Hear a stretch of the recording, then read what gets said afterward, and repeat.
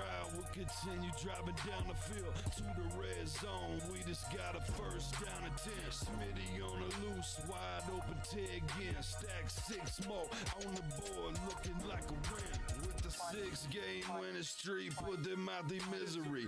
Brady wanna cry when the ref threw the penalty. Panthers got a hot team, Patriots the enemy. Draw the first blood, different team than we used to be. Cam swerving through the traffic, signaling a first down. Fans on their feet and the crowd getting really loud. Offense did a job off the field, there's a towel. Bank of America, stadium is going down. Defense got him pushed back to the end zone. Hardy with the sack, that's a safety and we got the ball. Rushing on your shotgun, staring at the barrel, y'all. All New England fans hear him saying that ain't fair at all. Ice up, son, what's up? Ice up, son, what's up? Carolina keep pounding. Carolina keep pounding. Ice up, son, what's up?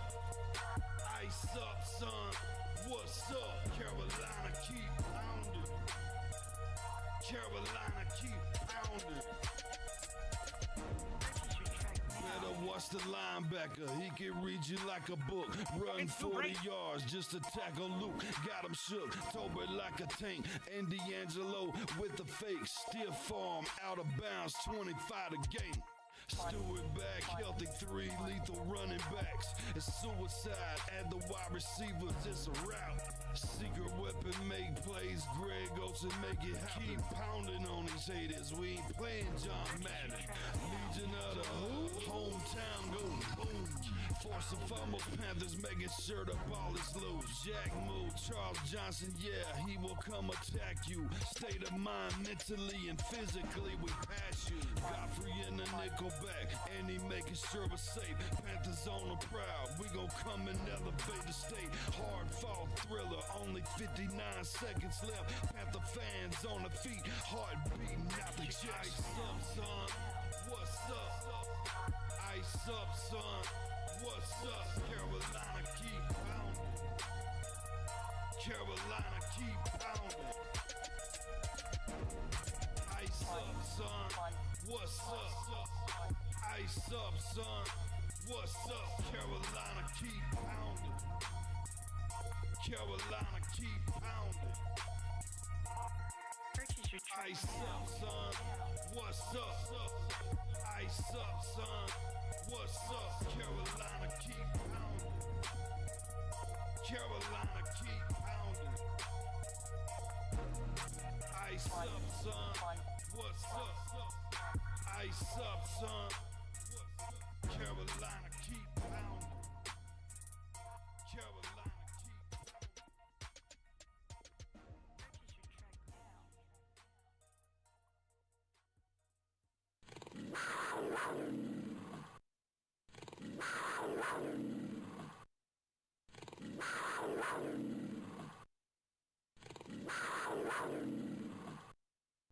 Welcome to another edition of Mock Draft Mondays. And here we go again. Hit that like button, hit that sub button, hit that bell, select all, leave a comment down below if you feel like doing so. And don't forget to check out the Facebook group page. Keep pounding in all caps for in-game posts, polls, opinions, and reactions to NFL news, such as scheduling for the channel and for the Yahoo Sports app.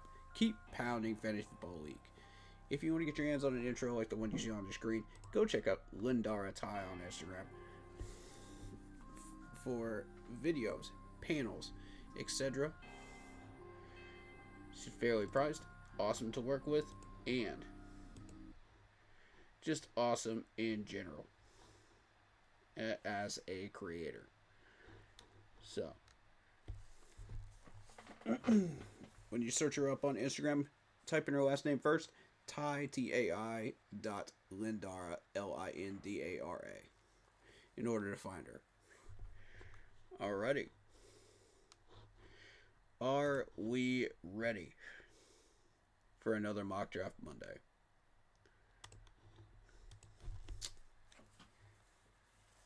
The sun is shining. It's good weather. I'm happy. I'm in a good mood. I got all my stuff done today. Let's get moving. Shall we? Starting it off a little early today because of the fact that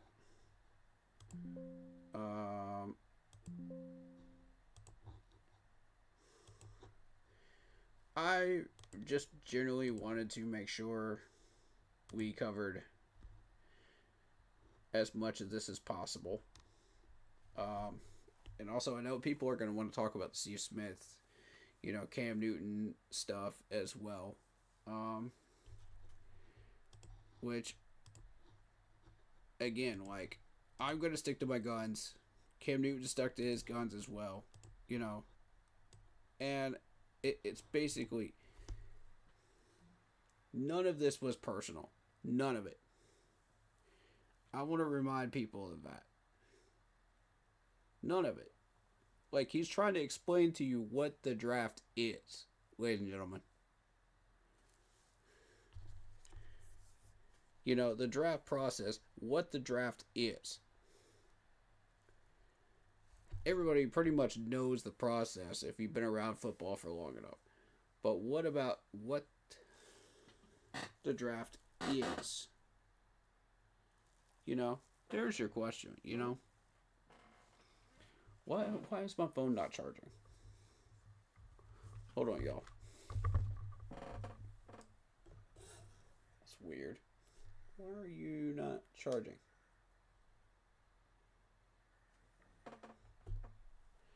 Give me just a second to get that figured out.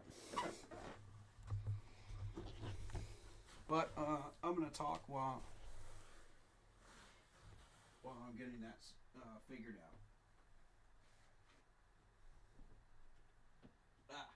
There we go.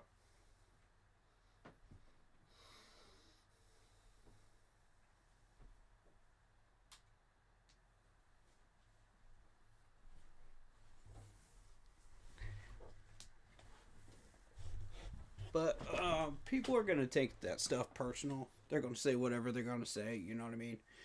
And it's... Could he have worded it differently? Probably. But the thing is, like, at the end of the day, he's trying to explain to you why he was drafted. That's the point of what Cam was saying.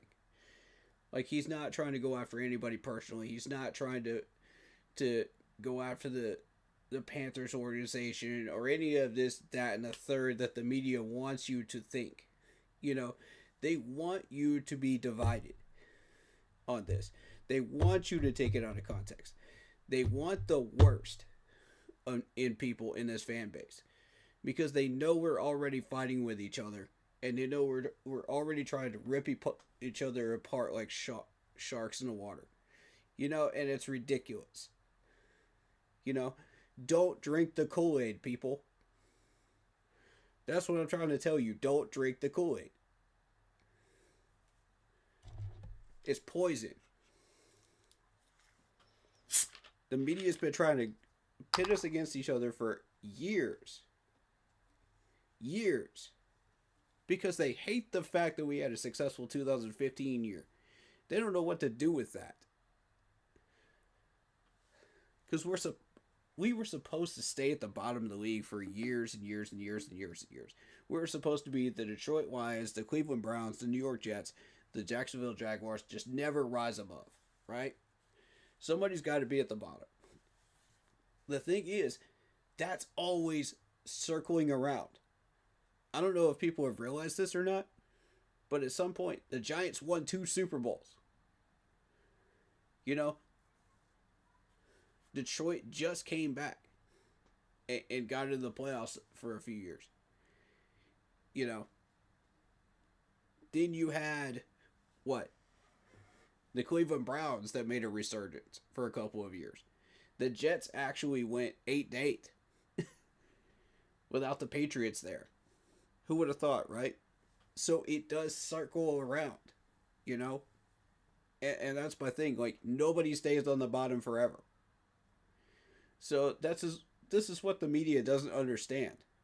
And yet, we're the ones that get absolutely hammered because we were the worst team in 4 different sports. And we got absolutely laughed at, as we should, you know. But back in 2015, guess what, folks? We did the impossible. We went 15-1. Regardless of how we did in the Super Bowl, we went 15-1.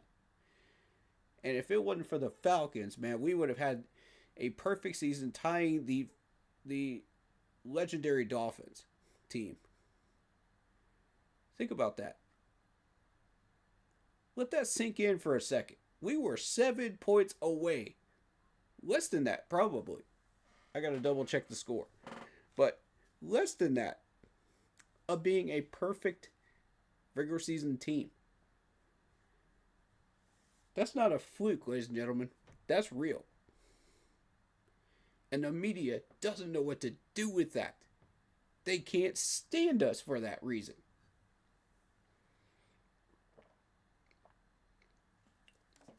So guess what happens? They come after us and they hit us like a freight train. So you'll see posters and signs and all kinds of bull crap, you know, around the stadium during 2015. And I'm sitting there just going, well, you know, I kind of agree with Cam on this one. Make the man stop dancing. You know what I mean? Like, you want him to stop scoring? Make him stop scoring. Do something about it. Nobody did. So, and the whole reason that Cam was drafted in the first place was because we were a terrible team. Let's call it what it is. 2 wins is not a successful year. It's not. I don't care which way you slice it, how much lipstick you put on this pig. It's 2 wins. Like, the competitor in these players is going to come out as, you know, that's where the ego comes from as far as, like, everybody involved. And that includes Cam as well. And that's understandable. You know, I'm not trashing that at all. I'm not trashing any of this because both sides do have legitimate points to make in that, you know.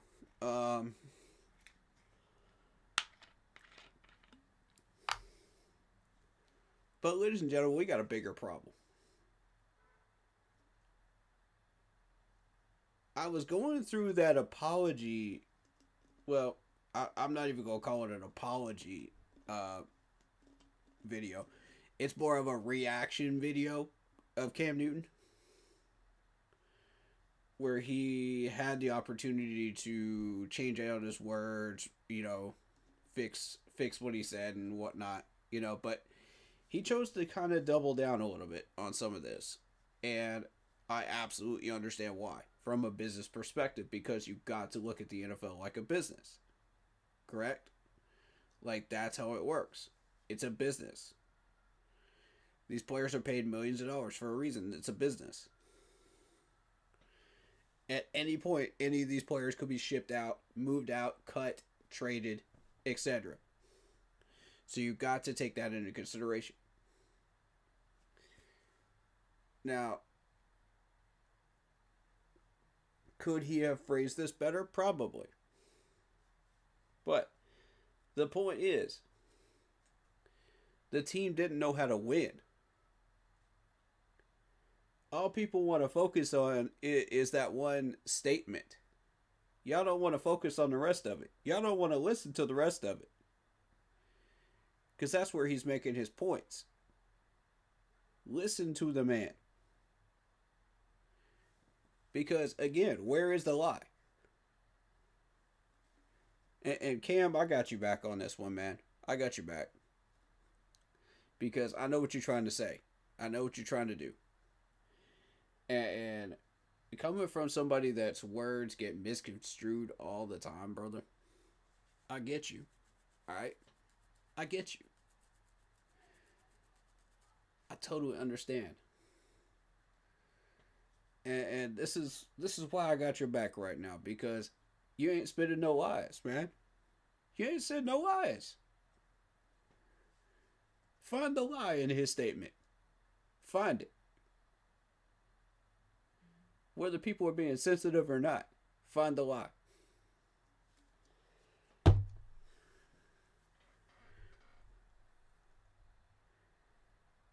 And yes, we had talented players on those teams. Yes, we did. That's not his point. That's not what he was trying to say. What he was trying to say is that team didn't know how to win despite having those players. You got to relearn mechanics. You got to relearn discipline. You got to relearn all of these elements again, because what you were learning before under that coach was not working, and that management was not working, clearly, because you got 2 wins. That's why you ended up having to draft a quarterback in the first place, be it Cam or somebody else.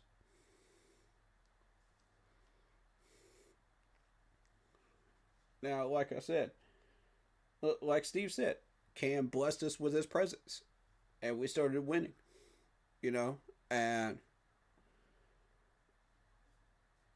he went on to say he's not used to being on a team that doesn't know how to win, because he won a championship at Auburn, man. I get exactly what he's saying, and it's going to piss off the competitors. It's Steve Smith, and you name the player, but that's not the goal here. That's not the goal.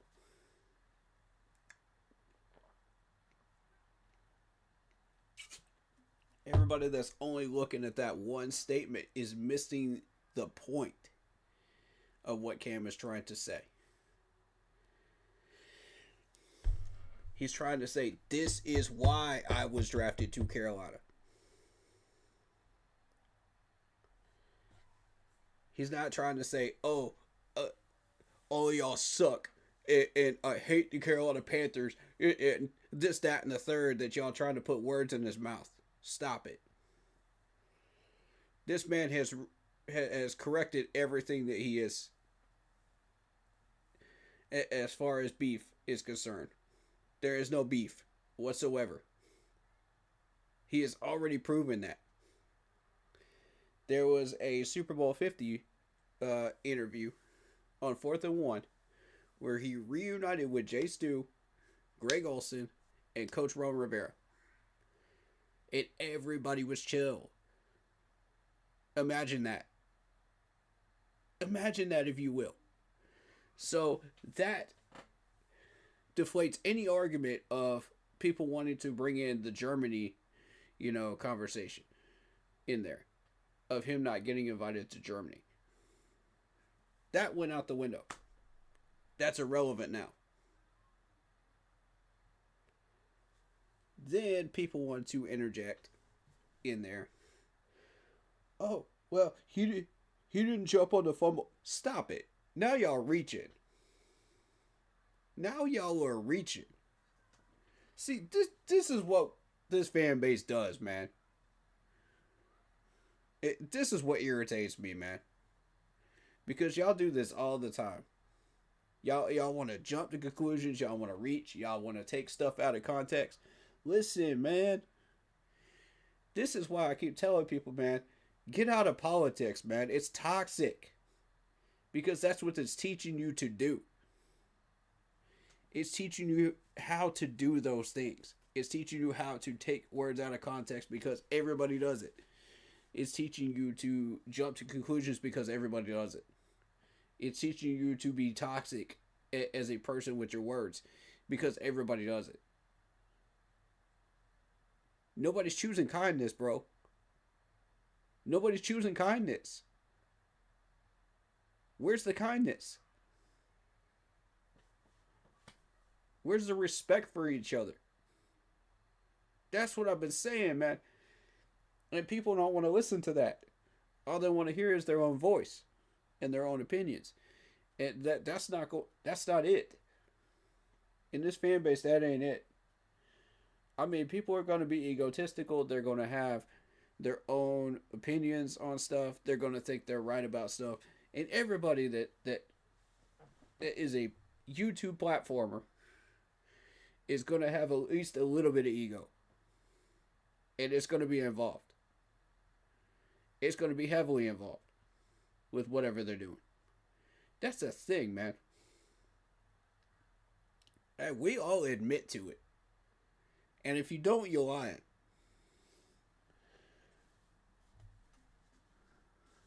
But that comes with the territory. But what I'm saying is, when you start using that platform to just take stuff out of context and just do stuff for clickbait, man, that's not helpful. I'm not calling out no names. I'm just saying it's not helpful. And that's not to say there aren't a lot of legitimate conversations about Cam Newton out there. It does spark a lot of negative debate. You know, and I'm not denying you the fact that you're getting those clickbait views. I'm not denying your hustle. What I'm saying is, it ain't helpful for the community as a whole, as a Panthers fan base, as a family. You know, y'all get what I'm saying? Like, that's what I'm trying to say here. And I know Cam would agree with that, because he's seen his share of it. He's gotten booed, he's gotten harassed, he's gotten pushed around and this, that, and the third, you know, cussed at, you know, and everything else. This dude knows. Okay? He knows what I'm talking about here, because this fan base can be toxic at times. But we got to choose kindness, bro. We got to get out of that toxic mindset, because it's killing us. It is. I hate it. I hate it with every fiber of my being, man. That it's killing us. And it's costing us good players. You want to know what I'm talking about? There was a section of Cam Newton's 4th and 1 that he just put out, talking about how he walked up to Wes Welker. Yes, the Wes Welker of the New England Patriots, who also played for Peyton Manning. You want to know why he went to play for Peyton Manning? Because it was a winning franchise.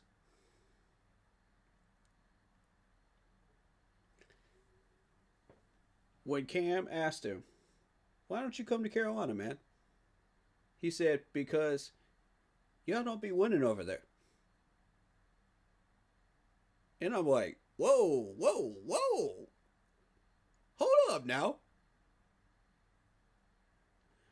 We don't be winning over here? And then I got to thinking, he's right. Look at our track record. Look at our numbers. He's not wrong.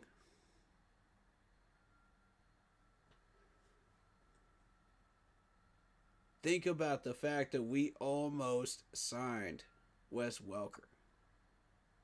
Shout out to Cam Newton for making the pitch, man. Shout out to Cam for making the big boy pitch to Wes Welker. I appreciate you, sir. That took balls. That took spine right there. To walk up to Wes Welker and say, why don't you come up to the Carolina Panthers? But Cam Newton's got that spine. He ain't afraid of nothing. That man walks so confidently. You know, in his shoes. It's amazing to me. I respect it. And the fact that Wes Welker said that. That answer is so loaded right there. I don't even know what to do with it. First of all, it pissed me off. As a Panthers fan, it pissed me off. Because I took that personal, bro. As a Panthers fan. Because that says to me, this franchise is not good enough. And not able to set up a winning culture enough to sign a guy like this. Of this caliber. In this talent. And you got to understand, Wes Welker is one of the top 3 slot receivers in the league at the time. And we could have gotten him for Subway sandwich money. Y'all got to understand how easily we could have signed this man. But we didn't know how to win. We didn't know how to win.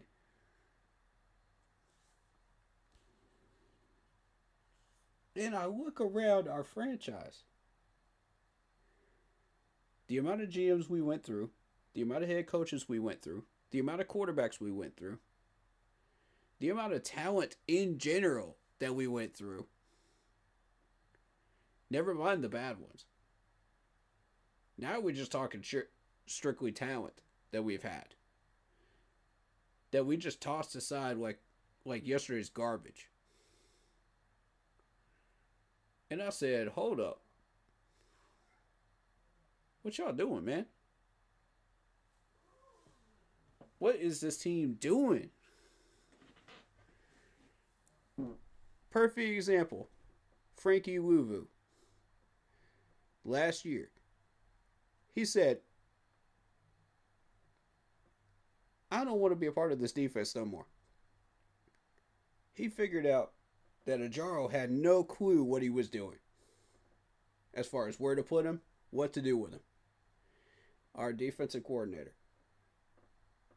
had no clue what to do with him. And it wasn't just him.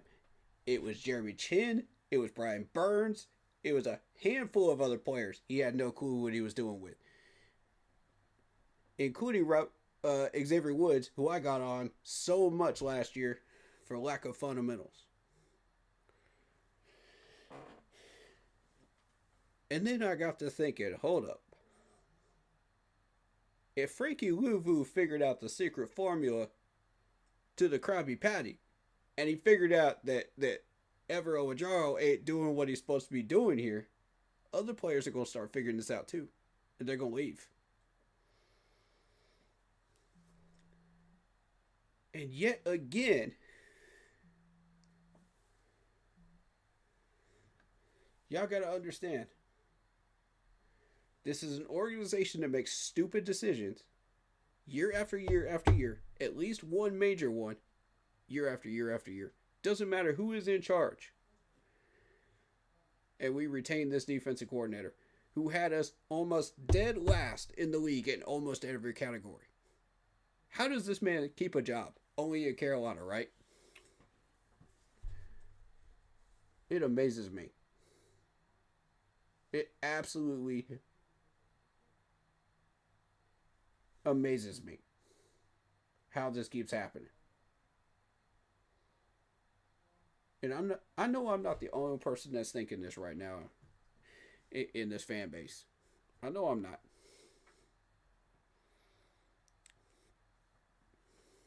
I look around and I see all these people, man, that are ready and willing to believe in Dave Canales and Dan right now.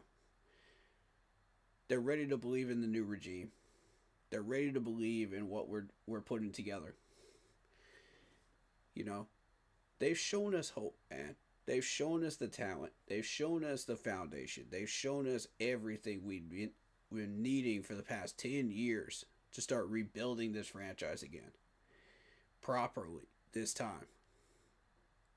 And I underline the word properly, because we haven't been doing it properly for the past 7 years.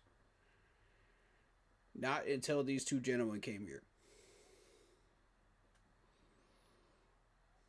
And I don't count the last 3 before 2024, I mean. So the fact that we still retain this man is clearly the stupidest decision we have made in this entire offseason. So here's my question to y'all. It doesn't matter who we draft. It doesn't matter who we pick up in free agency. Can this man put these people in the proper places to succeed?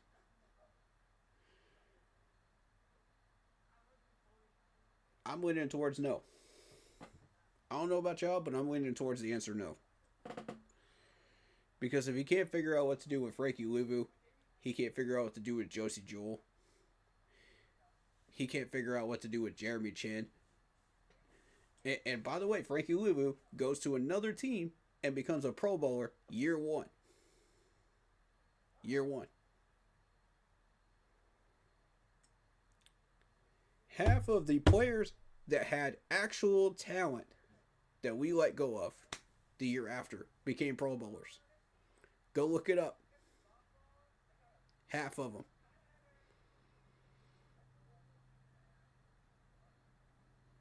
Now, is this a money problem or is this a management problem? I'll let y'all decide. But the fact that we couldn't get Wes Welker to sign with us while he was still playing in his last handful of years in his prime says a lot.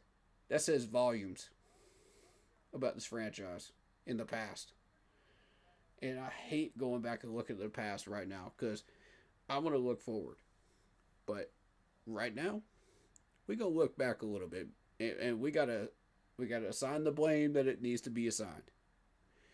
Because the fact that you could not sign somebody like that because we were not a winning team, bruh. I don't know about y'all as Panthers fans, but I'm taking that personal. I'm taking that personal. That pissed me off.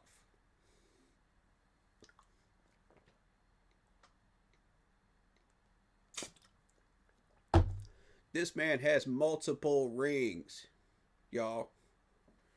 He's been to the mountaintop several times. Whether the team was cheating or not. This man was playing legitimately, and he's one of the few Patriots players I actually do respect. And I don't hate. So when this man says, this is not a winning team, ouch. That's right. That's a gut punch right in the ego right there. I know y'all felt it too. Ouch. Dang.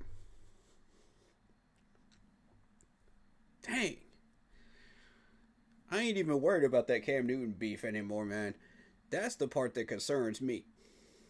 Because if we don't start getting these problems fixed and we don't start correcting our mistakes, more people are going to leave. And that's a much, much bigger problem than whatever beef Cam Newton and the other players have going on or don't. Because that's what's going on actively right now. I need y'all to understand that before we do anything else, because that's important. We're trying to build a franchise. We're trying to build a winning culture here in Carolina. We can't do that if we're going to keep driving wedges in between each other and kicking players that need to be here. You know what I mean? To the curb. Because we don't know how to use them right. And we keep retaining the coaches that keep misusing them. That's a problem, y'all. That's a major problem. That's our Achilles heel. We could go 15-1. We could reach the Super Bowl again. But that's still our Achilles heel. That's how people are going to remember us. Because of the media. Because that's what they want us to look at. That's what they want everybody to see. They don't care about the 15-1. They don't care about the Super Bowl trip. All they care about is, oh, you had mediocre wide receivers at the time. Oh, Cam Newton didn't dive on the fumble. Oh, this, that, and the third. You know, that's totally irrelevant. When we went 15-1 and won 2 playoff games, dominating the Cardinals in the NFC Championship to get to the Super Bowl, earning our spot there. Y'all understand what I'm saying? The media is just still going to portray us however they want us to be portrayed. It doesn't matter what we do. We could win 3 Super Bowl rings like Patrick Mahomes is winning right now, and they still think of us as trash. As a trash organization, because that's how they want us portrayed. There's still some good media people out there. I'm not saying there aren't. And respect to the good ones out there that actually do care about us and are actually trying to make this franchise a better place. Y'all know who you are. I don't need to shout you out. You know who you are. Silent partners, right? But it's the rest of y'all, man. It's the rest of y'all making us look like clowns, man. Those are the ones I got a problem with. And I got beef with. That's why I'm not a friend with the media, man. I'm not.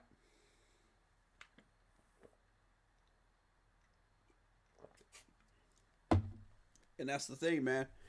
I've been saying it for a number of years. Ever since I started this podcast. Everybody knows. I have not been a friend of the media. Because of what they're doing to us. It ain't right. It ain't right, y'all. And that cycles back into the Cam Newton situation. Because they're trying to do it again. They're trying to make everybody drink the Kool-Aid again. Don't drink it, y'all. That stuff is poison. God, man. I recognized it right away, too. As soon as I saw those first comments from Cam Newton, I was just like, oh, shoot. Here we go. I already know what the media is going to do. I already know. Because this is just episode 1005 on the Cam Newton show. You know what I'm saying? They're doing it again. You know what I'm saying? Like, come on, man. Give your boy Cam some respect, man. The man is preaching facts and y'all don't even want to hear it. Because all y'all want to do is be focused on that one line.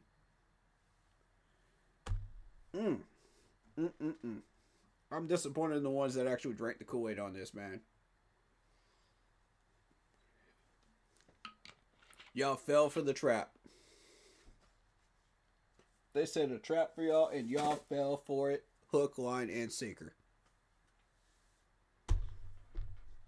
Just like we always do as a fan base, man. Because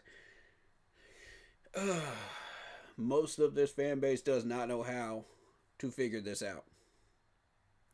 Credits to the ones that did and didn't fall into the trap.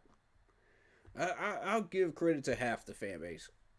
You know what I'm saying? Like, I'll give credit to half the fan base because half this fan base knows, you know, not to jump on that train and just automatically fall for the clickbaits and all the nonsense, you know. And I knew the podcasters were going to start jumping on this because it's clickbait. It gets them the most views. Do I blame them for starting up their podcasts with those topics? No, I don't. Am I upset with them for going on and on and on about, you know, Cam Newton and this, that, and the third about it? No, I'm not. Because it's typical. You know, all these YouTubers and platformers are trying to look out for themselves. They're trying to get views. They're trying to get clicks and views. That's what it is. I respect the hustle. I ain't mad at y'all. Y'all just trying to look out for number one, you. You know what I'm saying? Like, And if this presents an opportunity to do that, I ain't got nothing else to say. Do what you do. But end of the day, listen to Cam Newton's rest of his context. Okay? Listen to the rest of what this man is saying. Don't take it at face value. Because there's going to be some in this fan base that just take it at face value just to get clicks of it and views. Nah. Listen to the rest of what he's saying. And you might actually learn something.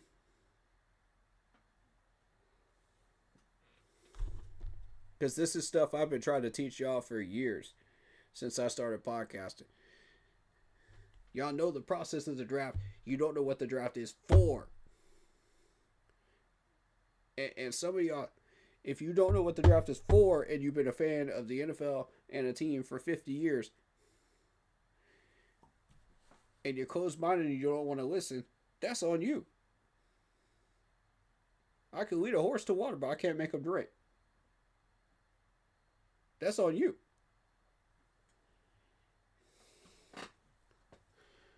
And Cam's saying the same thing, basically. He's saying, I can lead a horse to water, but I can't make him drink. Y'all want to learn something? Listen. The ones that don't, that only have a 30-second attention span, keep it moving. Use that one line for clickbait, because you always will. You know, you always want to stir the pot. You always want to divide us and all this nonsense.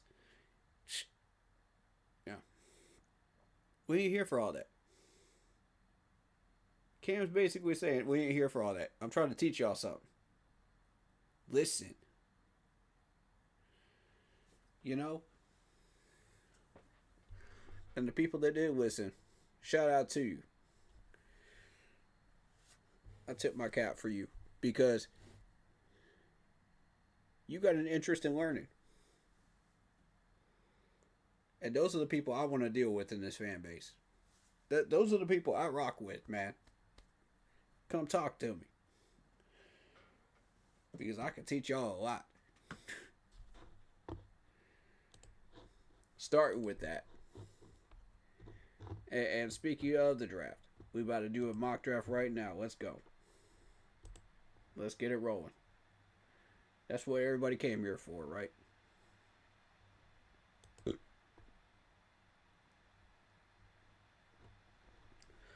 Okay. Now.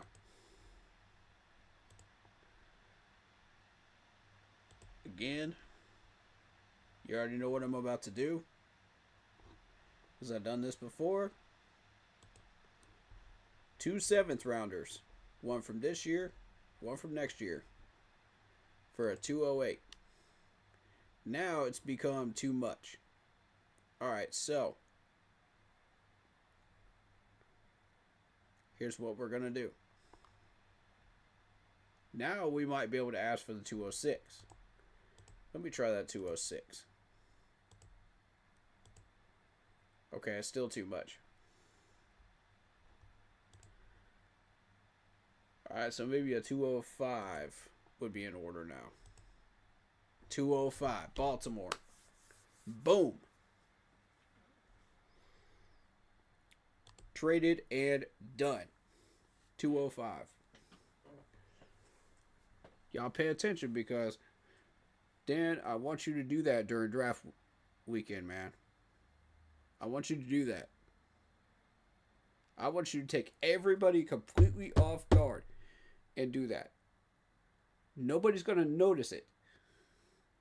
Because they're going to think, okay, that's just garbage picks traded for garbage picks. No. There's a strategy involved. You are moving 2 garbage time 7th rounders and moving up into the 6th round where there is still talent. That's what you're doing. What are you going to do with the 7th rounder? You're going to draft a kicker?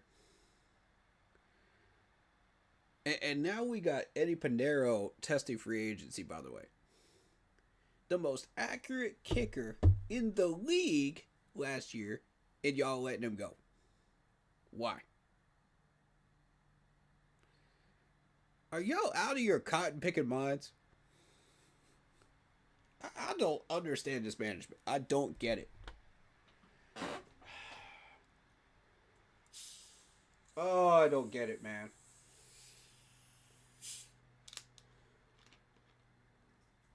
Yeah, the man had you nervous during 2 games. 2 games. Out of how many games this year?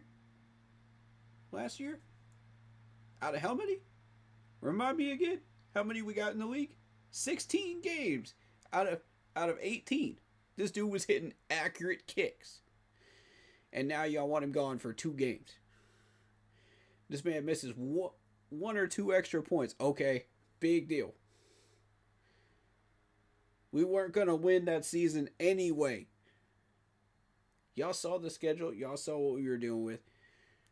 Y'all saw my predictions. 6 to 7 wins. And we fell just under that because of injuries and because of Ajaro.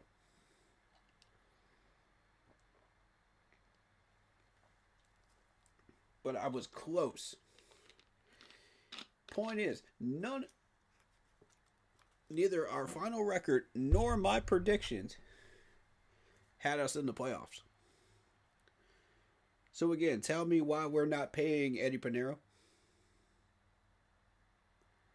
Pay the man. Who you going to replace him with?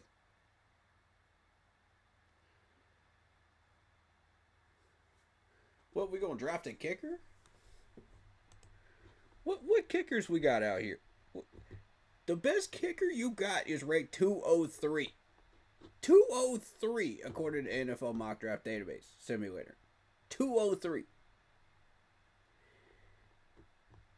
There's a 243, and then it goes down to 327. There's not even a pick 3 past. Y'all are crazy. Who are you signing to replace Eddie? This is nonsense. All you got to do is pay him $3 million, bro. That's it. This man will sign with you. And the reason I say $3 million instead of 2.5 is because the fan base won't shut the heck up during games and stop booing this man for missing a couple of extra points in a game that we weren't even supposed to win anyway.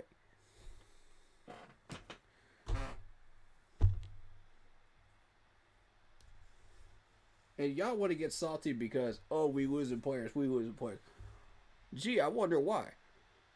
Maybe it's because some of the people in this fan base will never admit how toxic they are. Going back to my original soliloquy.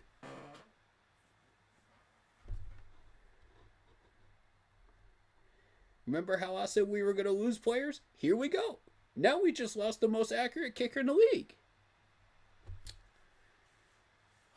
My God, man.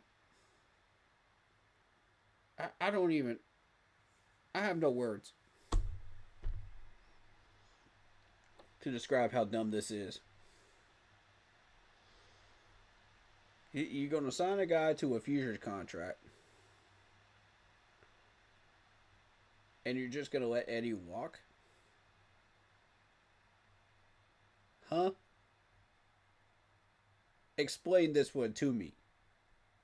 Dan Morgan, explain this one to me, bro. Because I'm lost. Where is the logic here? Yeah, sometimes y'all don't realize how important a kicker is in a game, man. It could be the difference between a win and a loss. Sometimes it could come down to a field goal or an extra point away.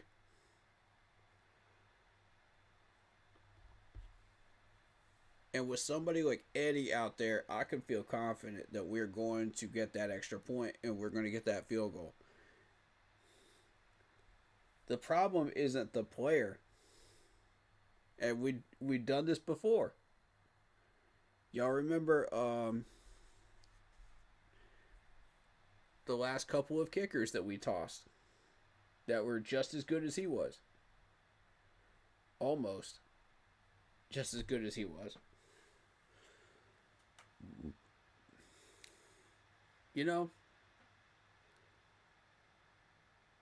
what did all of them have in common? They kept kicking it to the left. Every one of them that was missing went to the left of the goalpost. Now I want y'all to keep that in mind, because look back at the season this year. Look back at the misses, the very few rare misses that Eddie had. Where were they going? My hope for people, you know, regarding that. But the people that do have an eye for detail surely noticed it. This is the reason why we don't have these prior kickers.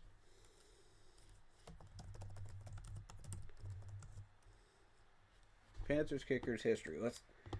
Let's take a walk down memory lane, shall we? Now, yes, John Casey was a beast, but and he was still the best all time, all the way through 2010. Graham Gano was the first one that we tossed, because guess what? He was kicking it to the left. Now he's with the New York Giants. I didn't know he was from Scotland. That's interesting. Anyway, that's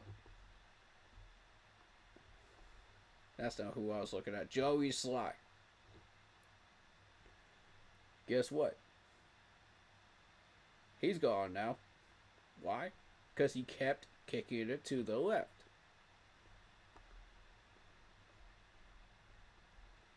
Catanzaro was already terrible before he came over here. And now he's with the Jets. So, yeah. Now he's not even on a team. I told y'all before we even signed Catanzaro that he was not hitting kicks in the NFL.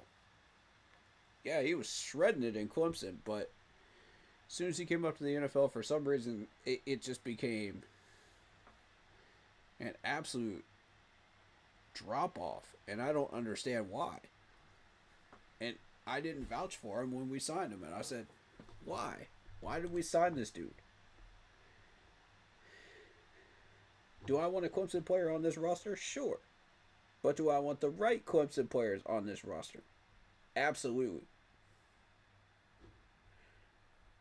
It's got to be people that I understand who they are and I vouch for them. You know?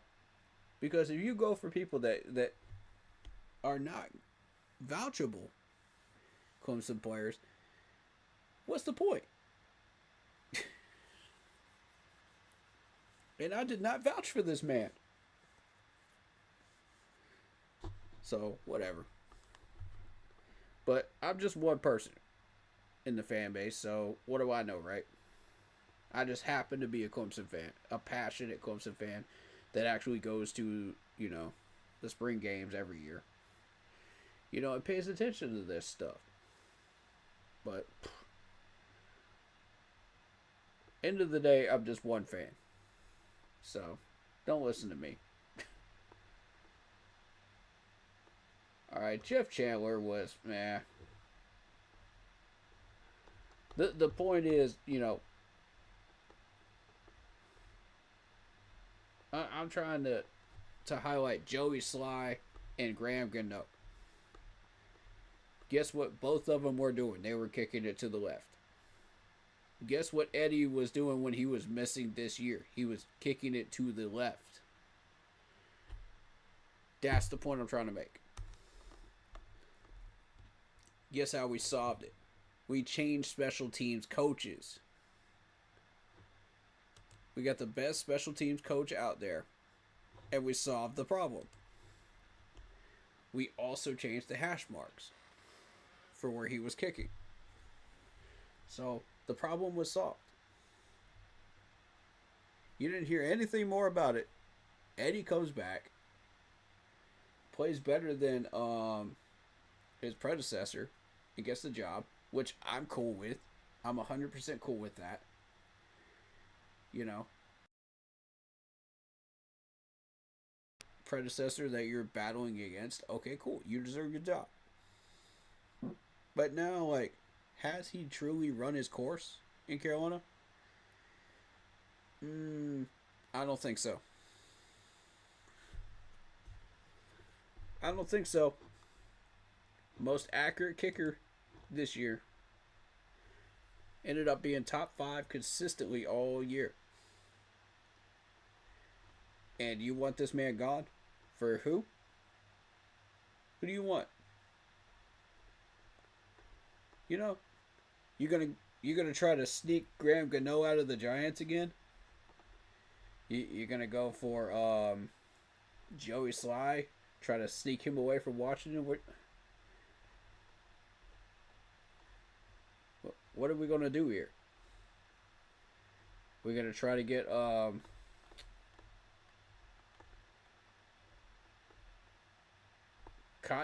Catanzaro back, who is absolute trash. Like, what are you gonna do? What is the plan here? I don't get it. Anyway, I had to get on that subject, man, because that really got to me, man, when I saw that. And I mean, Eddie wants to leave because he doesn't feel welcome here. He doesn't feel welcome here, man. And I'm like, gee, I can't imagine why. Because it ain't the coaches, man. No. It's not the coaches. If it was the coaches, this man would not be making as many kicks and field goals that he was throughout the rest of the year. So, no, it's not that. So what's the problem? Is it money? $3 million. You gonna tell me you worried about $3 million when we can max out at 50 in cap space? $3 million for a kicker. Please. Spare me your sob story of how we can't sign this person, we can't sign that person, this, that, and the third, just because we spent $3 million on the most accurate top 5 kicker in the league. Which is a smart decision. Please spare me. This ain't about money. No. They ain't found nobody in this draft. Look at these rankings.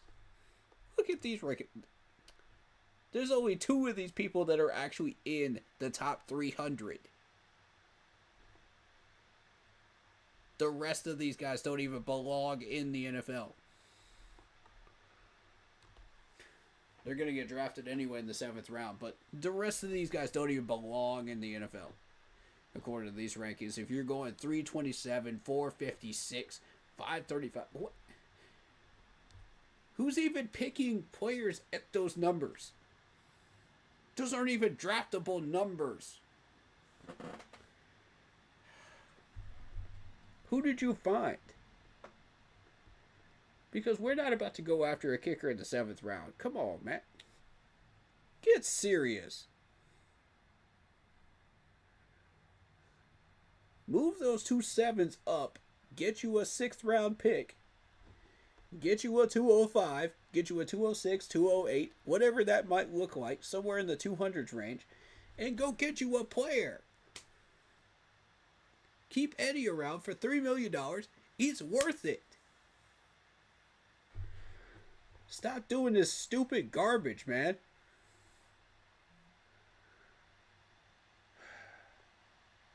This is the stupid garbage I keep talking about, man. I don't understand why we do this, man. Because we got every opportunity to build a Super Bowl type roster within 3 years, and we keep shooting ourselves in the foot constantly with stupid moves like that. And it drives me absolutely fruit loopy. I don't understand it. Y'all show me the logic here, because I don't get it. Maybe y'all know something I don't. This crap baffles me, though. Alright, let's do this mock draft, though. I just needed people to understand how bad that situation can get if you pick the wrong kicker. And this guy that we signed to a futures contract, what do we actually know about this dude? What do we actually know? That was a great move to bring back J.J. Jansen, by the way. Alright, so Matthew Wright. Who even is Matthew Wright? Tell me about this dude. Alright, so he made his rounds in recent years, spent time with 4 different teams last season. With the Steelers, 49ers, Chiefs, and Titans. Bro, you couldn't even make it with the Titans?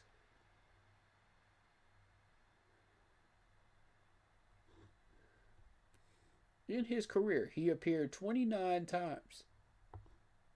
29 games. 55 of 63 field goals. That's 87.3%. Okay. Let me ask the chat a legitimate question here. What is the percentage you would say is the Mendoza line for kicking? Percentages that you would accept on your team in the NFL. For a top-rated team, that's trying to win. Or even just a moderate team that's trying to win. What is the percentage you would accept? What is the lowest percentage? Because I'm going to say this. 87.3 is not too freaking bad. I'm not feeling the 7 for 11 from beyond 50 yards. But 87.3 ain't too bad.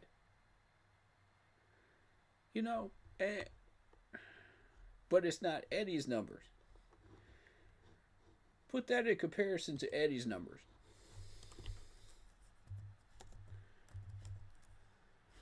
Eddie Pinheiro stats.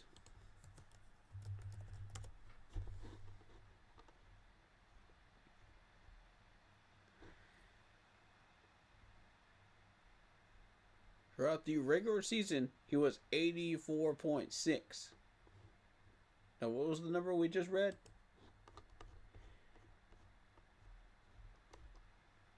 87.3. That's what they're looking at. But are they focused on the 7 for 11 from 50 yards? Okay, let's see how Eddie does with that. Full stats. Alright, so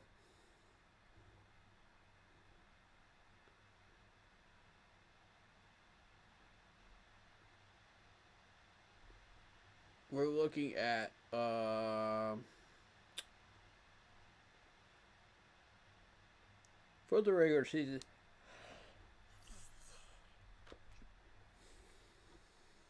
What is it? From beyond 50 yards? Okay. Beyond 50 yards. 50 yards plus. This is this column right here. Alright, so we're looking at two attempted, 1 made.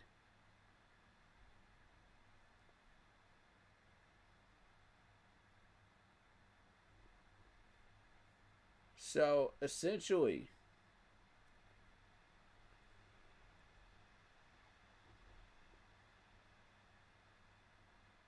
he's had no opportunities. for 50 plus yards. He's had no opportunities. And yet, you're going to go after a guy that's 7 for 11 from beyond 50 yards. How do you know that Eddie can't make those kicks? Do you know? Can he make those 50 plus yard kicks?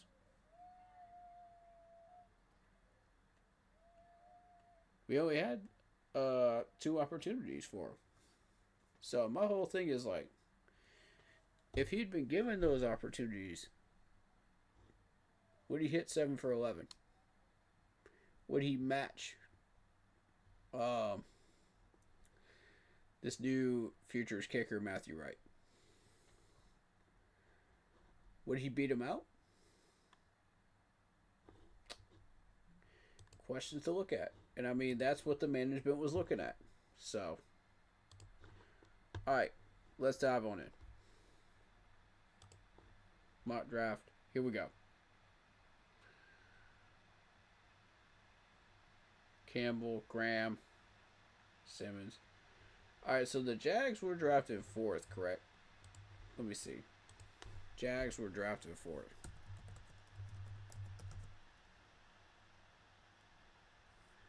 NFL draft order. I had a brain fart for a second there. But yeah, order. Alright, so Jacksonville is drafting 5th. Now, there was a rumor that we would consider moving up with Jacksonville or New England to go and get Mason Graham. Now, is Mason Graham guaranteed to go either 4th or 5th in this draft? That's my question. If so, then yes. It may be worth looking into. I'm not saying you pull the trigger, but if you offer up an interesting enough package to one of these 2 teams, maybe they might take it.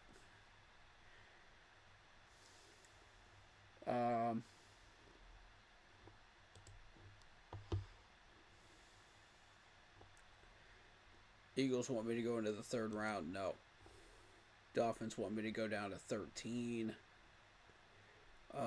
Pick up 2nd round 48, 5th round 156, and a round 4 next year. Interesting. And Patriots want me to trade into the 3rd round. Not happening. Now, let's say we do entertain a trade like this with the Dolphins. Now, the conversation was about Jelon Walker down here at 13. Now, how do we know that Jelon Walker is going to be sitting there at 13? How do we know that?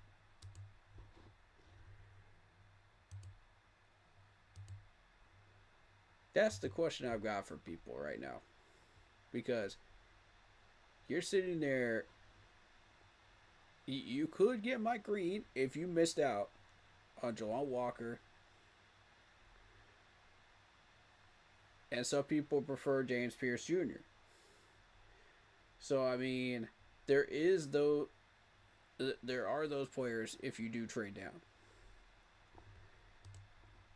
So, entertaining a trade like this would be interesting to me.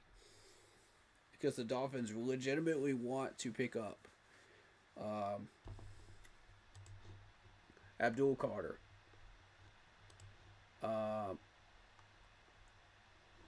Travis Hunter, or Will Johnson up here. Now, Will Johnson is tempting. I'm not going to lie to you. He's tempting. Because I've heard a lot of good things about him. I'm going to steer away from Travis Hunter for now. And here's the reason why.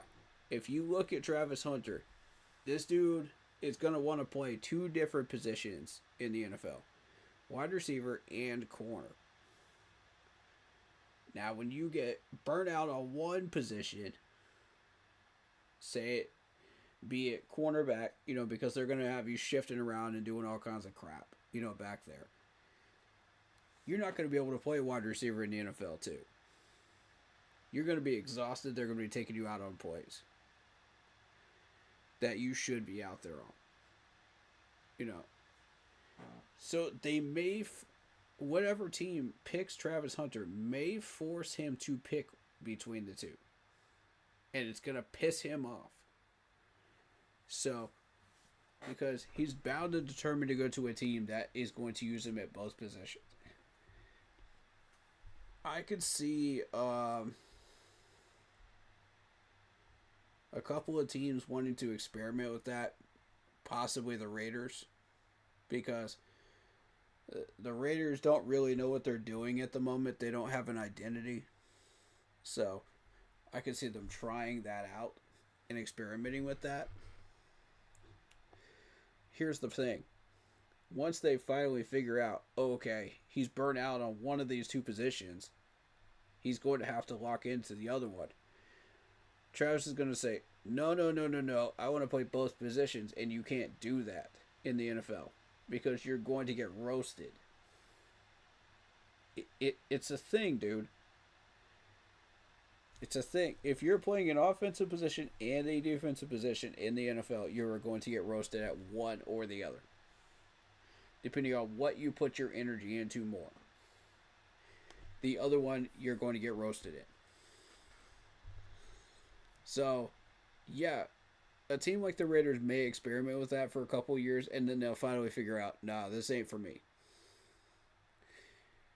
So, I'm a little worried that this dude is going to fizzle out after about 5 or 6 years and just not stay in the league. I know I'm taking way too long with this pick, but I'm just explaining the positives and negatives. You know what I mean? There's certain things here that people need to understand about some of these players. And it's necessary to do this. Will Johnson, I've heard good things about. I would be tempted there. But since Mason Graham is gone. Ooh, excuse me. Is there a defensive tackle I want to jump on? At some point down the line.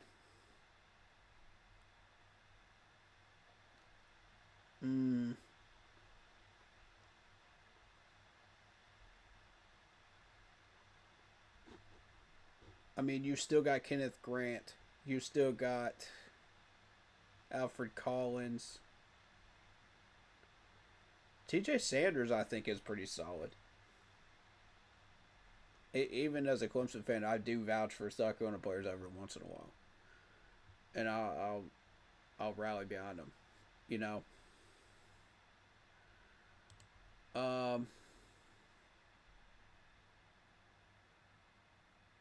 I feel like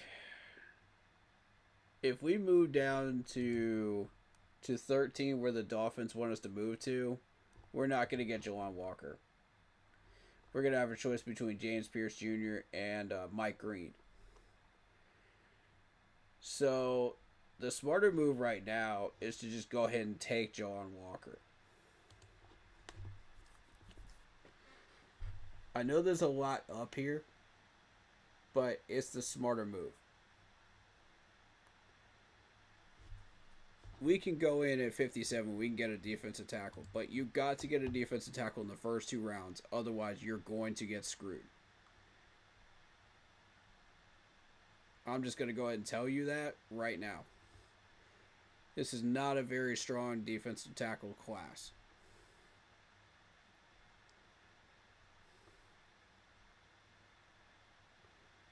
Okay. There goes Nick Amawari. Collins is still there.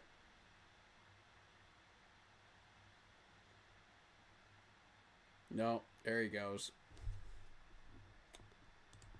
And see, now that you're down to 57, this is the defensive tackles you have to choose from. You got Omar from Tennessee. I'm not much for Toledo players, man. Toledo is rarely ever this good, you know? And I don't think it's due to their defensive tackle. I think it's due to their other positional players. Shamar Turner, Jordan Birch. I like Jordan Birch.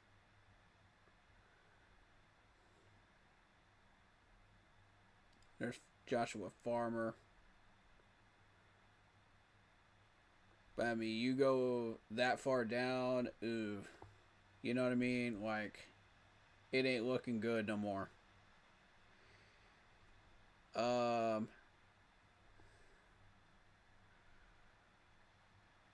I might be interested in Turner, Birch, or maybe Farmer. I've never really been big on Virginia Tech defensive tackles, to be honest.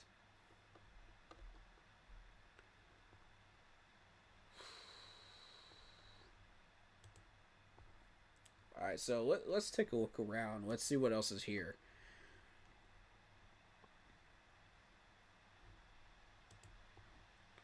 And shout out to Antonio. He says, hey, keep pounding, like, sub, comment, and share the stream, please. Yes, sir. Yes, sir. My man on point. Every stream. I like it. Alright, let's see.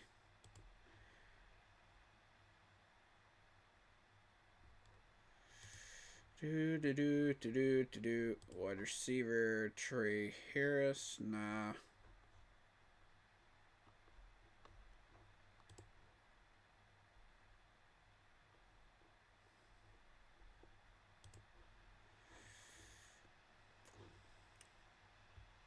Let's see, you got Barrett Carter, you got Danny down here. I think I'm going to get Danny at like 113. That's what I'm going to do. What offers do we have?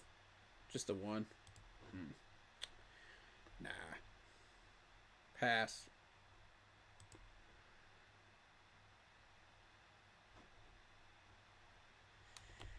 I'm not trying to get Noah at 74.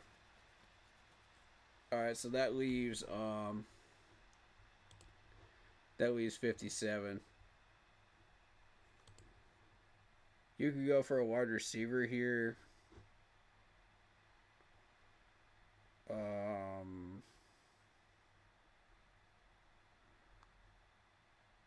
I'm gonna be real. I think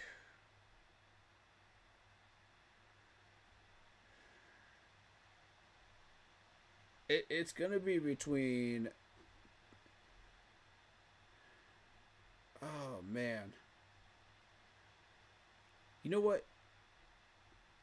I got a strong suspicion we should go for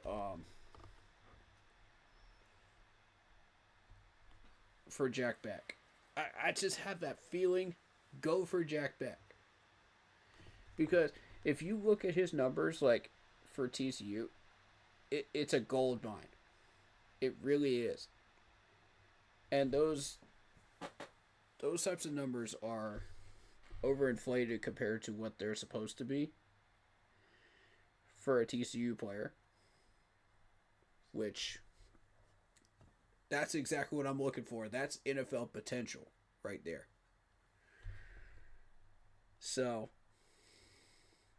yeah, I like a Jaden Higgins. Yeah, I like Trey Harris. Yeah, I like Tez Johnson. But when you look at those numbers from a TCU perspective, those are not normal numbers. That catches my eye every time. So, what I'm going to do,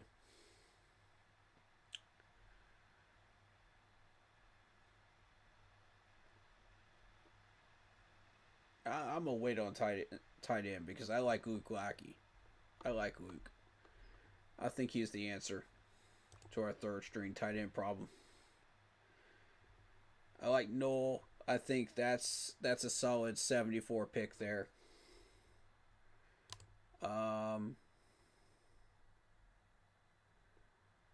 And then you go down and you look at Malachi Moore, you look at Jaden Reed, you look at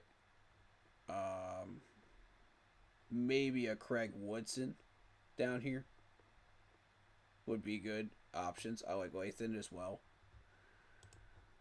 But that puts me at the question of what to do with 57. 57, now we have a choice. I want Danny Strutzman down here at 113. I'm not even going to hesitate on that. We may have to get him at 110 because people have been reaching on him. And if we do miss, we've got Jeffrey Boston, we've got Jay Higgins, so I mean, we're okay. And Jack Kaiser if you miss all of that. So, I mean, there's a big safety net.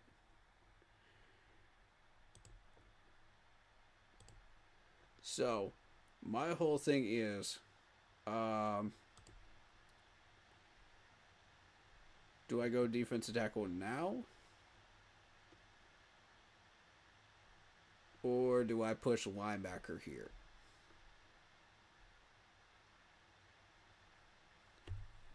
That's a big decision.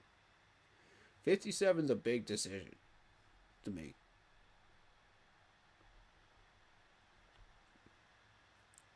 I think if we don't get Omar, we're gonna miss out. So let me see if I can do a little bit of digging on Omar. Let me see. Let's see what we're dealing with here. Okay, so good measurables. And if you're wondering what site I'm using NFLDraftBuzz.com to check out the players, and get profile info. Great website, by the way. It's loaded with ads, though, so be aware of that.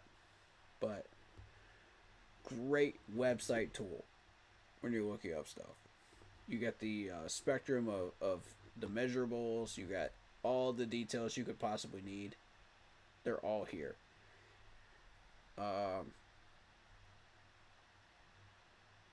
The problem with Omar is going to be tackle. Look at that 58%. That's not what we're looking for. And yeah, I do like the 4 sacks. But I don't like the 8 solo tackles out of 18 total. There's your problem. So it would benefit us to keep looking here. Darius Alexander. Let's try Darius.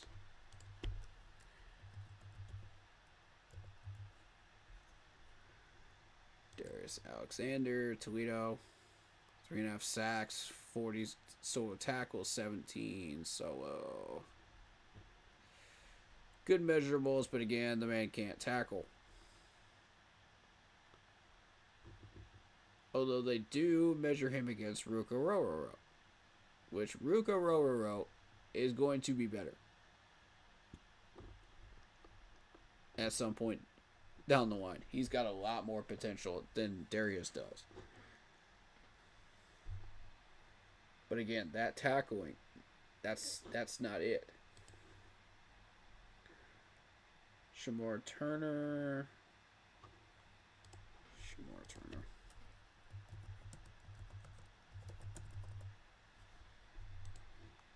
I've said this in multiple mock draft streams, and I'll say it again. We're learning more about these players as we go along. The more we do these mock streams, the more we learn. 40% tackle. Oof. Yikes. You see where the problem is here? You can have all these nice measurables and everything else. But if these guys can't tackle, I don't want them. Jordan Birch.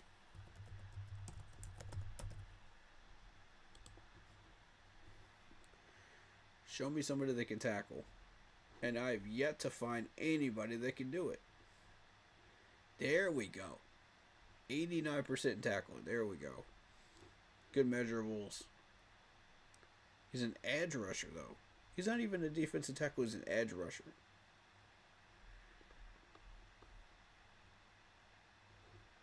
And see, there's your problem. Because we're looking for a defensive tackle. But if he can double up as a defensive end, I'm down. Jordan Phillips.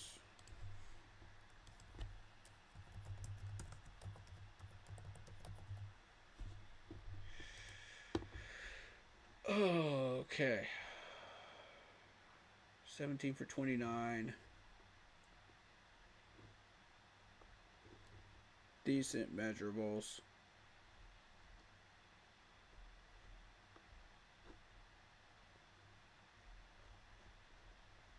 Who's he compared to? They don't even have anybody to compare him to. Huh. Okay.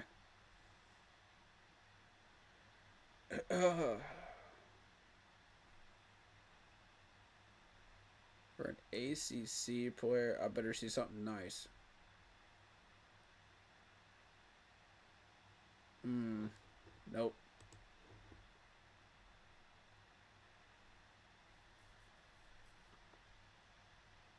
Joshua Farmer. Let's try Farmer.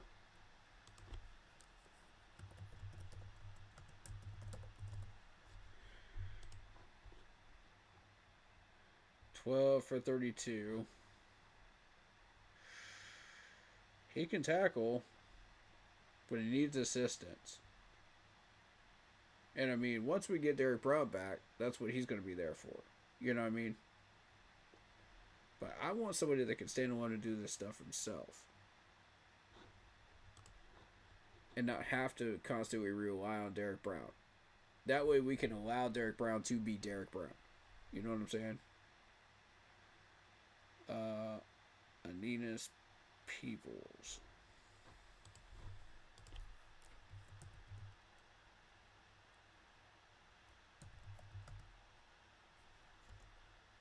Am I spelling that correctly? A-E-N.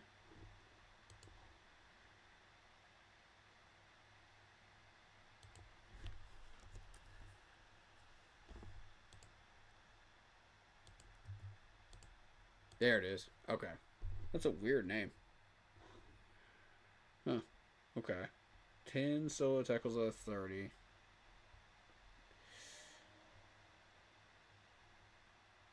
Trash tackling.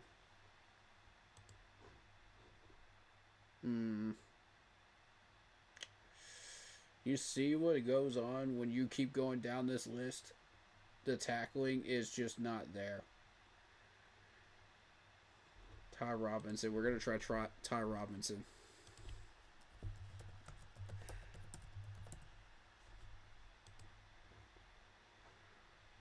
$21 for 37. There we go. There we go. 53% though? Ooh. I don't know about that.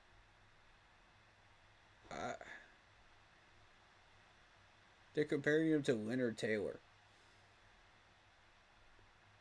and Christian Boyd.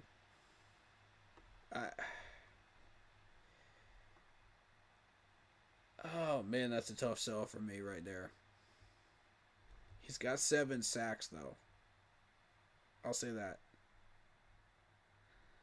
He does have that going for him and a forced fumble.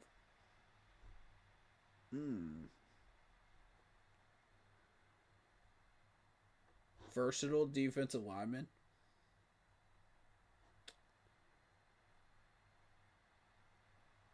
Oh man. Okay. He does have little arms. Wingspan's not that big. 40 time. Leaves a lot to be desired. 5'10", but it's not the worst out there. Certainly not the worst. But those 7 sacks, that's what gets my attention right there. And the tackling ability. Yeah, I think Ty Robinson might be the guy. I think he might be the guy, y'all. I don't want to take him this early though. Nah, I'm gonna. Let's see what we got.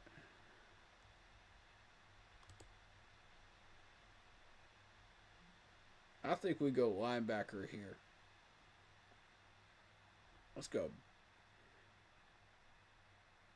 I'm trying not to overthink this. I think Barrett Carter. I may have just screwed up.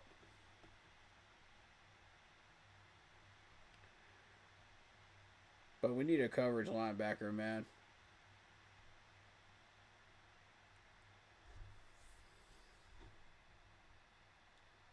Colts want us to move back for 2 picks next year. Nope. Let's say we randomly do pick Barrett Carter. Let's say we do.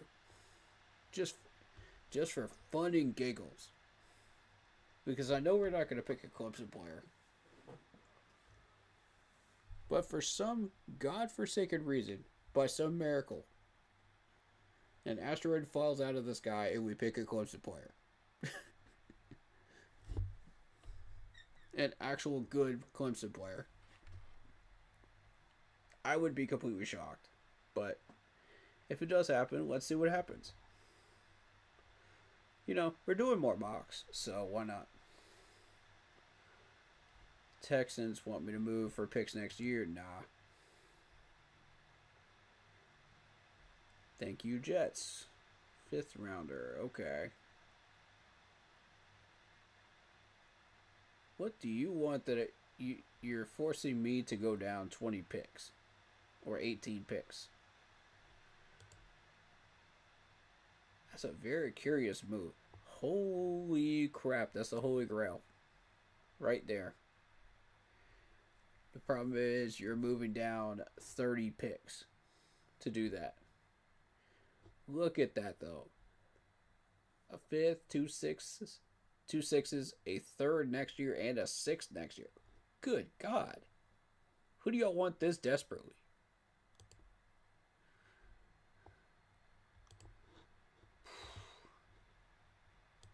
My Lord.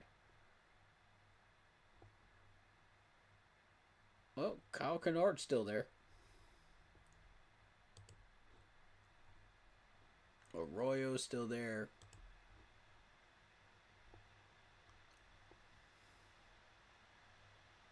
And here's the thing. If I don't pick Noel, he's gone.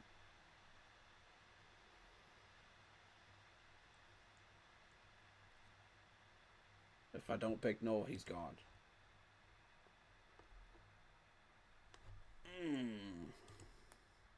Tough call, man. Tough call. That is a tough call.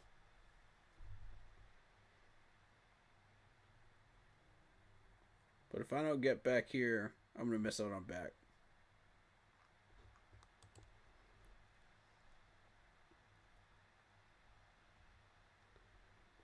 There's nothing left at corner.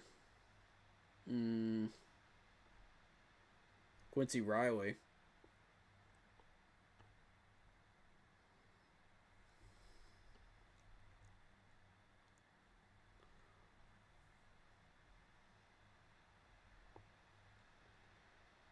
There is Fortune. There is Fortune at 197. And we've dipped our hand into the well of South Carolina Gamecocks players before, and it's worked out. Quite well, actually. J.C. Horn's from there. And we ended up getting him in the 1st round. So, I'm not against going after a South Carolina Gamecocks secondary man at this point. Because it's starting to look like a factory wheel here, you know, of secondary players, you know, for the Gamecocks, for us. And I like that. You know, because it's homegrown defensive players, you know, and even being the Clemson player that I am, putting my pride aside, and saying, you know, if it's working, it's working. Why not dip your hand in the well again? You know? If the player is worth it. They have to be worth it. Otherwise, I don't know what we're doing. But personally, I like Noel better.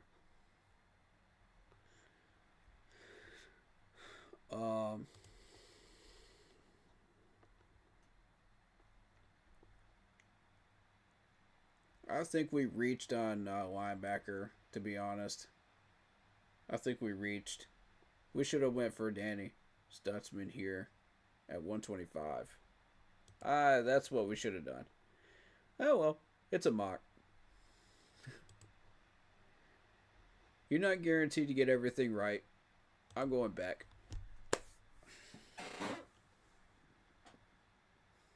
Now we're taking a chance. Is that corner going to be still sitting there at 110? This is just a screw around warm up draft. I'm just messing around. Just to see, what happens, right?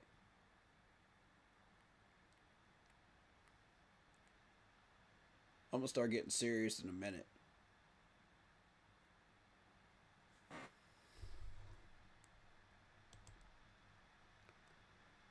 $123. We pick up a fifth. Nah.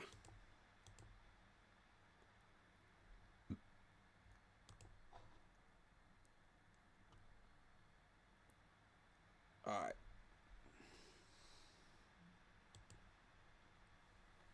We can still double up with Kyle Kennard, which is oddly very strange.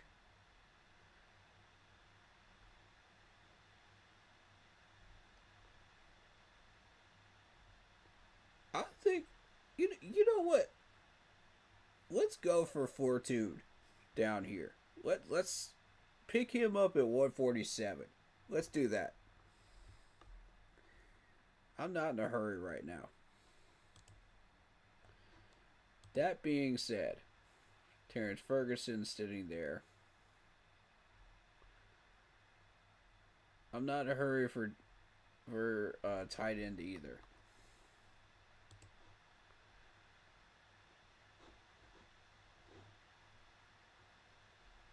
Now, here's the interesting part.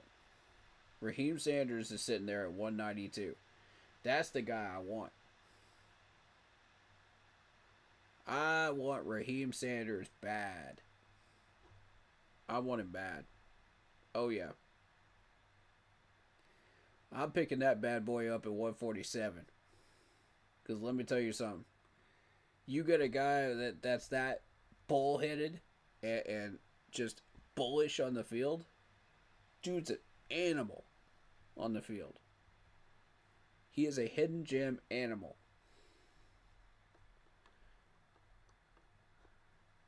And that's coming from a Clemson fan. You didn't think you would hear that come from me, did you? Hey. I'm with y'all, man. I'm with it, man. Panthers fan first. That's what I am.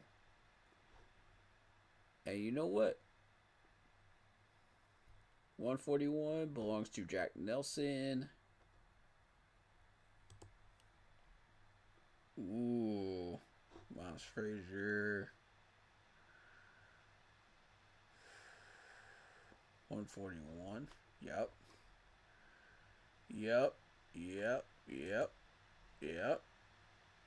Malcolm Moore. Could be a 113 pickup. I'm starting to formulate a pattern here. I'm starting to formulate a plan here. I'm starting to see it. What y'all think?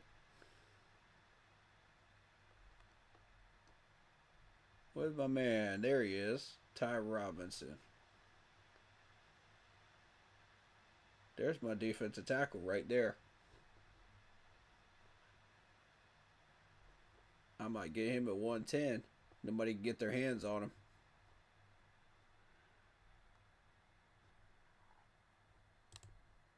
Kyle Kennard still sitting there too. What are the odds that we could get Kyle Kennard and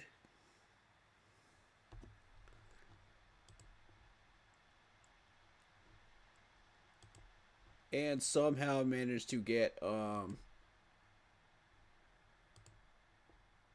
who was it?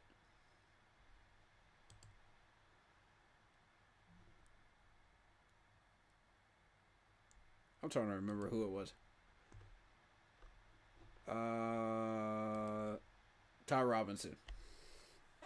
What are the odds that we could get Ty Robinson and Kyle Kennard at 110 and 113?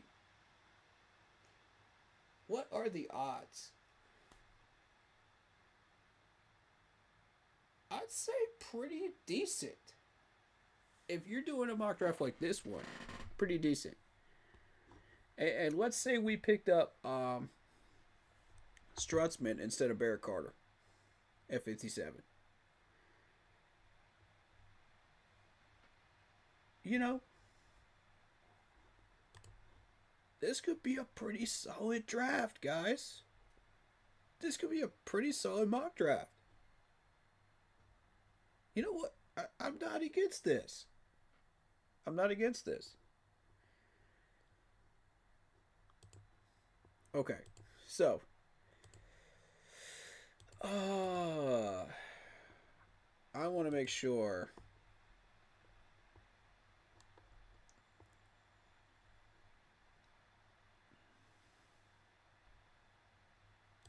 without a shadow of a doubt they can't get their hands on Ty Robinson. I'm going to pick Kyle Kennard here. I'm going to double up at defensive end. I think that's a smart call. I think we have found a winning formula here. Screw a trade. I'm not interested. Ooh, and what's is that? Hold up. Colts. Y'all want me to move 3 spots? Pick up a 152? You know what? I like that.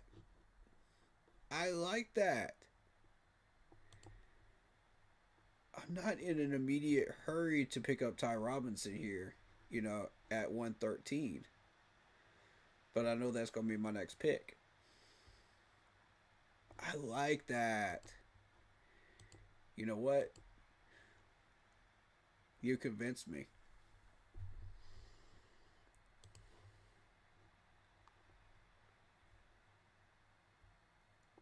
Man, I wish we could get Devin Neal. Devin Neal's going to be gone, though. Devin Neal's going to be gone. I'm just being real with y'all. There's 0 chance.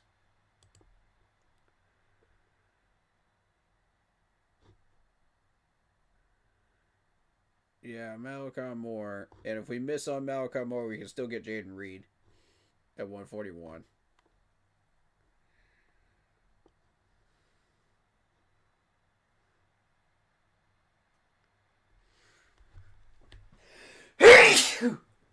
Excuse me.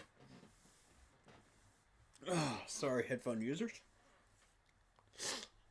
Must just do kind of get loud. Oh.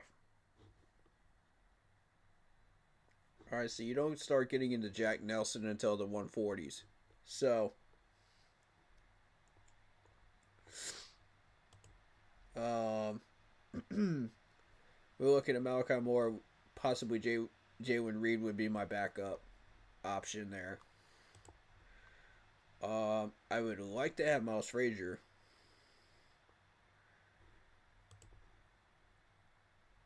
And this trade down will give me an opportunity to do so. I think I'm going to take it. I think I'm going to take this. Yeah.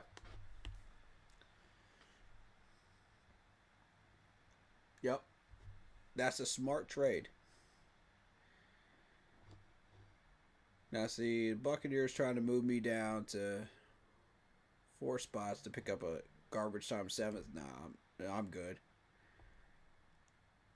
Move me down to 170. Pick up a sixth and a garbage time seventh and a fourth round next year. Nah, I'm good.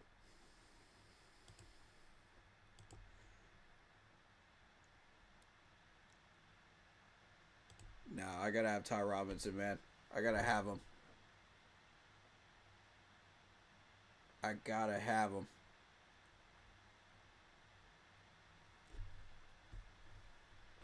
This is just the smarter call to make right here.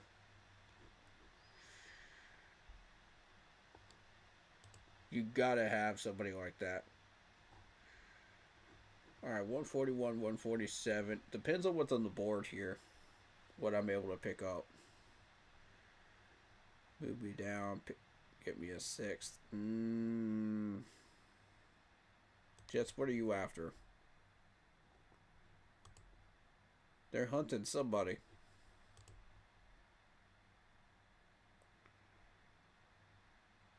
Jackson Slater. Slater's there. Ooh, I like Joshua Gray.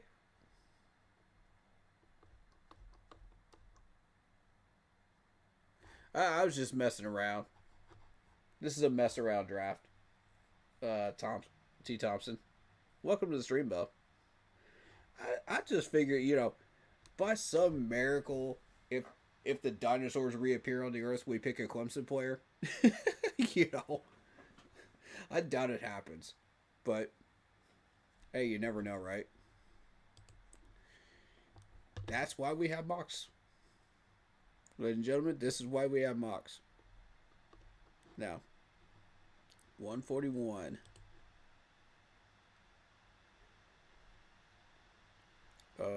Look like you can wait. That's fine.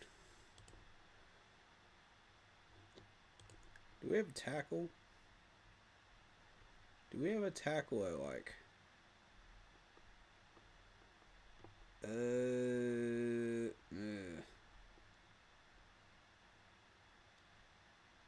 of them that I like.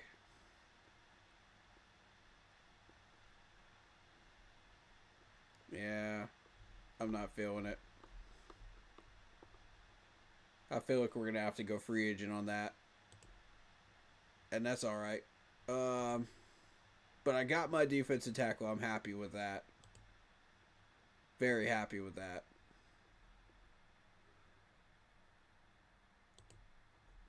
Safety is the move here. Most likely.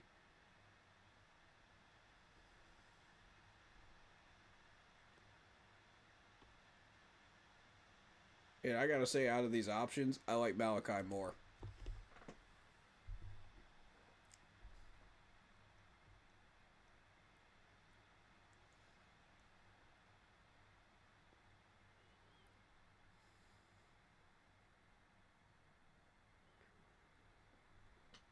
Alright, so the reason I'm saying tackle is because essentially Icky is still a little raw, and I would like for somebody to be able to help him out. You know what I mean? He's shown me about maybe 3 games last year that he could play 4 whole quarters. He could play 3 quarters, but he can't play 4 whole quarters. There's the problem. So you're having Brady Christensen shift around like it's musical chairs over there, to help him out. And it's just not ideal when he's having to help out at center, and Cade Mays can only do so much. So we got to get him a little bit of help because I don't have much faith in our backups as far as that goes. So yes, left tackle backup is on the table. And I want somebody that can be trained up. Now, you can go out, you can be out a free agent for a year, we can deal with that next year. As long as you sign a decent one. Don't spin the table to get him, but we got to get Brady Christensen some help. Essentially, that's what it is. Now, corner, I'm not desperate to.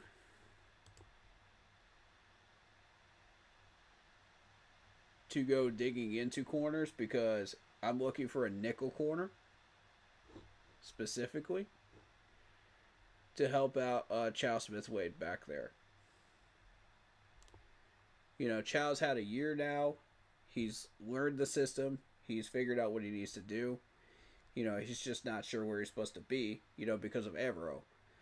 But, you know, okay, let's train up another rookie corner. That way, once we get our defensive system figured out, that way it can just domino down the line of 2-year veteran, first-year guy, you know, now second-year rookie out of his rookie year will now know how to play nickel and possibly outside zone. You know, so that's what I'm looking for. You know, and these guys have to be able to tackle properly. Solo tackle. I'm not talking about just tackling. I'm talking about solo tackling. That's why I'm looking for a guy like Malachi Moore back there, you know, to help out with safety. Because this dude can tackle on his own. You know, so that allows your other players to do what they do. Your veteran players that have been around for 2, 3, 4 years. Allows them to be freed up and do what they do. So, these are smart moves. You know, regardless of who the DC is, you know, these guys have to be able to tackle. I'm sick and tired of watching these guys miss tackles. Game after game after game. That ain't it. You know, that's what I'm trying to tell you. That ain't it. No.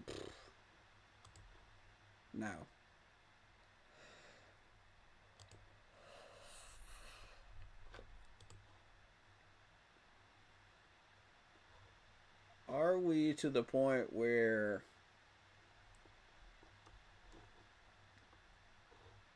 we could trade this pick down?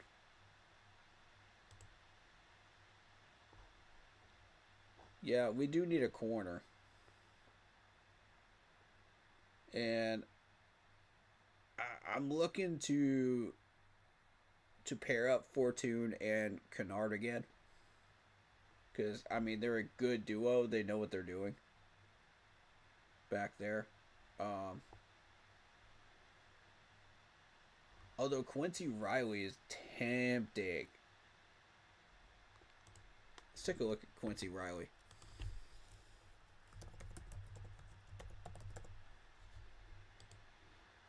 Quincy did get my attention. Look at this. 9 pass deflections.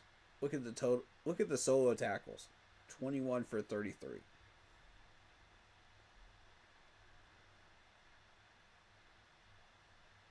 So yes, you are dealing with a guy that is an outside zone corner.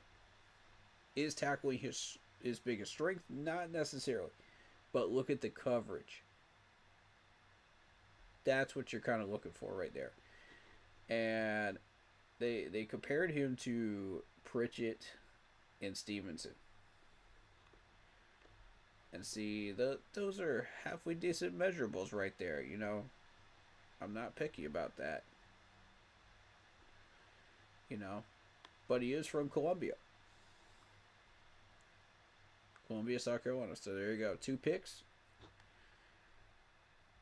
ACC team. Not too shabby. Not too shabby. But is he the correct pick?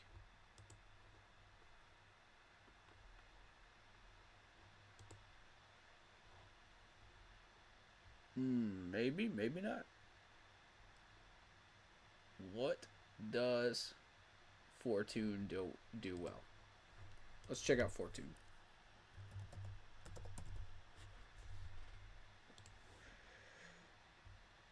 Alright, so Fortune is an outside man, press cover, press corner.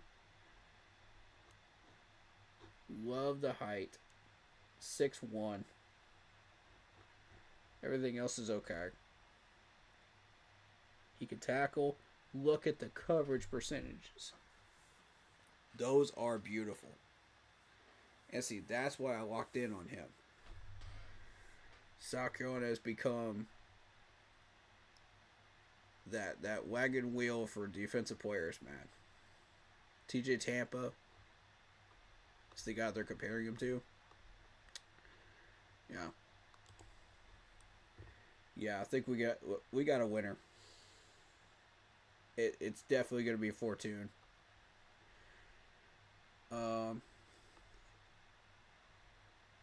I'm not ready to pick him just yet. We got a 164. We can use that on him. So,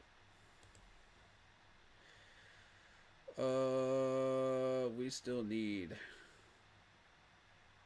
tight end. We're waiting on running back. Where are we at running back?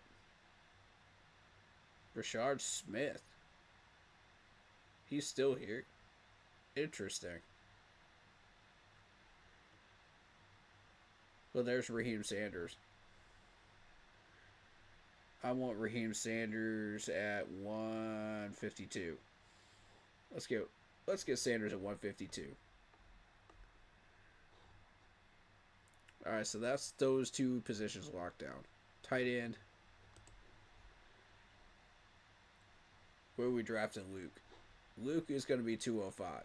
All right, so that's those three positions locked down. Now, offensive lineman.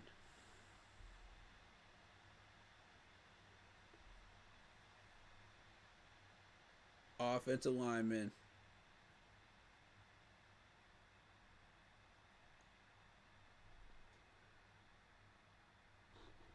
And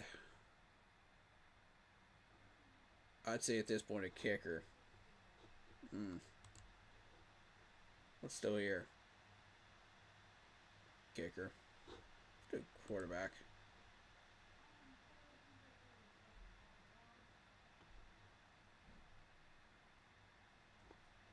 Nah. We're going to double down on something. Let's double down on something. What are we doubling down on? I don't want to triple on the edge.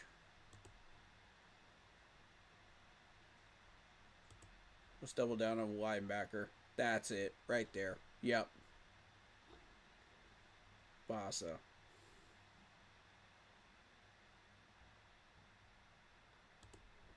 Yep. Bassa's the pick. That's a great pick right there. Real happy with that. Move down to 173. We pick up a 187. What would we do with a 187? See, that's the thing. I'm not even sure what we would do with a 187. We figured pretty much everything else out.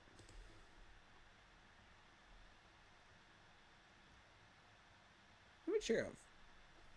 Okay. Fairchild's still here.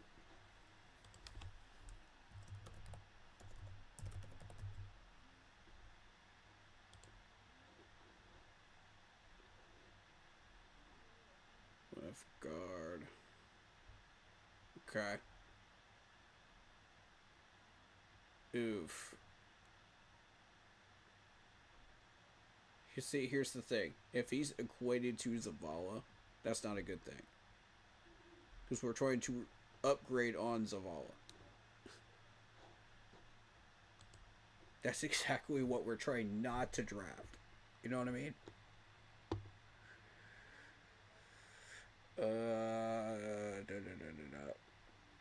How about Jackson Slater?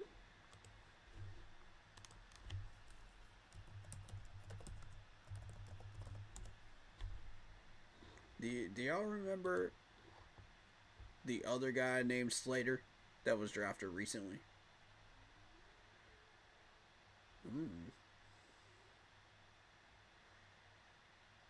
And yet another Zavala comparison. Yikes.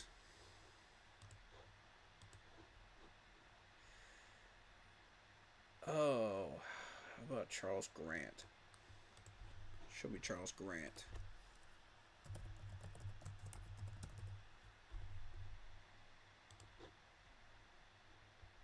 never know.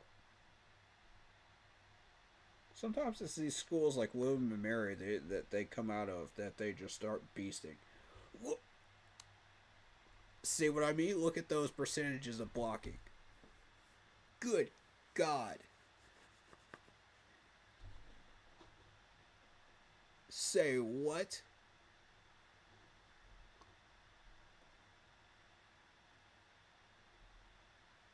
Yo! I'm gonna have to check this dude out in the Senior Bowl. Oh my God. Hold up, hold up, hold up. We just found a hidden gem, y'all. Hold the heck up, man. Hold up. Whoa.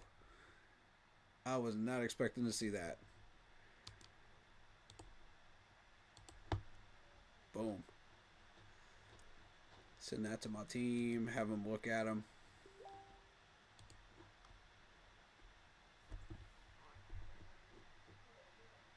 That's wild.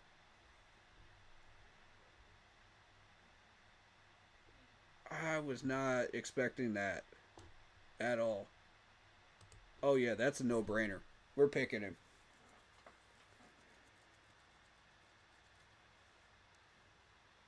Holy cow.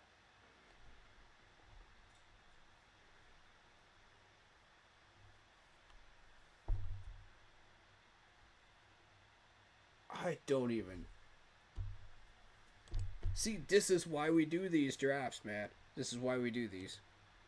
You never know. You never freaking know.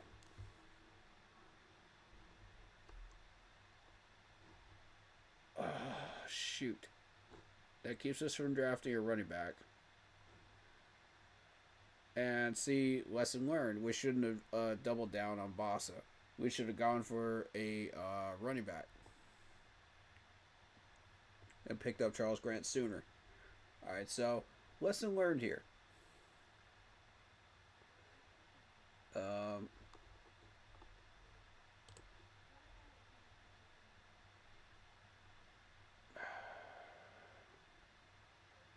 going to get Sanders. I know that's a reach from Heck, but I know that Fortune was sitting there, man. Fortune should have been the pick. I was being dumb. And now he's gone.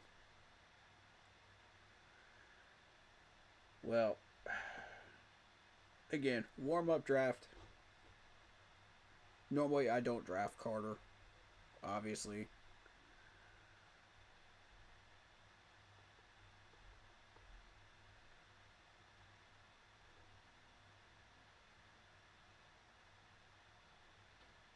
Yeah, that was... Oh, boy.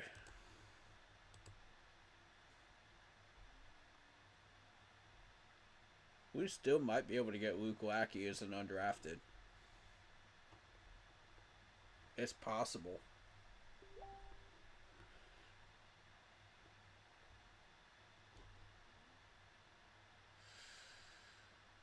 How high did these numbers go up again? They go up to like 280 or something like that? I forget.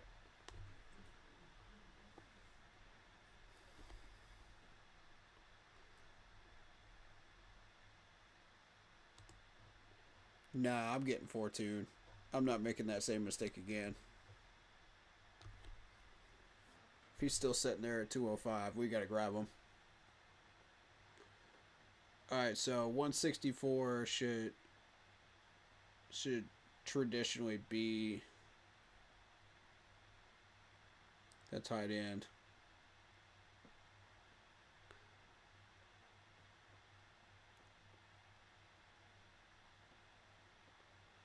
I've had to do a little bit of maneuvering here.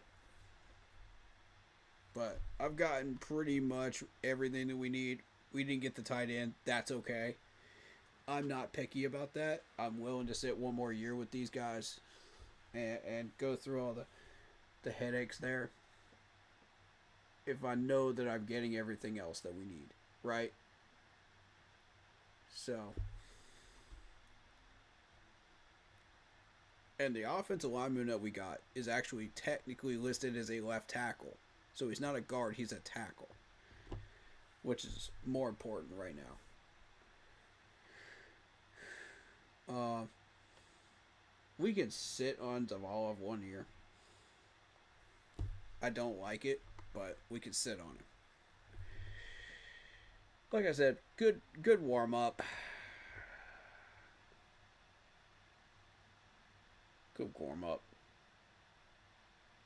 That was our garbage draft for the day.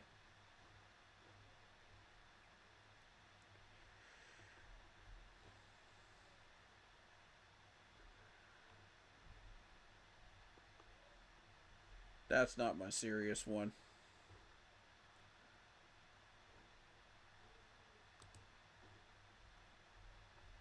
I'm gonna go ahead and save. Send that to my team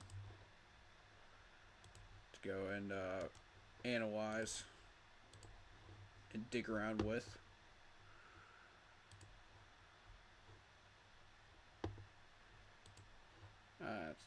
Let's go back. Let's do another one.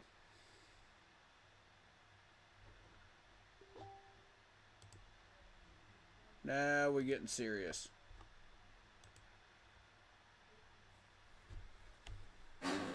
I was just randomly hunting around for players during the first one, but now I'm getting serious. This is the one that we're really going to go digging. Alright, so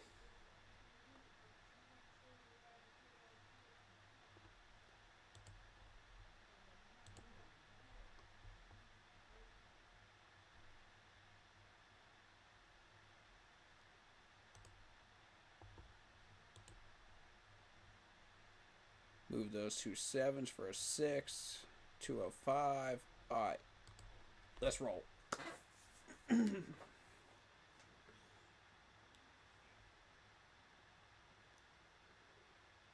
Okay, Mason Graham seems to consistently be taken in the top 5 here. That's why I'm starting to take that trade up idea seriously. I don't know that a defensive tackle is worth trading up into the top 5 for. That's the thing. And all of these offers are garbage. Every one of these are garbage. No. Get out of here. Okay, so let's say we pick up Miko Williams, right?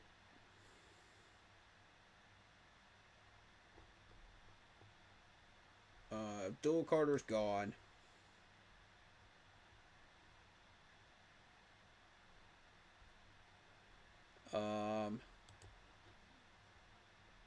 Mason Graham is gone. Yeah, I think the pick here is Miko Williams.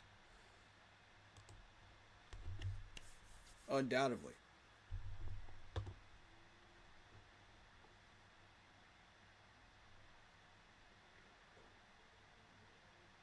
He's been on my radar for quite a while.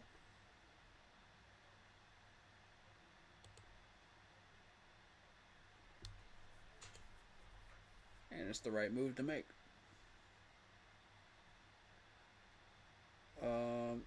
Okay.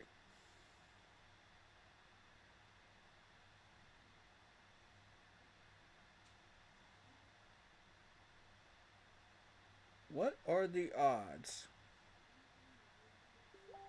Uh-oh. There's a run on wide receivers. There is a run on wide receivers. Okay, they left back alone. Cool. Cool. Ooh, that's... I'm going to wait till 120. Yeah. I think I'm going to wait till 110 and then pick up Stutzman. That's what I'm going to do there.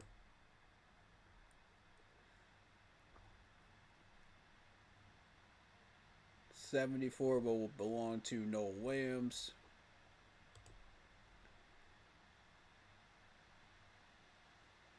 And I think 57 goes to Jack Beck. Unless we somehow get lucky here with something else that may interrupt that.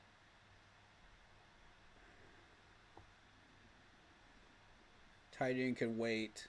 Running back can wait.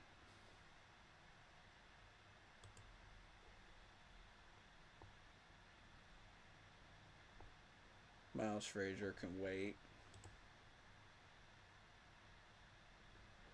Jack can wait. Malachi Moore and Jalen Reed can wait as well. Okay. Yeah.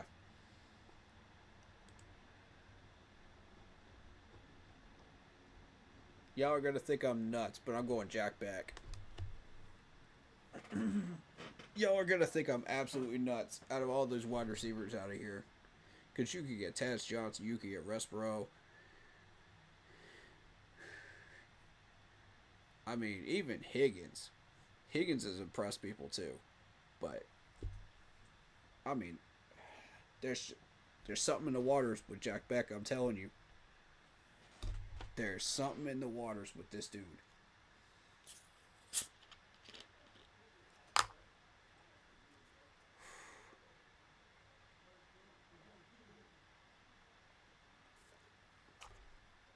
The last time I went hunting for a wide receiver like that, it was Coker. And Coker led all our wide receivers last year. And he wasn't even drafted. I got a sixth sense, man. When it comes to these wide receivers, man, I'm telling you. I've got a feeling about this dude.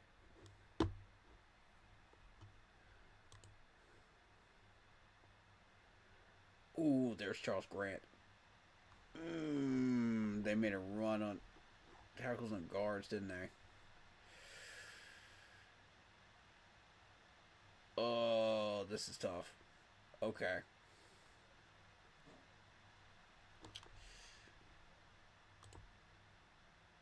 This just made things a little more challenging.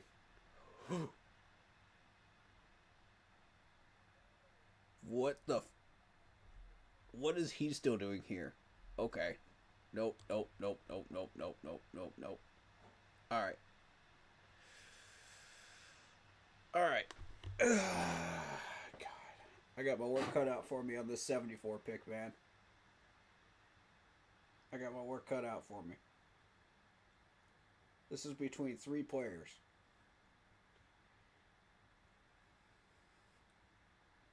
Oh, that is a gamble. That's one I'm willing to take, though. Let's narrow it down to two.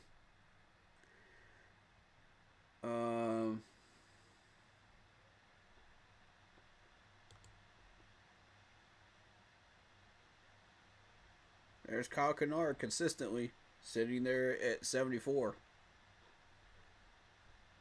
Consistently in every single mock draft I've done. That's interesting.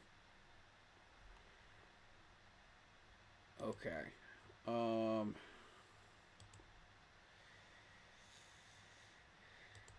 Okay. This pick needs to be an offensive line pick. No, which one?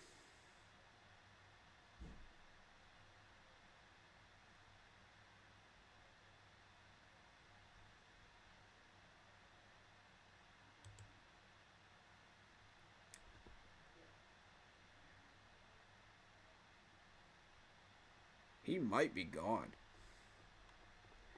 If I don't grab him here, he might be gone.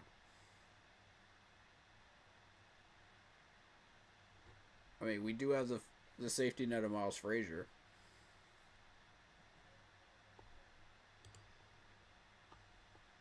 We don't have that at tackle, though. Well, yeah, we do have Jack Nelson. Okay. A defensive tackle, here's the problem. I do want to settle into Ty Robinson, I think. I think I do.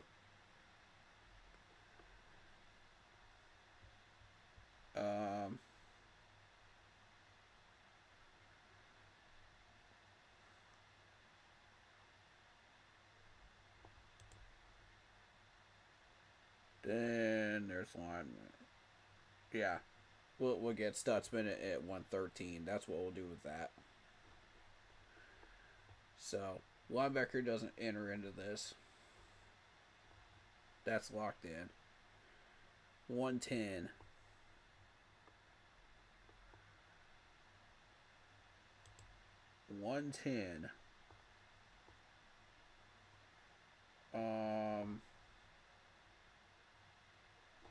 I think goes to Ty Robinson. Yeah. So now we're between two offensive linemen here. Because we don't see Malachi Moore until the 40s, the 140s. And the running backs, yeah, you could go for Devin Neal. But I personally would rather have Sanders at this point, with everything else up here. All the actions up here.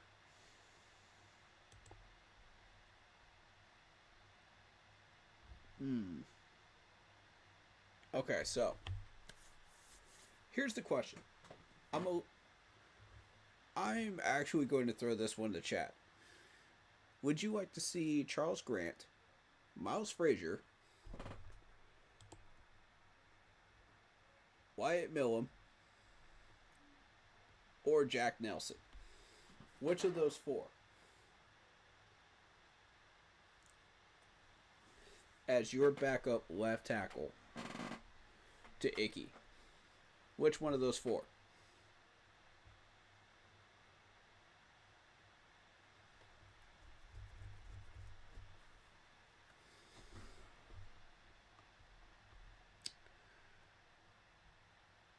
Because here's the thing. Charles Grant has just impressed me, man. The percentages of those block percentages caught my attention. That caught me off guard. I was not looking for that in the first one. Miles Frazier has been on my radar for a while. Let me look at Miles Frazier.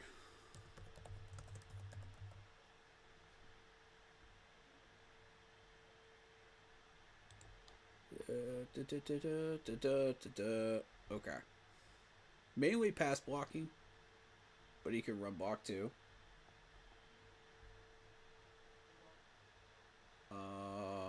Walter Rouse.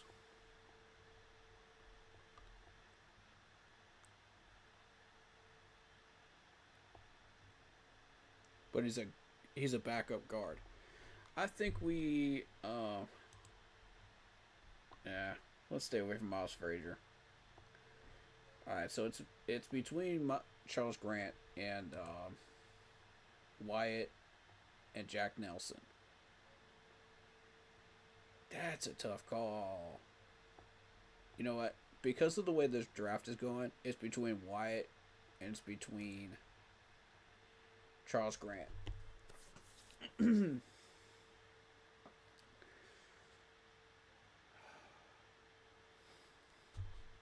Let me look at Wyatt.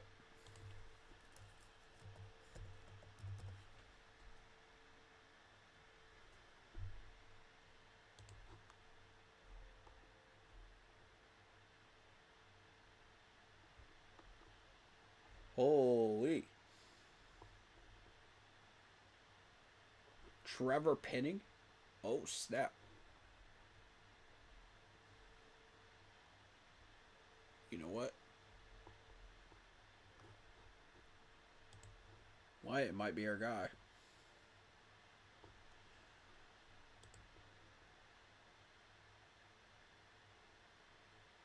Yep, I'm going Wyatt.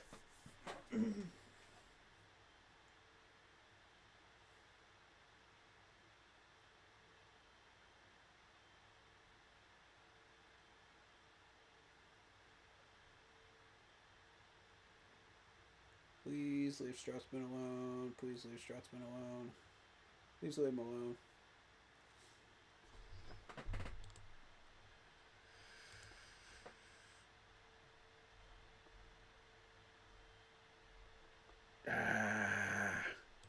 Okay. Okay. Ty is still there. Let's go through the list. Let's see who's still here before we even look at trade offers. Ty is still there.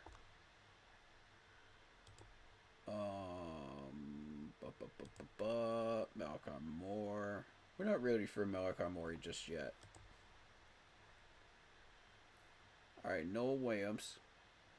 The gamble paid off. Noah is still there. Devin Neal is still here. Surprisingly. They haven't touched him yet. And Stutzman. Now, 2 of these have to be taken at 110 and 113 out of these 4.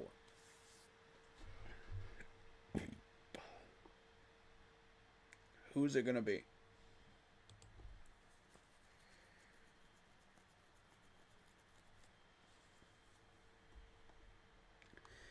I'm going to tell you right now, Ty is going to be one of those 2. Because that's one of the last good defense tackles on this list. He's got to be 113. Locked in. Alright, so 110. I think Stutzman. Here. Because Malachi Moore is going to sit for a bit. So is Jalen Reed.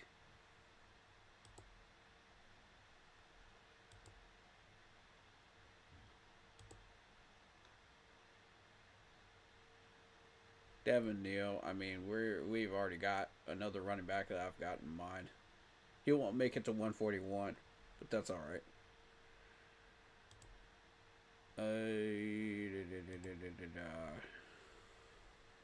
And I've already got somebody else in mind at tight end anyway, so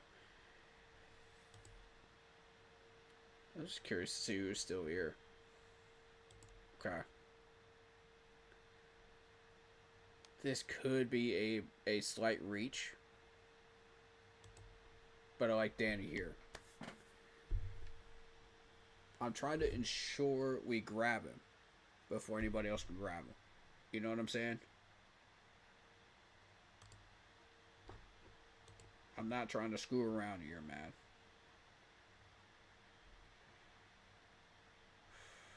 Chargers, interesting offer. Okay. Ravens. Ooh. Ravens about to give me the goods. Y'all want me to go down to 128? Okay. 128. What are we talking about here? Nah. Somebody's going to get Ty Robinson if I do that. Nope.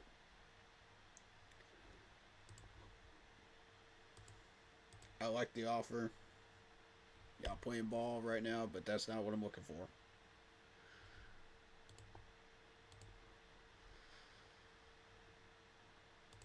Let's get Ty. I don't want anybody grabbing this dude.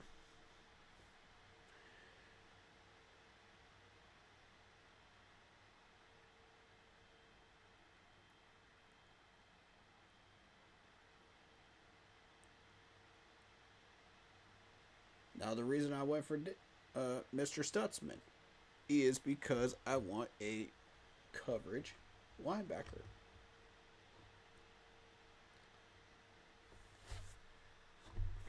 And the people that said Barrett Carter at 57, reach, okay, y'all don't understand my methods of how I do things. And I would be more than happy to explain that to y'all if you're interested. I have my own way of drafting here. 141, 157, 160, 188. Nah. Nah, dog.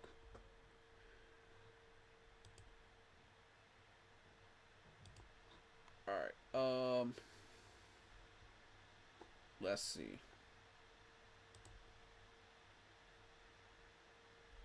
Reed's there. We missed out on the corner. But I'm looking at Fortune, so...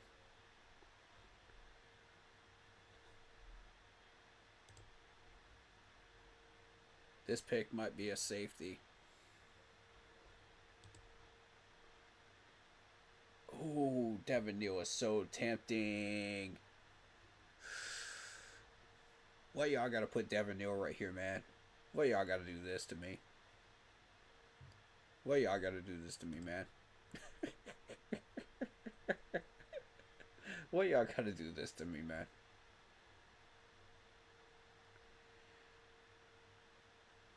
You know I'm gonna take the bait. Come on now. That's just dirty.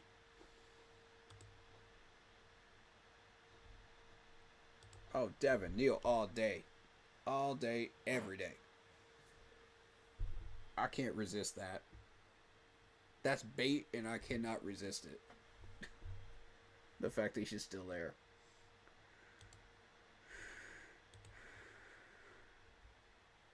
Ooh. 165. I pick up 2 6s. That's a lot of weaponry I could move around, y'all. That's a lot of 6s, y'all. Ooh. Cleveland, I like you.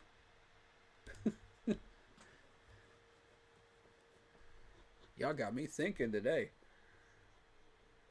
I like this. Alright. Let's see. Let's see what else is popping up around here. We can wait till 164 on Fortune. I'm not in a hurry. This might be Jalen Reed. I'm going to be real with you. Yeah. And then the last pick will be tight end.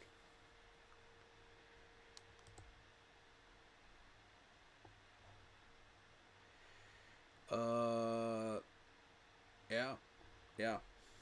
I think that's the way we're going. We got to get our safety help.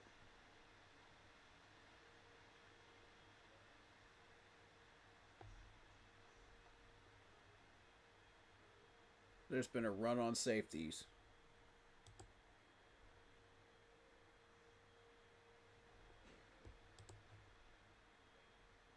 Tight end. What would that allow me to do? If I was to make that move and I was to trade down, what would that then allow me to do?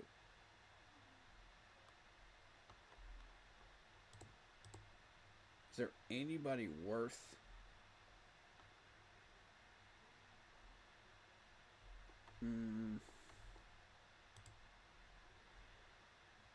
Nah, I'm overthinking it.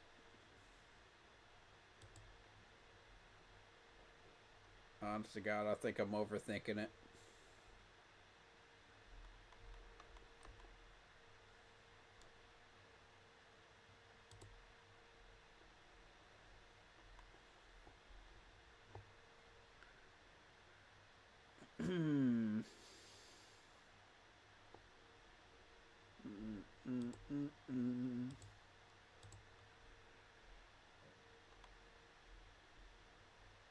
Is there anybody I really want to mess with down here? Ooh, Sanders. Yep. I stand corrected.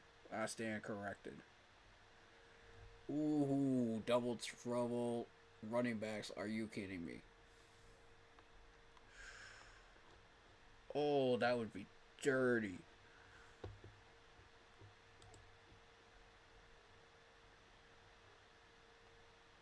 That would be dirty.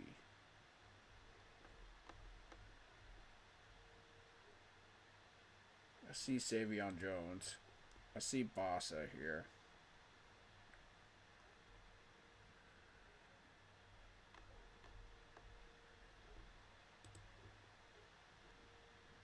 Eagles, Cam Jones, Caldwell.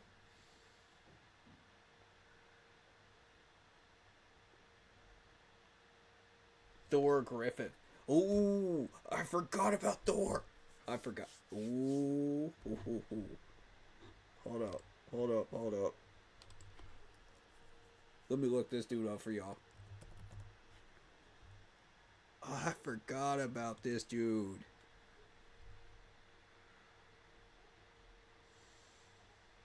Yeah. They compare him to Byron Young.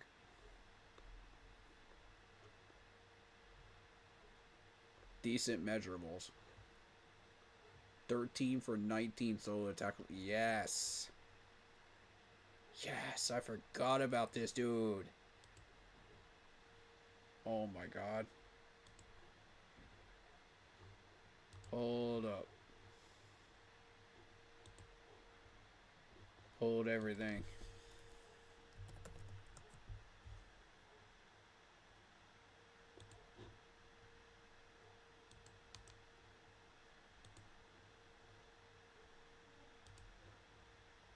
Let me send this dude to my team chat.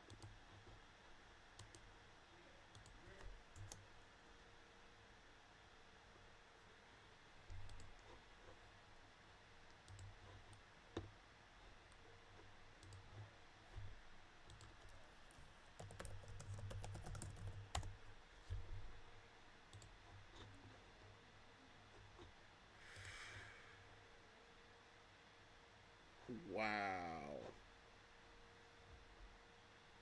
I'll bet you Thor goes undrafted. I'll bet you. 7th round or undrafted.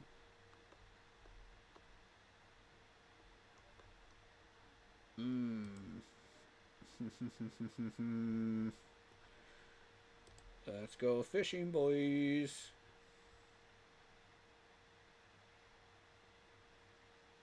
We're going under 164. We might get an offer. We might.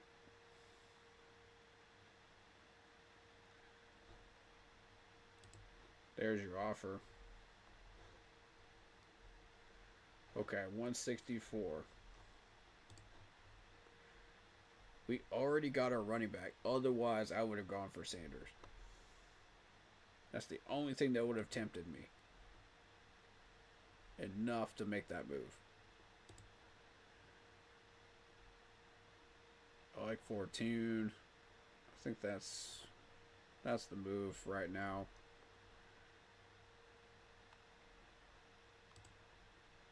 Bossa is still what is going on with Bossa where he drops so much in these mocks?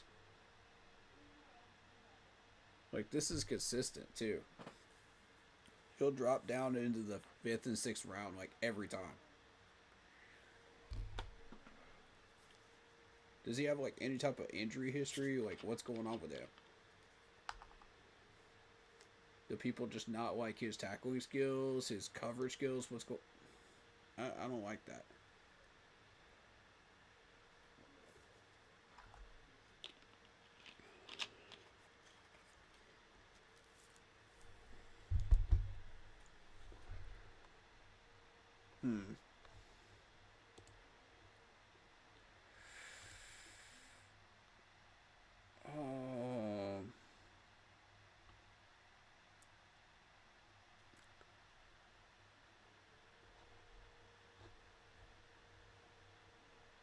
I know this might be a little bit of a reach, but I'm going Fortune.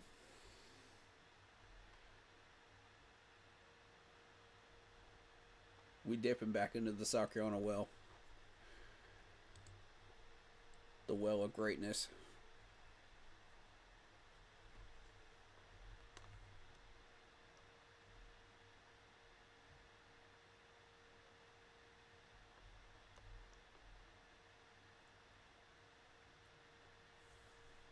If Mitchell Evans is still there, I might grab him.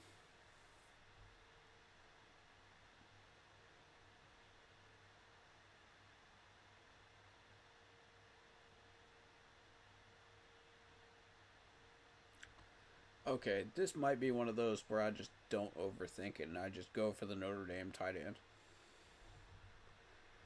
But let's check him out anyway. Let's do our proper research on him.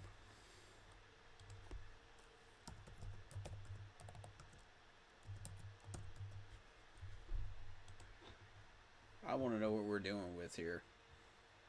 43 catches, 421 yards, 3 touchdowns, 9.8.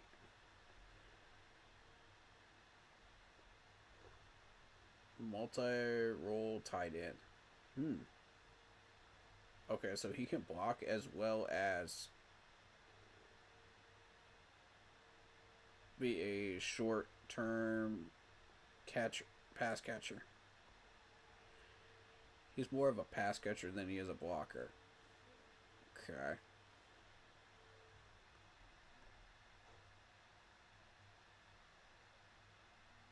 Schumacher. Okay.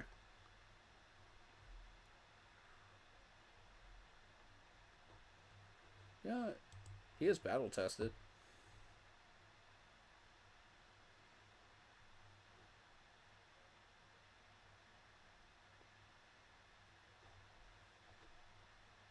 We do need a tight end.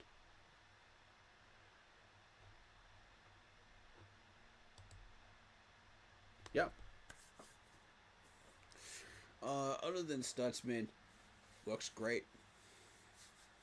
They thought we reached. I didn't, because I've seen Stutzman go off the board like sooner than that. But see, like, either way, Ty Robinson would have been a reach, or Danny Stutzman would have been a reach. One of the two would have been a reach, no matter who I picked at 110. You see what I mean? Like, either way, you can't win. You're still getting a C+. Because they think you're reaching. When you're really not. Because there was a run on both positions.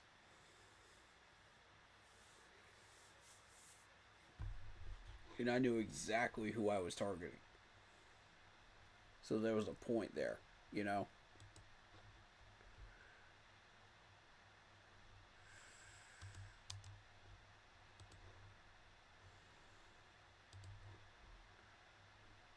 Alright, let's throw it up.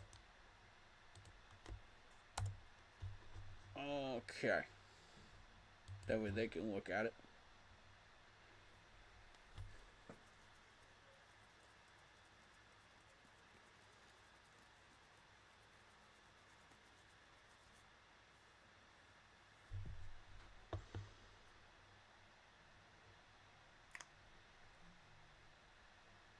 Oh yeah, by the way, I like how Aaron Rodgers begged to stay in New York. Bruh. That man begged to stay in New York.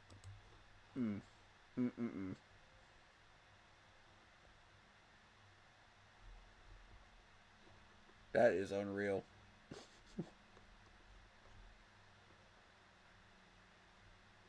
Alright.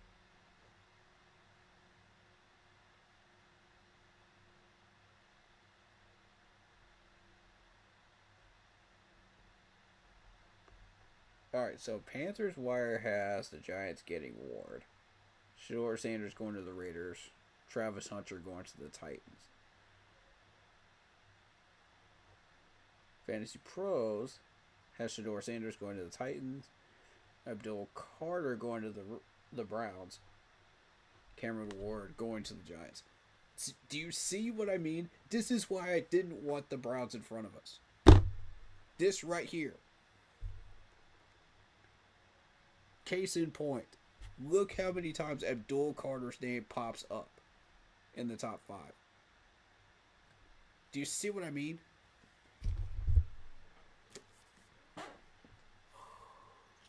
Point proven.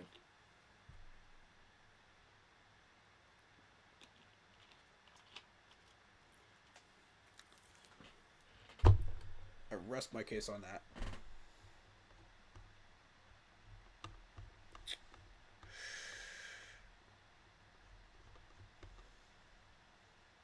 This is why I say I'm not sure if winning that Atlanta game was beneficial to us or not.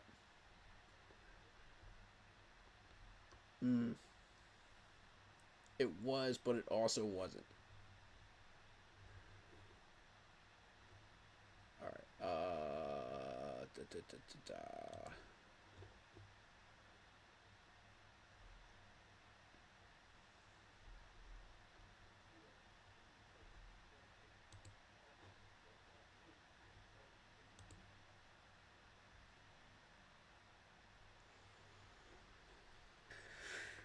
And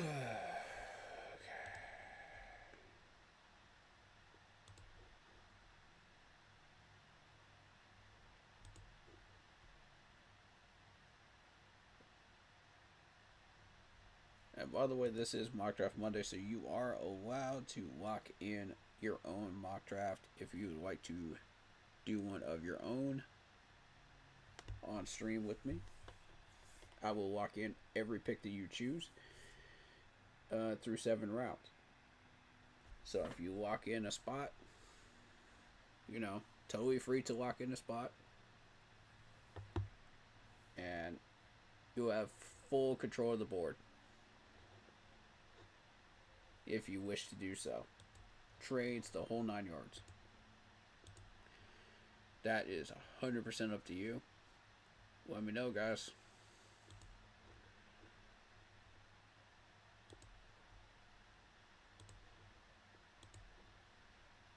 We're going to go one more serious one.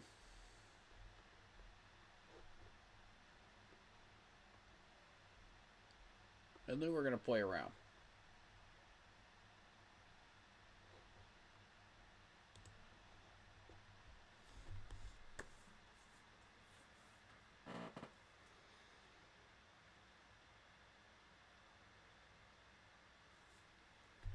Huh.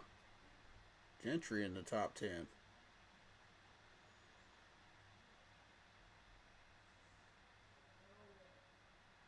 Okay.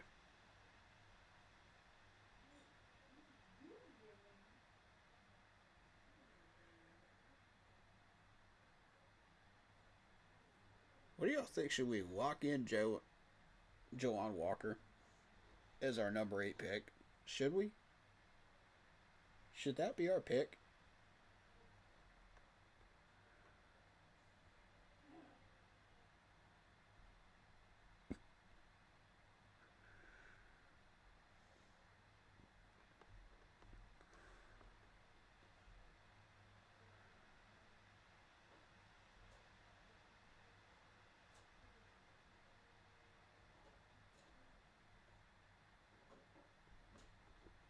What's a defensive tackle still?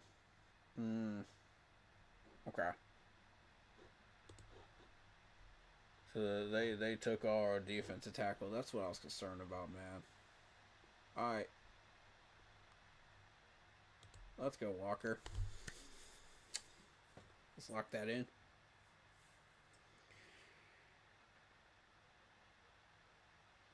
I mean, at this point, if Mason Graham goes before we pick, it's guaranteed that we should go after a defensive end.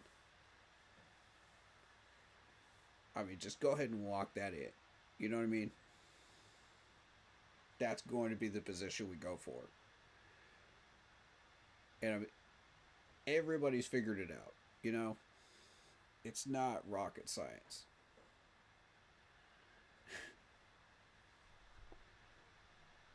It's football 101. Everybody's figured that out. Now the question is, are we willing to pull a rabbit out of the hat and trade up for Mason Graham? Are we willing to take the bull by the horns and go for a player that should not be traded up for. Are we crazy enough to do that? With Dan? Sure. Should we? No. That's just where I'm at. I don't know about y'all, but that's where I'm at.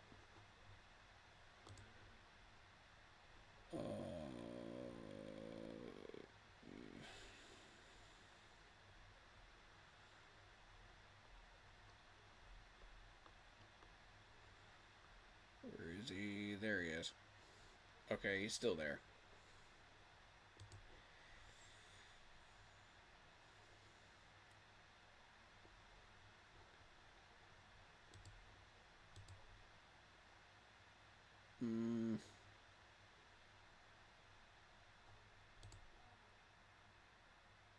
You know what?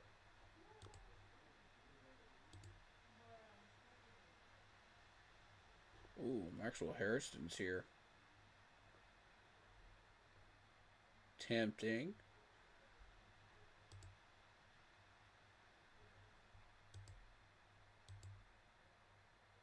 Very tempting.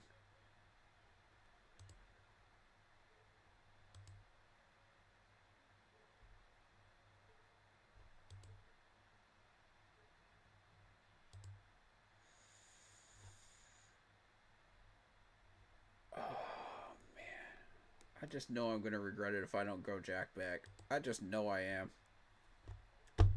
I know I am. Because if you wait till 74, he's not going to be there. I just know that for a fact.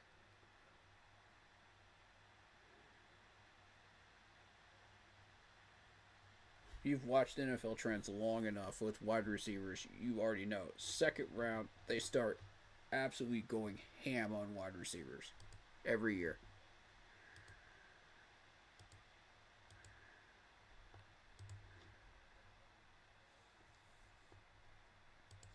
Alright, we got our guy. Now,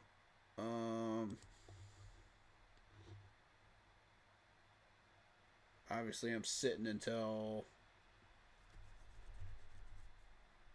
113 for Ty.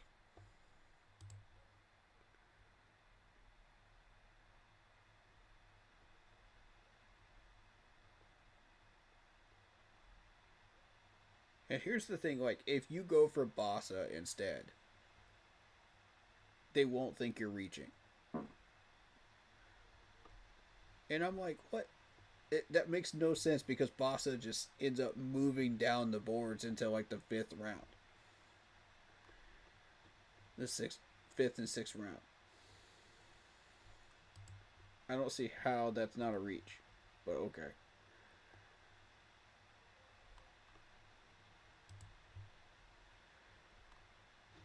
Wait, Maxwell's here now?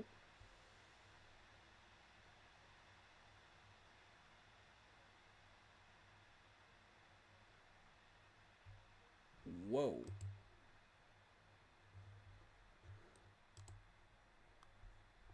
Pause, because Maxwell Harrison's a beast. Oh, y'all just made my decision a lot harder. Okay. Oh, let's see.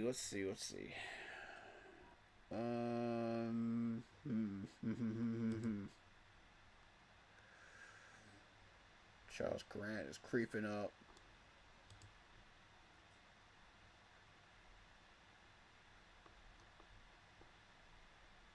I knew it. I knew they would take him. I knew it. All right.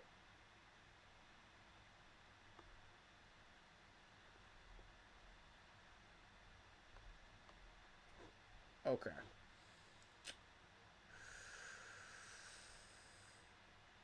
64.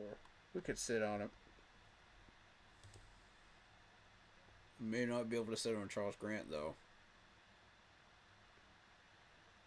If we want to make a move on Grant. 113 might be the time to do it.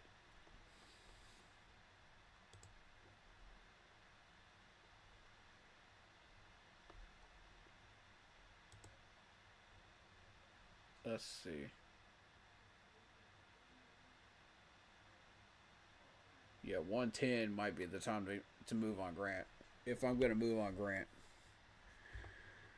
Ty Robinson's got to be 113.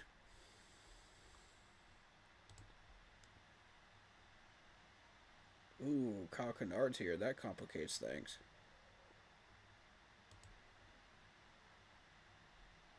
Okay.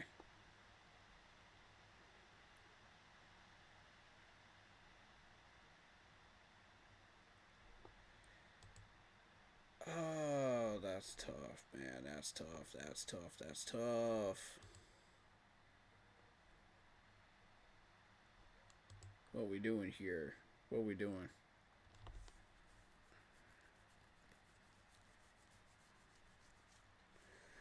Alright, so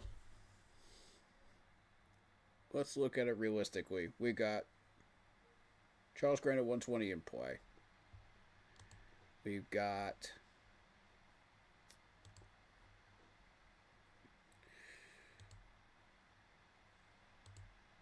where is he?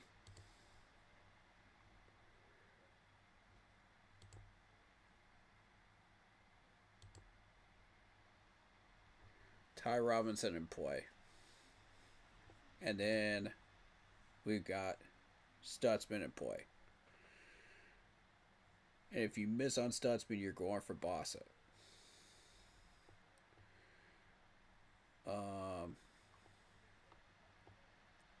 So that's a safety net.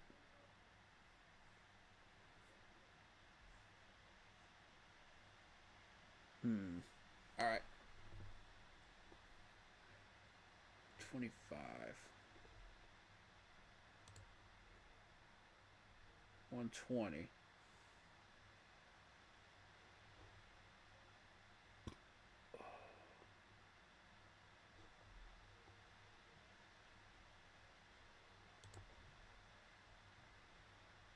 And 124.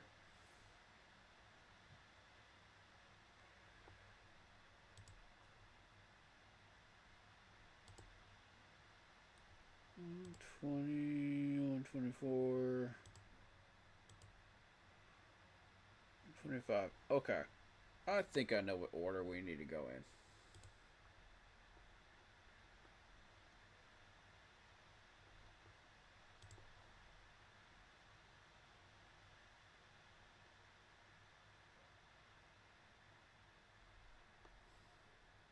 This is a slight risk.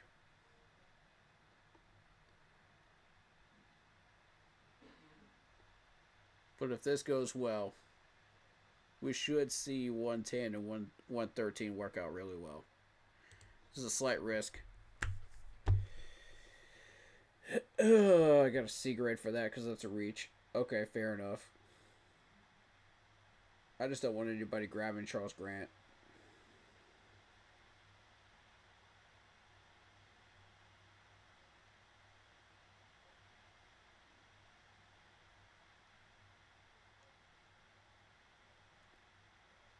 They wanted us to go for Maxwell Harrison, but nah. I got somebody else in mind. I got somebody else targeted. And I guarantee you we're going to get him.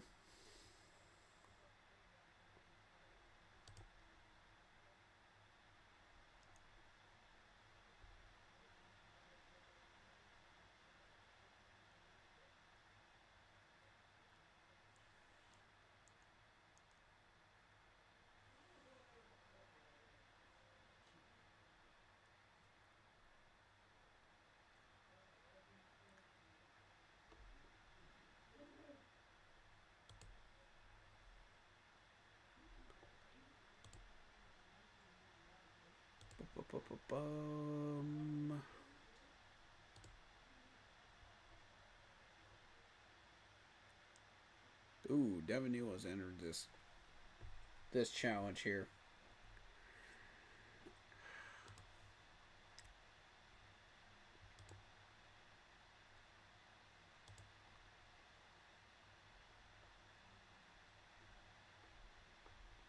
No freaking way they... No. They got him. Are you freaking serious?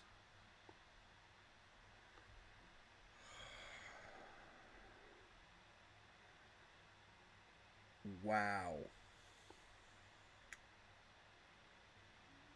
Oof.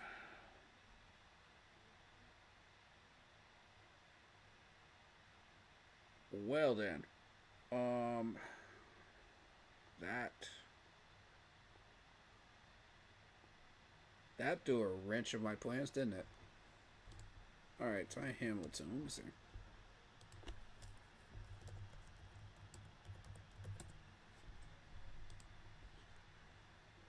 Please tell me this dude's good. Oh my goodness.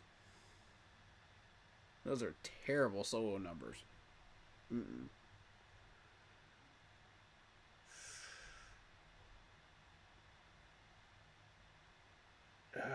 We don't need another Crumity. Crumity got caught. Mm-mm. That's not it.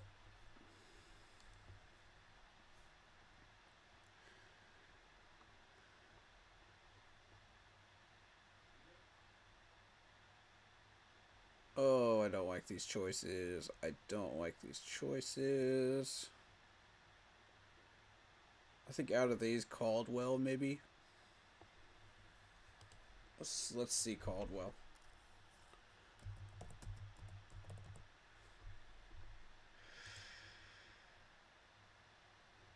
Yeah. It might have to be Caldwell. Oof. 46 tackling. Oof. They're comparing him to McKinley Jackson. Ouch. That's not it. No. Cam Jackson out of Florida.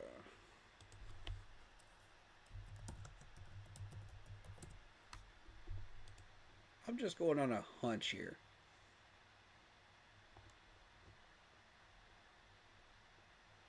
Okay, decent.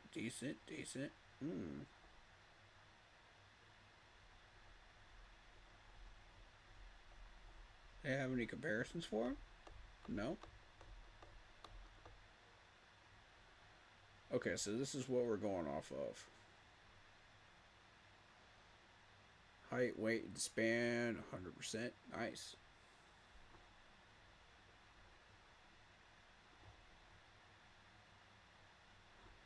He'll have an opportunity to increase that 40 time in the combine.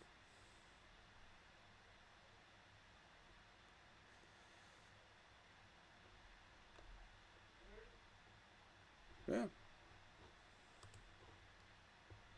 I can get behind Cam Jackson.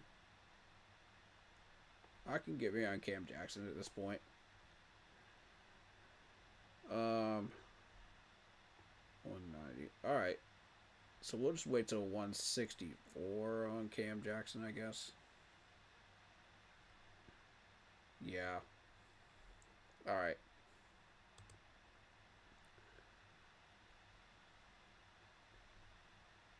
Dang it, man. They got my guy, man.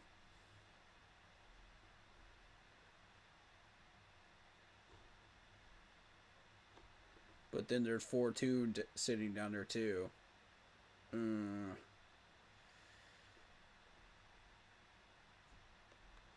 Yeah, we might.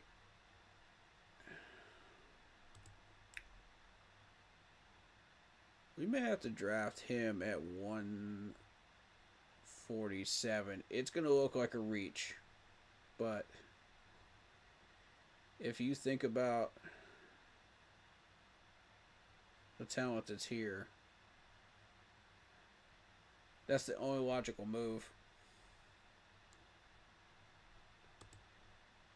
Ugh. Don't like it, but it is what it is. Okay.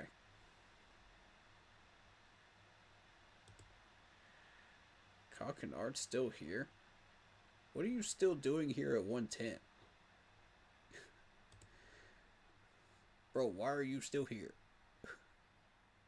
Alright, whatever. We need a linebacker.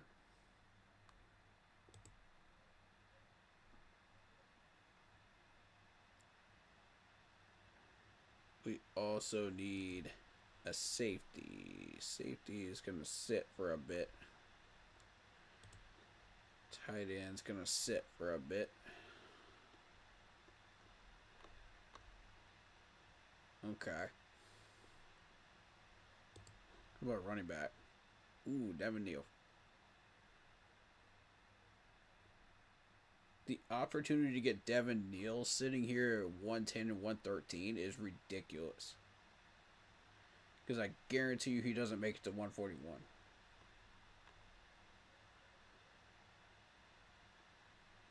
That's insanity.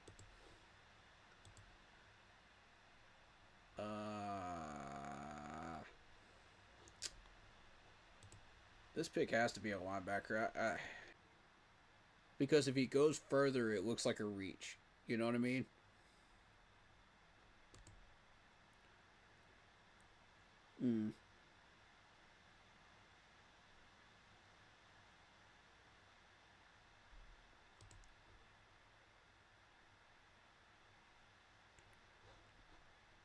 I think Bossa here, and then we pick up Devin Neal at 113. This is going to be a weird way of doing it, but I've got targeted players this time. Let's do it. Let's make the move.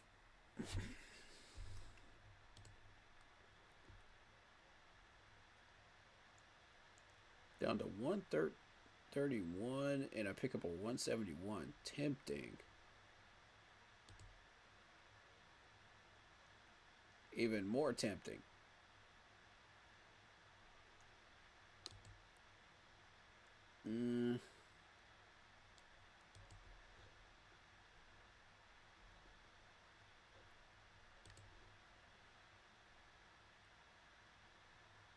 I mean, what would keep me from just like picking Devin Neal right now?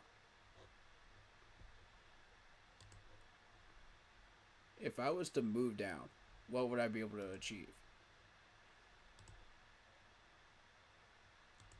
What would be the goal?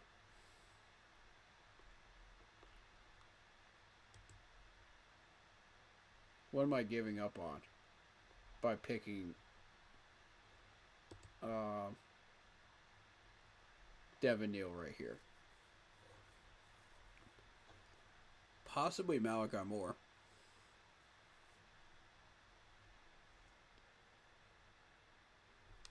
Joel Velasco asks, what are the thoughts about the Jonathan Brooks dudes? I mean, y'all know what I'm about to say. Bro, we shot ourselves in the foot just right out of the gate by picking the wrong running back. We had the Wisconsin running back sitting right there at the same time. And everybody's been complaining, injury prone, injury prone, injury prone. And I mean, it's like a mantra to these people in other people's streams. And yet they wanted Brooks, who had an ACL tear. Okay, so we try it your way. We go for Brooks. We go for the number one running back, right? Guess what? Another ACL tear in the same knee. I mean, the chances were high. Let's not get it twisted. The chances were high. You don't just recover from that, okay? It takes a lot of time. And if you look at his counterpart that got drafted to the Jets, if he had gone to a decent team, say maybe Minnesota, Pittsburgh maybe picked him up, you know, somebody with some actual talent around him, this dude would triple his numbers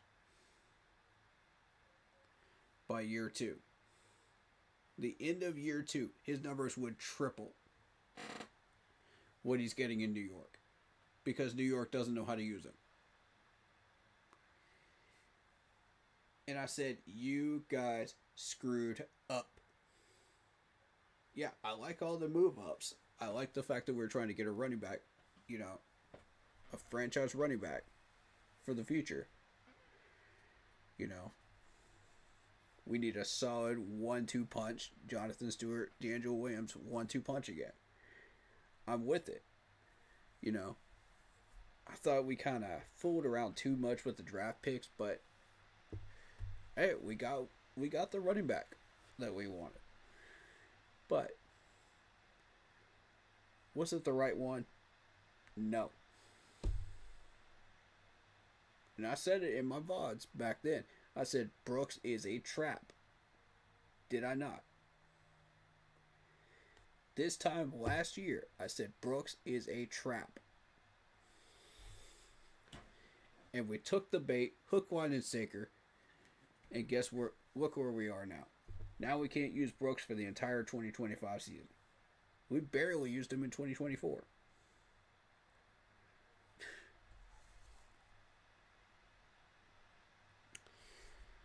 I consider that a bust. That's a bust pick. Because y'all knew better. Y'all knew better. Come on now. Y'all knew better. And you're still screwed up. So I don't want to hear all this injury prone stuff from everybody else. Y'all knew exactly what you were shouting for. Okay? You knew exactly what you were gunning for when you guys got excited for Brooks.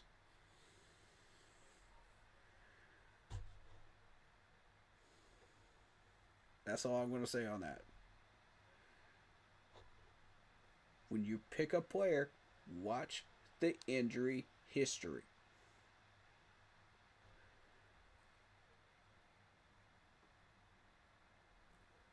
I can't make that any clearer. Okay, back to this. If I was to move down, how far down would I move?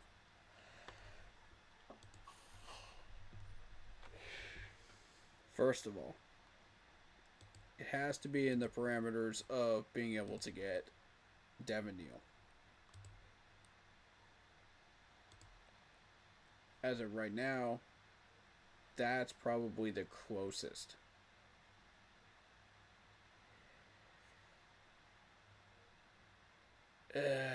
That's really cutting it close. I'm going to say no. Let's just go ahead and draft him.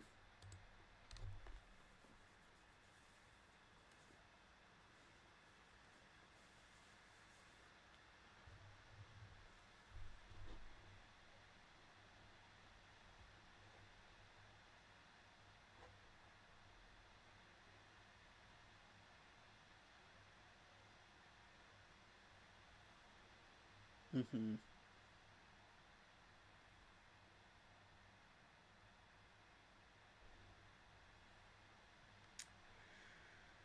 Let's see, four spots down. I get a garbage time 7th, and I get a 6th for next year. Nah. Pass.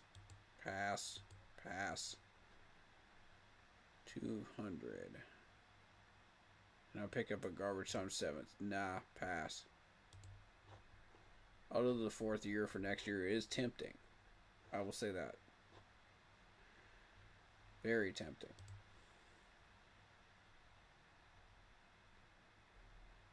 Alright, this definitely needs to be a safety move.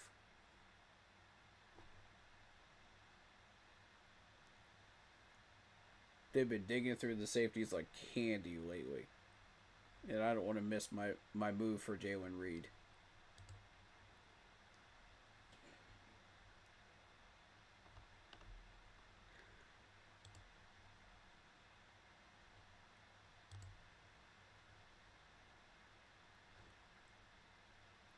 Jack would be a smart pick here. If you didn't already find your tackle.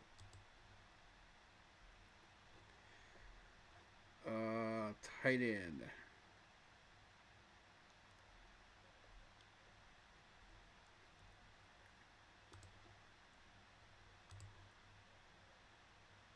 We found all that.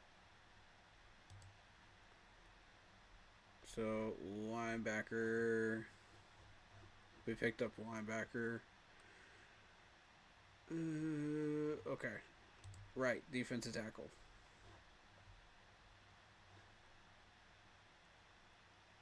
We're hunting Cam Jackson, so.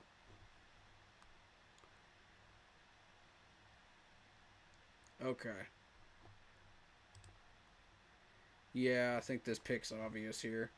It's gonna look like a reach. I don't want them grabbing Jalen Reed, though.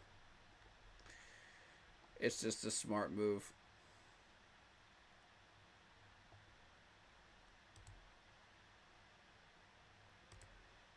Nah. Pass on those offers.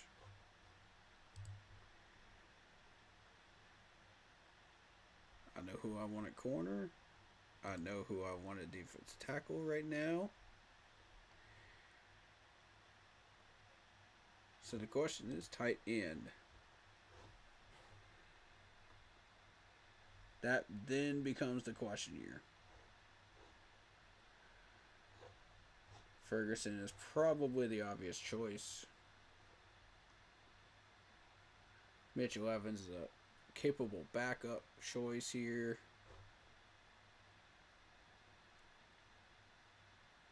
Should I run into trouble? Okay. Alright, defensive tackle, where are you at?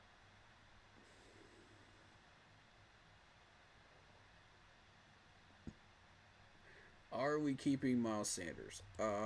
Chances are pretty good that we're gonna cut him because of the cap space he frees up.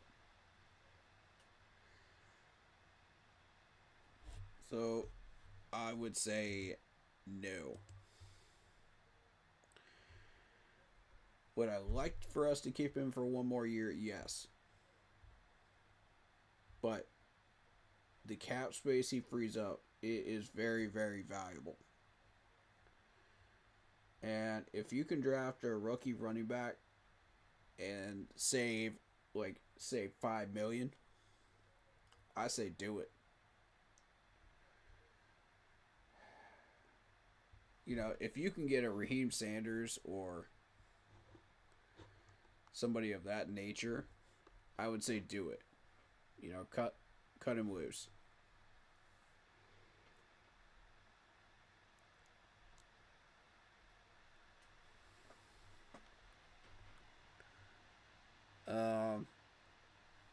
But it has to be somebody cheap, you know what I mean? It has to be somebody on a rookie contract.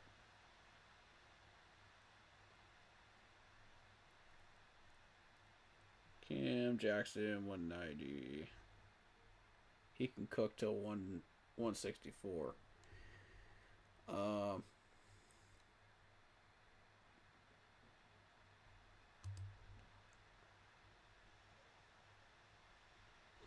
197. Okay.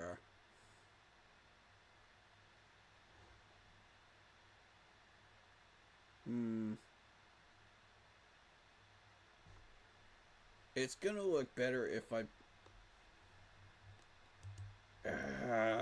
Boy. It would look better if I picked up Cam Jackson here. I think.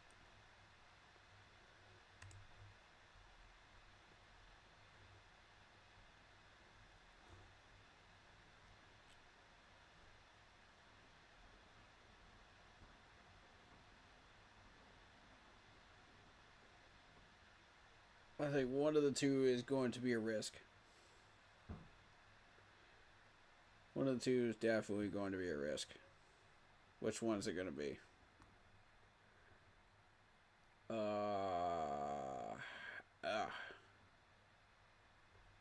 we go for Ferguson, one of them is going to be a risk. Same with Mitchell Evans.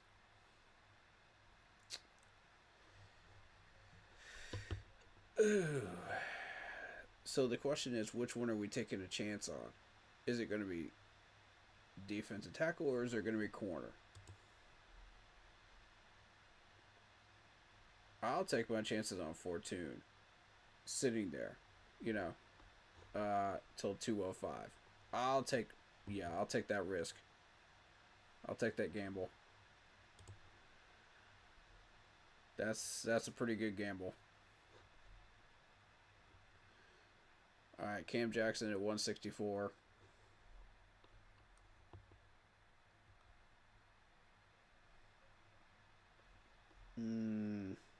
Maybe, maybe not. There was a run on corners. On defensive tackles, I mean. Maybe he's still there? I don't...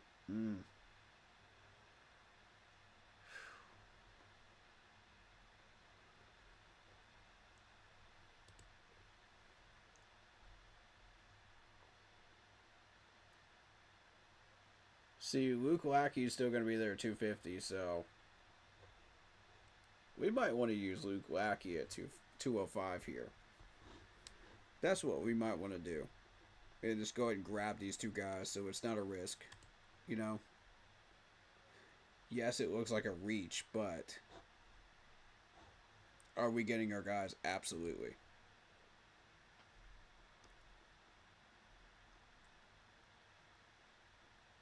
You know?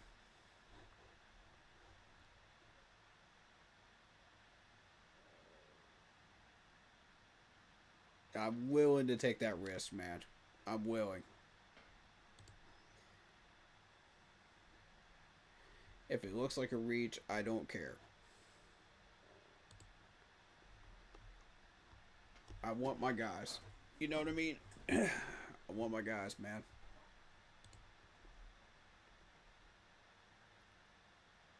Come on. Come on, Mr. Lackey. Sit there till 205, please. Sit there till 205. That's all I need.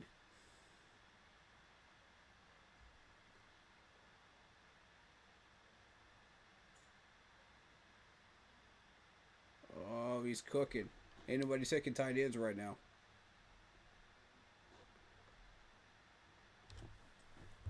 Let's go.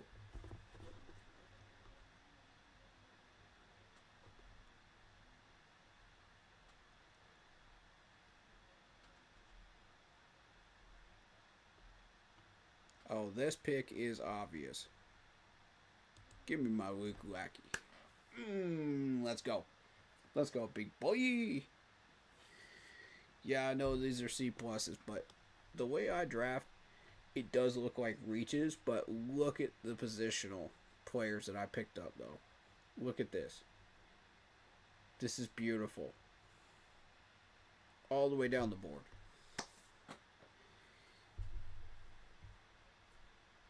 You can't tell me you don't love this positionally.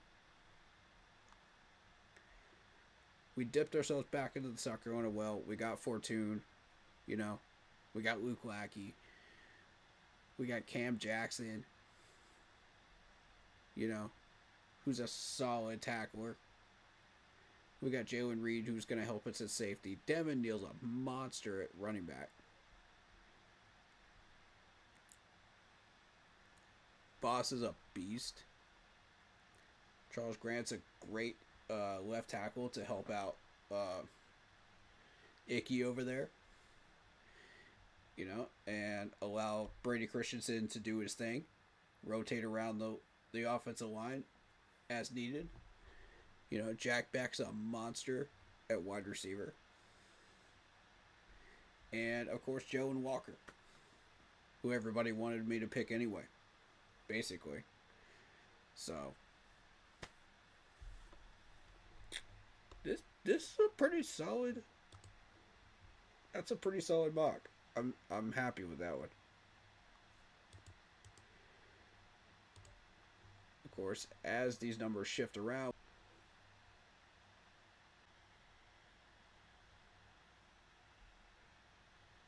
that's it, man. You know? And you move 2 sevens, you get us a 6th round, 205. and that's going to shift around depending on the ranking system that you're using. But it'll be somewhere in between 200 and 210. But it'll get you into the 6th round. And that's where all the action is. You know what I mean? So, it's a smart move. No GM out there has the courage to do it. You know, I have the courage to make moves like that because it gets us a 6th round pick. You know, it gets us out of those garbage 7th round picks and gives us something that we could use right now, actively.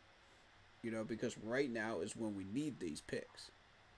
You know, so it's the right time to move up.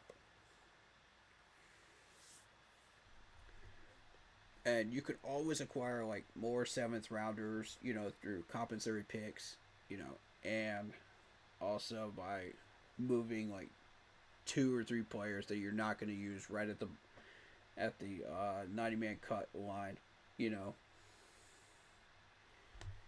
during training camp, you know, to acquire a 7th round pick again, you know. So you can do that. Like, there is no NFL rule saying you cannot do that. You know? Shout out to Dan Morgan, who actually traded one of our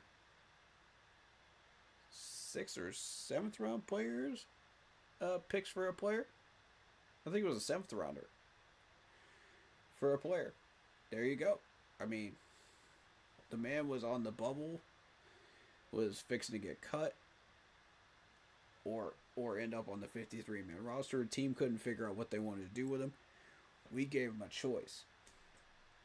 You know, we said, you know, come on over here. We'll give you a garbage time pick for this. And we got him. We got our man. And I said, okay, if that can be done, that opens the door for what I'm doing. And it allows this to be possible. So, you know, don't give up hope, man. If you...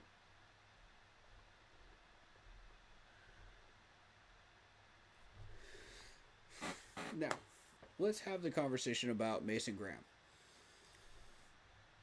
Mason Graham has ended up in the top 5 of every single mock I've seen so far. Are we open to trading up for Mason Graham? Is this a move we want to make?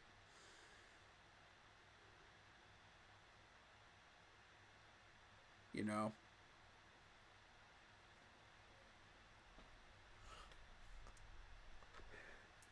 And that really messes with a GM's mind.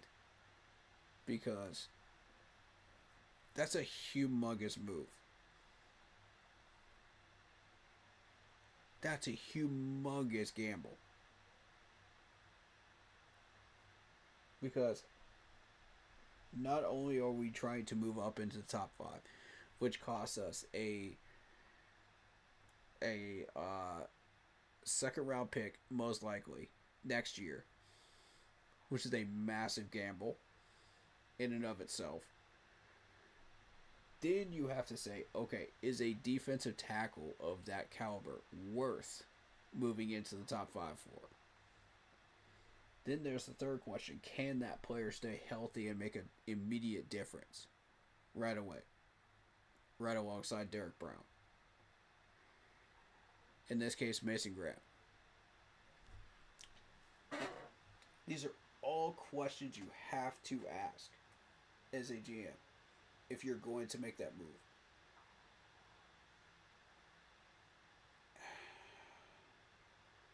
If I'm Dan Morgan, I'm saying no. No.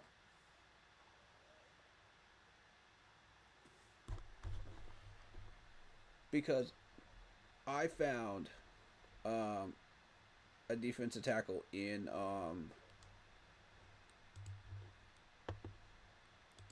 out of Louisville that I believe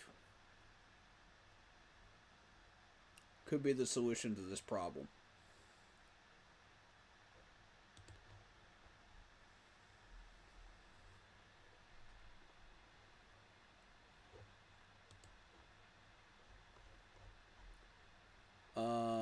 In the form of, what was his name again? I gotta find him again. I knew he was in here.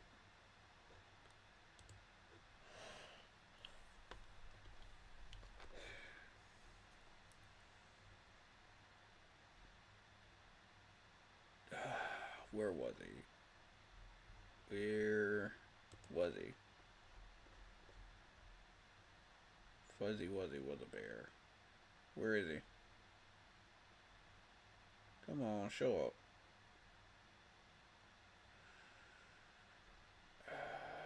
You scumbag. You're not on this list, are you? Come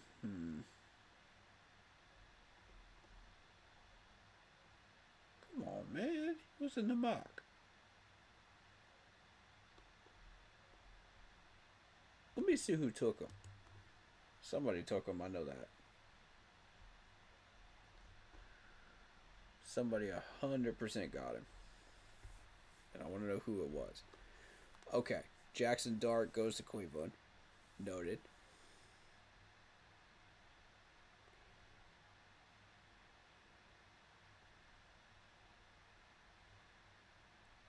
I took Jack back. Barrett Carter goes to the Bills. Not a surprise there.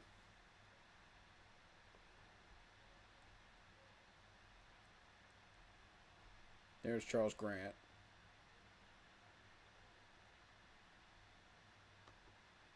No, it wasn't Sanders. I'll know the name when I see it. Danny Stutzman goes to the Rams. Okay.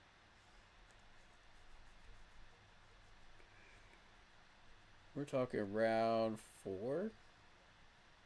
Ty Robinson. Alright, so here is the solution to the Mason Graham problem. If you cannot get Mason Graham and he ends up going in the top 5, Ty Robinson is an excellent choice. Sitting there around 100 area. You don't want him to get taken a pick right before us at 109. That's a problem. And again, this is where I was saying, and I was stressing for like 4 or 5 weeks, we don't want these teams in front of us when we're trying to draft, because they will steal our players. Mokuba goes to the Patriots, that Noah Williams goes to the Giants. See, that's another one. These teams will steal our players that are on our board. We've got to be very, very careful. And there you go. 49ers got Kyle Kennard right before I picked at 113. Case in point.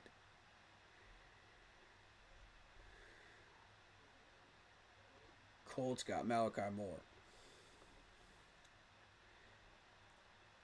Literally 3 picks after me. Dang.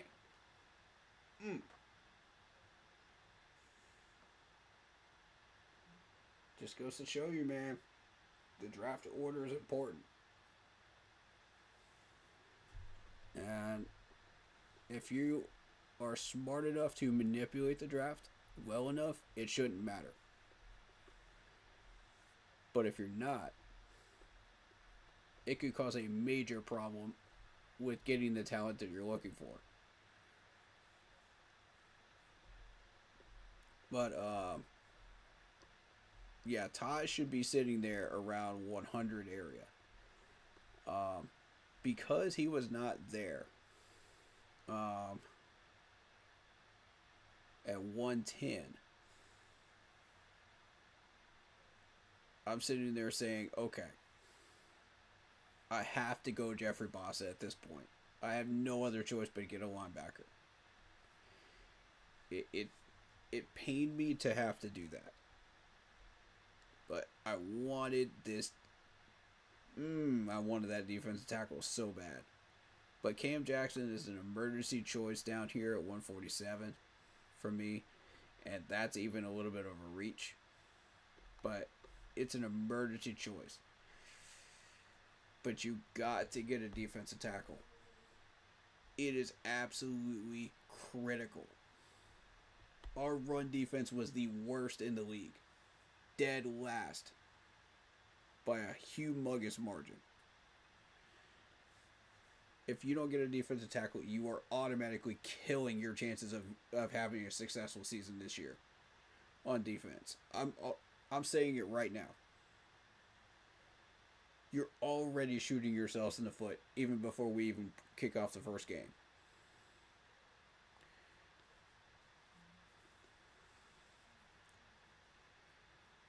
And not to discredit the defensive tackle that we picked up, but that's not enough. That's not enough. With all due respect, management. Like, you got to nail this defensive tackle draft pick. You got to. You cannot screw this up.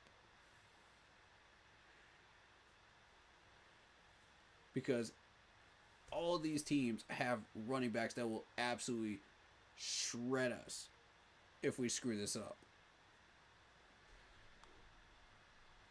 I'm putting extra emphasis on this because it is that critical.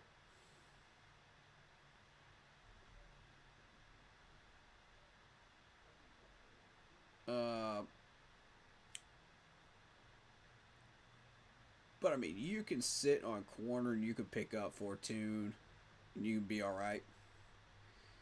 Luke Lackey, we're looking for a third string tight end. That's not a big deal. What's important here is making sure that you get defensive linemen, a running back to replace Miles Sanders on a rookie contract, some offensive help for Icky because this man cannot go a full 4-quarter game on a consistent basis, a wide receiver because we traded 2 of our wide receivers and cut 1. So we gotta have a rookie wide receiver. And we gotta have an edge rusher. That's all besides getting a defensive tackle. You got to nail every one of these picks. There's way too much talent out here not to nail it. Now, these teams will try to steal your picks.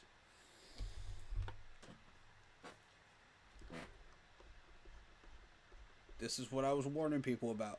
Look at the Browns. Giants are in the mix too. Patriots, Jags, Raiders. All of these teams can steal your picks on your board if you are not careful.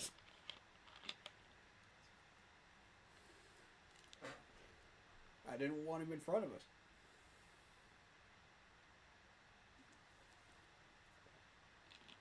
I singled out those 4 specifically as we went into weeks 15 and 16. And I started eagle-eyeing every single game that they played just to make sure that they did not end up in front of us. And of course they did. Why? Because we won the Falcons game. And I'm not saying that that's a bad thing, but it's not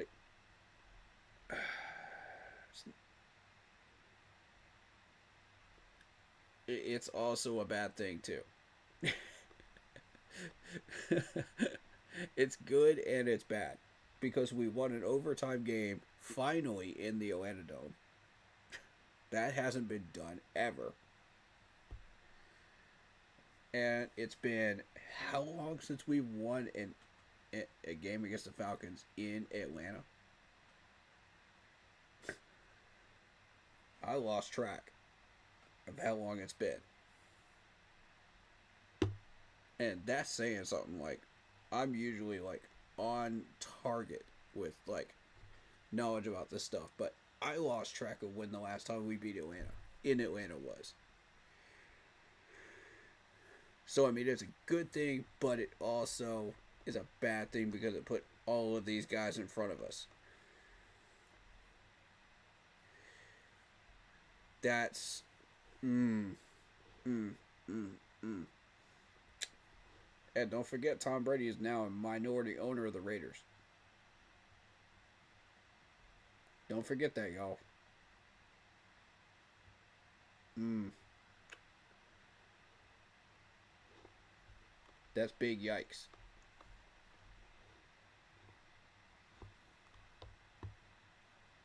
And Tom knows what he wants. Consider this. When he went to Tampa Bay, this man knew exactly what he wanted to surround himself with in order to go to the Super Bowl. It took him 2 years. 2 years. But he did it. He knew exactly what players he wanted. And he got them. He convinced the GM. The GM said, all right, we'll play it your way. We'll do what you want. You're Tom Brady. You've been to the mountain. You've gotten the rings. We'll play it by your ear. We'll play it your way. And this is several times Tom has been to the Super Bowl. So, and won it. So, yes. A GM should probably listen to that.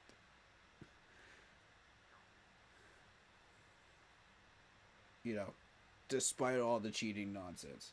He should probably listen. Because Tom knows what he's doing. Sure enough, 2 years later, gets a ring with Tampa Bay. Coincidence? Not at all.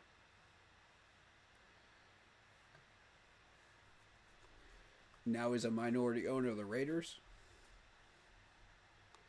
Raiders have been stagnant. This is going to be the thing that finally pushes them past the glass ceiling. I have that feeling. And getting a guy like Ashton Gentry is definitely the right move for them.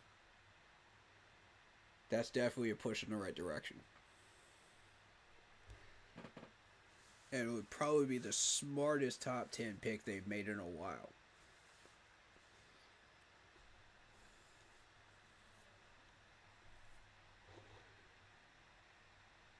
Here's the thing.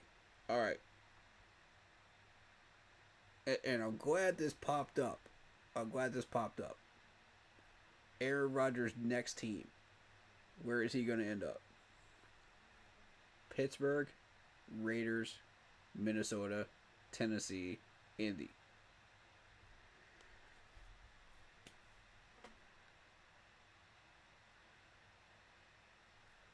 Pittsburgh had a lot of success with Russell Wilson. They're shifting in between veteran quarterbacks right now. I can see that happening. The Raiders know that they need a solid quarterback. They're going to go drafting for a quarterback. Most likely. Or they could sign a big name. They've got a big choice there to make. They've got the money. They could do either one they want. So we're going to see how that rolls. Vikings. Vikings. I see them retaining Sam Darnold. I know it sounds weird, but I see them sticking with Sam.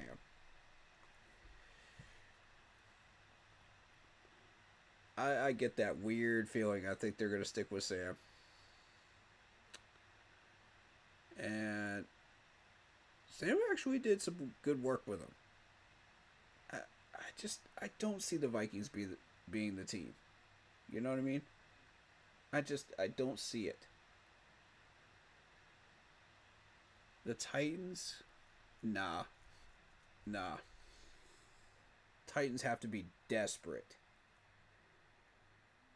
Absolutely desperate to go Rodgers. I don't see it.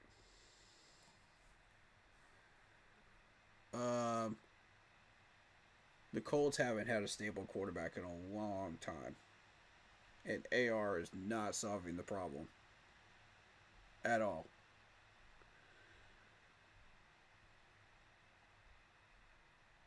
You know what? It could be the Colts.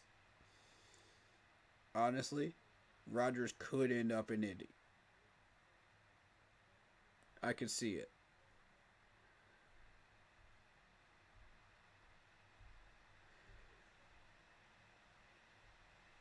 See, the thing is, the Vikings are going to look at Sam Darnold's numbers, and then they're going to look at Rodgers' numbers from his past year, and they're going to go,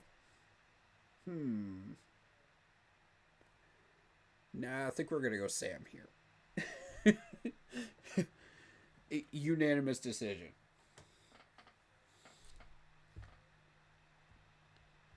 Because, I mean, Rodgers out here throwing picks, Sam Darnold just having off and on games, but he's still succeeding, and still put them into the playoff race. Yeah. Yeah.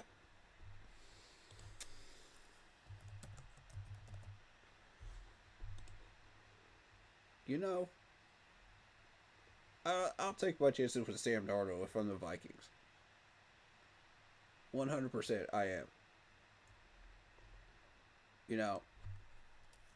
I know that there's not too much out there.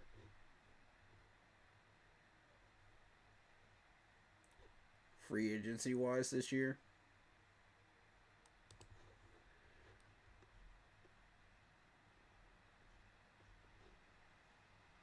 Here, essentially, what you're looking at is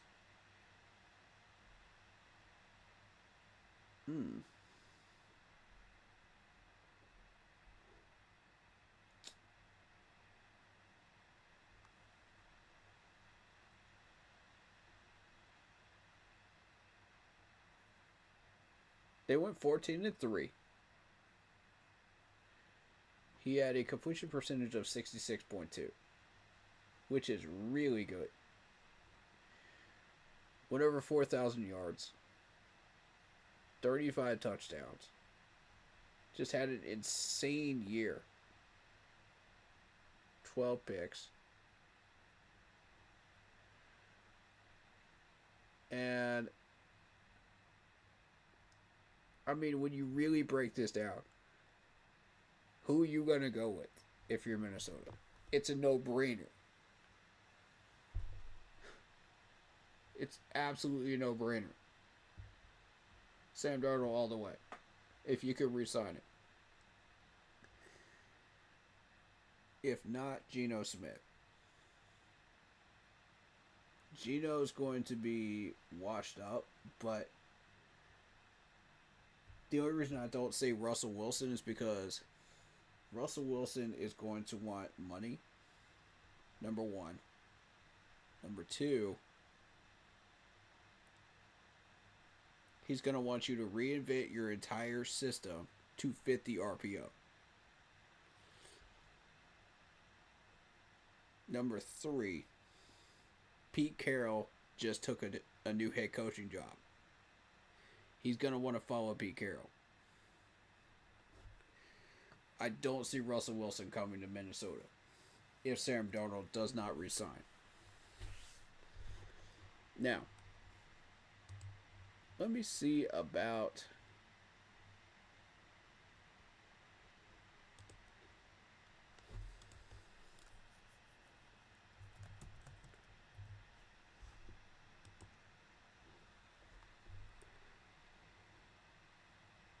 yeah, he has to resign. For $5 million? Come on, man. That's chump change for Sam Darnold. Oh yeah, this dude's gonna want some money. You're talking at least $7 to $8 million this time around, just for 1 year. Because Sam just saw that 4,000-yard year, and he was just like, hold up. Hold up. Let me see if I can pull that crap off again, man. Let me see if I can do that again.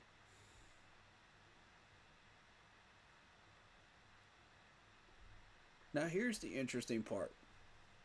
How many quarterbacks this year can you say have gone over 4,000 yards?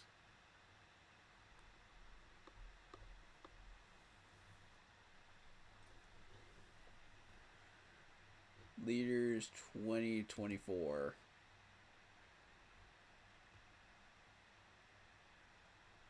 In passing. That's what I want.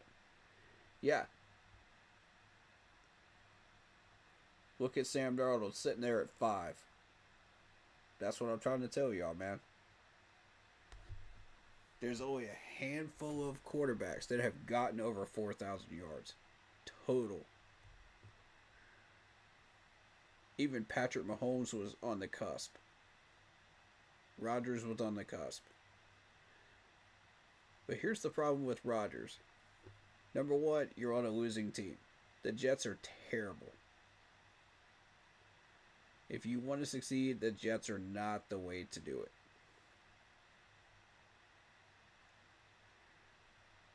I told him he was a fool when he signed that contract with the Jets. I told him he's a fool. That can only end one way.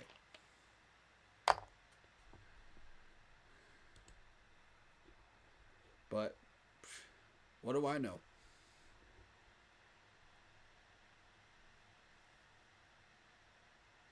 Oof. Rodgers sitting up there with 11 picks.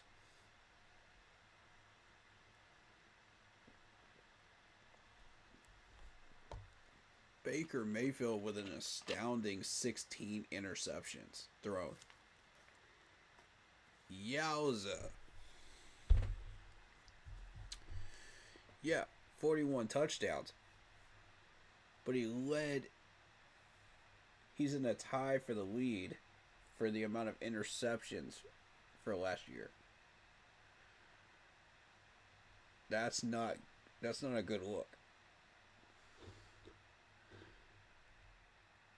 See, Baker got out of that mess because he's got the 41 touchdowns and the 71.4 completion percentage. Kirk Cousins could not get out of that. And that puts him at the bottom of the barrel, essentially.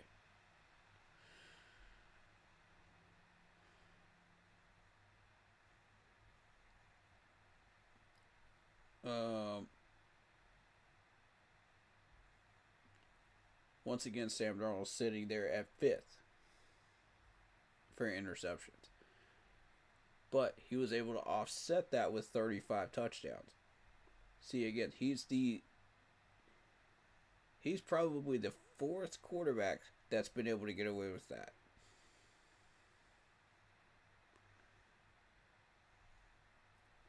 But, I mean, you look at the numbers, you compare Sam Darnold to Aaron Rodgers, it's not even...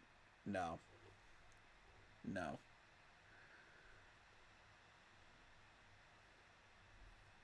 If I'm the Vikings, it's got to be Sam. I'm going to try to extend him. Yep. If I'm the Vikings GM. It's just smart football. You know, the man got you wins. So,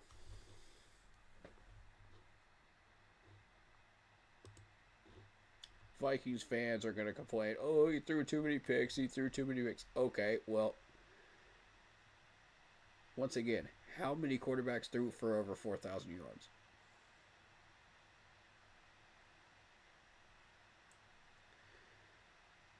Yep. Alright, so if Sam Darnold does not get re signed,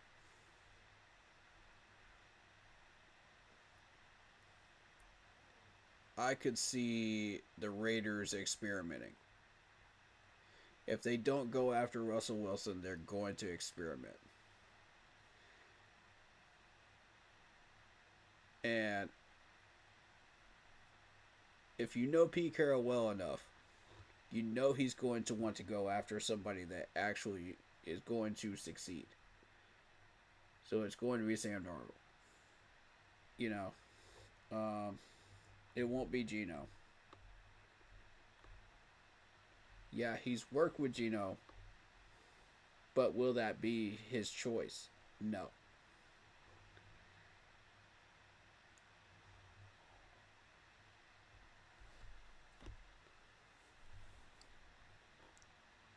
So here's the thing. If the Titans want to fix their team, it's got to be a rookie quarterback. Period.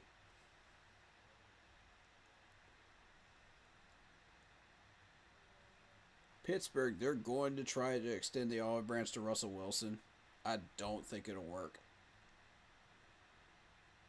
To try to get him to come back.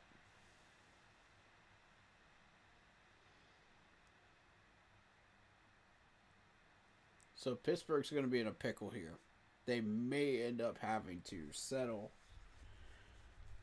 for a Geno Smith at that point. You know, it's going to be too little too late. Because they're going to be watching everybody else make moves here on this list, and they're going to say, maybe we'll wait, and they'll wait, and they'll wait, and they'll end up with Geno. And they'll shoot themselves in the foot. And they'll try to get Geno resurrected, you know, in his career. And it's just not going to pan out.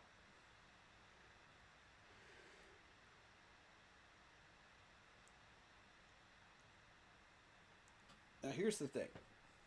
Russell Wilson only runs the RPO system. Now, you put Russell Wilson in a situation like Denver, it's not going to work out because Sean Payton does not run the RPO. He has never run the RPO, and he never will. You never gave him the weapons he needed. Denver was absolute dog trash. It was the worst place you could have put him for his career. But the man made bank. He couldn't say no to the check. Can't blame him. You know, you offer him that much, John Elway. Come on, man. John Elway always offers these guys way too much. And I said, okay, fine. That's how you want to roll? That's how you want to roll. Because that takes one major quarterback weapon off the radar for everybody. Because now you don't have to worry about Russell Wilson for any big length of time. As long as they're under contract with Denver. That's good for us. As soon as he went up to Pittsburgh, I said, okay. Pittsburgh could resurrect his career.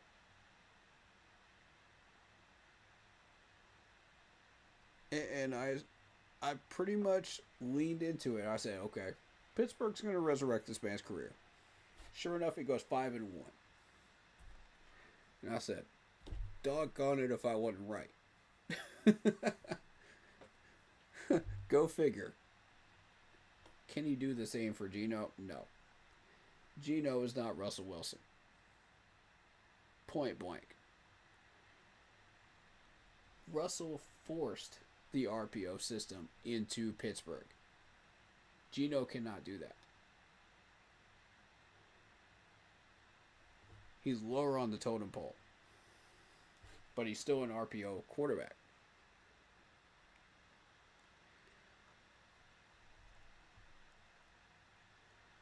So, can Geno do the same thing Russell's doing in Pittsburgh? No. But I think Pittsburgh is going to try him because they're going to be too late to the party, you know, to get into the rest of these guys. even though they've got the money. They're going to sit there. They're going to let it cook. They're going to be like, yeah, maybe we'll wait. We'll wait. We'll see what these guys offer. We'll maybe jump in there. See, they're going to go lukewarm with it. And it's like, nah. You want Sam Darnold, you got to go all in, bro. You want Sam Darnold. If he doesn't resign with Minnesota, there is no lukewarm with this man. You either grab him or you don't. It's whoever's got the biggest balls is going to grab this man. And it sure the heck isn't Tennessee. I know that. It's not Indy. Now, Pete Carroll is another matter. Who else is desperate for a quarterback right now? Patriots? Nah. They're lukewarm. They ain't going to get him.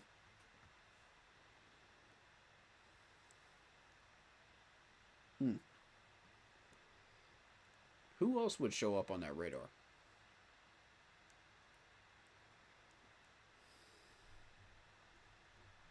I don't know.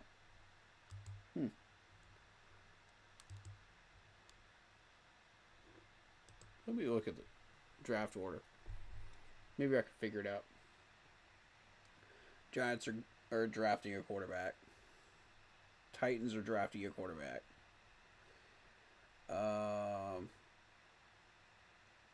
Jets are idiots. They won't do it.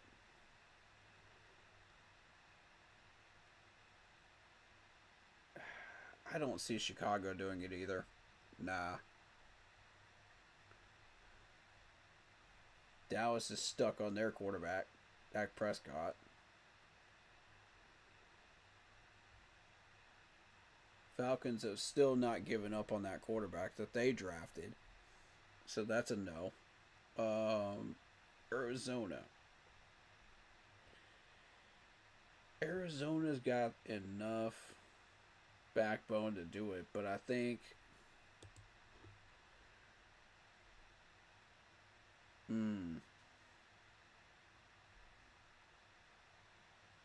yeah, see they're looking at all the rest of these people. They don't want it. Denver's too stupid to go get him.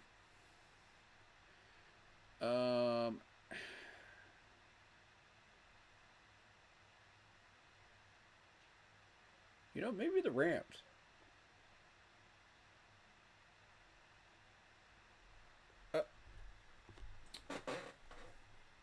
I'll throw that rich in the system. I'll say the Rams. They're my dark horse. If Sam Darnold becomes a free agent, I say the Rams. I think that's a fair assessment. Let's just see if that happens. Maybe I'm nuts. Maybe I am. But the Rams have really been struggling. They might toss that quarterback of theirs. In order to get Sam Darnold an upgrade? Maybe. For a couple more mil? You never know. Just something to consider. Something to consider.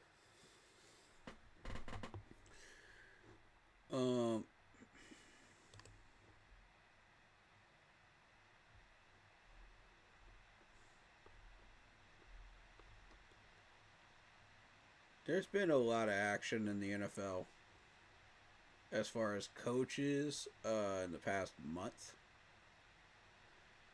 But nothing of significance. Of real significance. Except for Pete Carroll.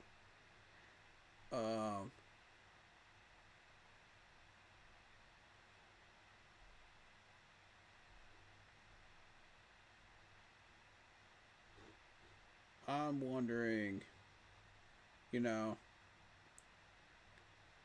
with all the free agents out there, who's going to move where and why? You know?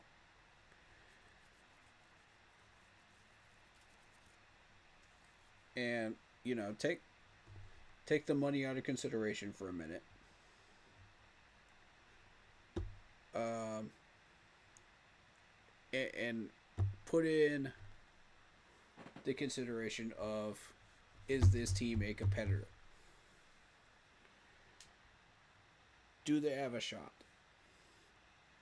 at making the playoffs consistently? That's going to catch a lot of free agent attention. And we got a number of players on our list. I need to go find that list.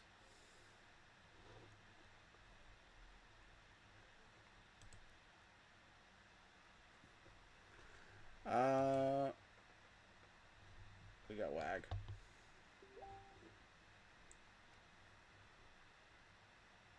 I don't really care about Winston and all that. Okay, cool.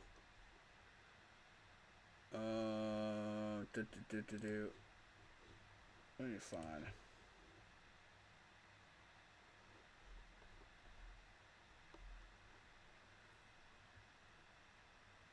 Ooh.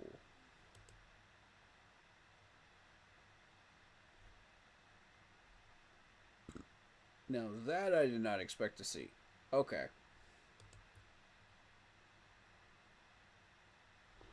Okay, you caught my attention. What are people saying about it?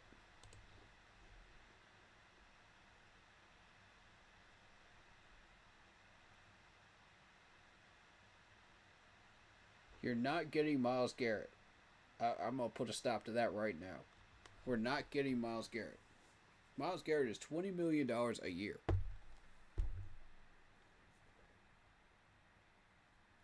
We're sitting there with about $50 million max in cap space after we've made all our moves and everything else.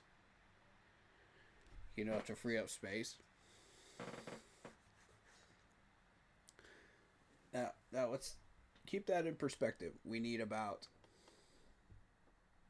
$10 to $12 million to deal with rookie contracts, right? Nowadays it's probably 10 to 15. Then you have to deal with re-signings, and we got a bunch of people we have to re-sign. That's a good 30 million out of that. Just out of your pocket already.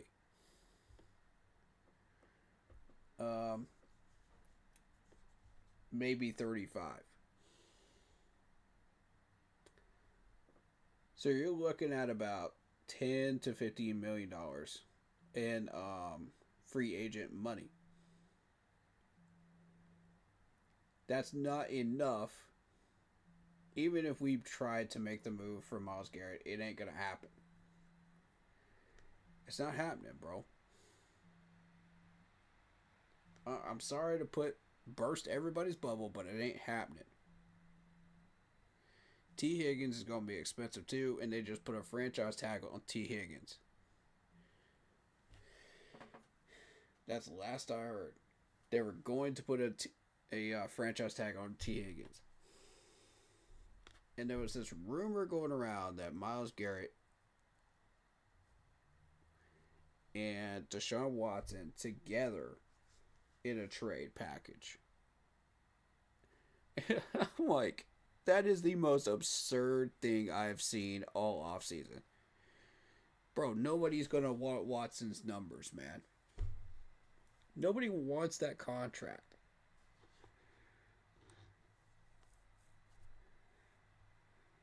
That is the devil's armpit of contracts this offseason. Nobody wants that thing. Good God. Like,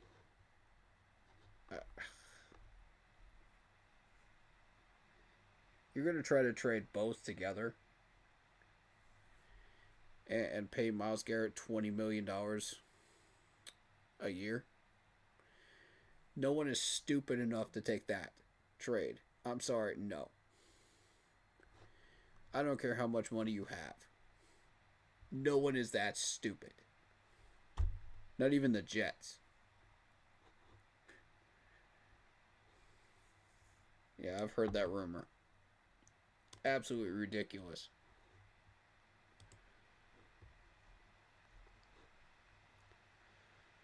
Um, mm.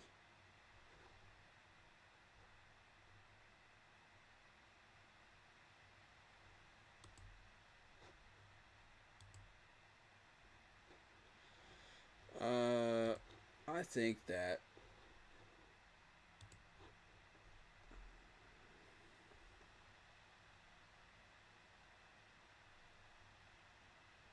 what do y'all say? We run one more mock and we just switch the games.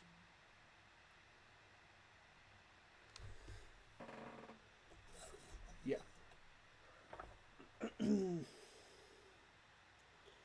One second, I gotta deal with something.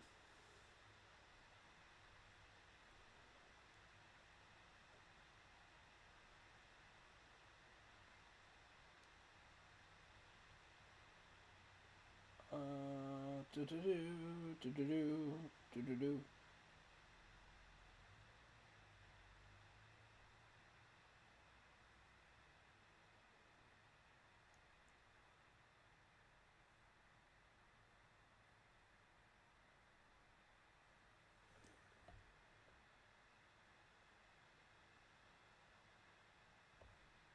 Done.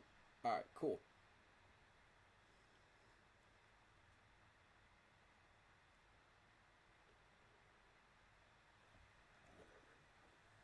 Cool, cool, cool. But yeah, I thought that was absolutely absurd, though. Come on. Watson and Garrett in a trade together. Bruh. I recognize the amount of talent here. I do. From Garrett. But Watson's been trash. Let's call it what it is.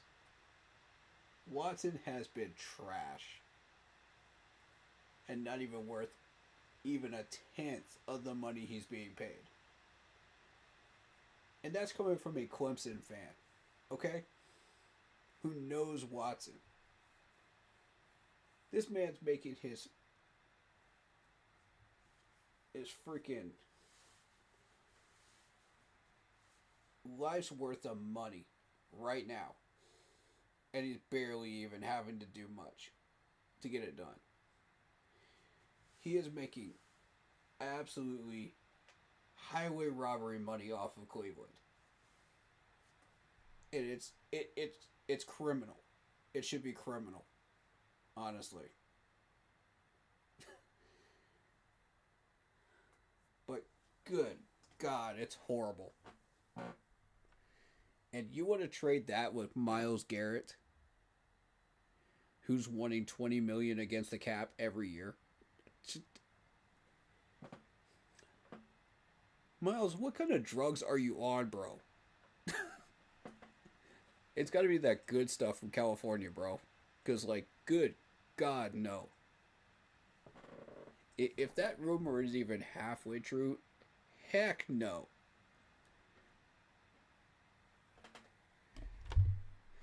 Let me say that again. Heck no. No GM is that stupid.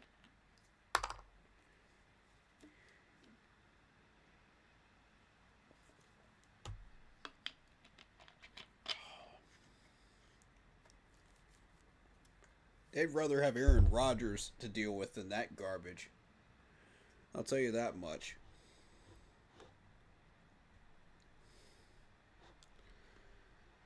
His prima donna butt, man.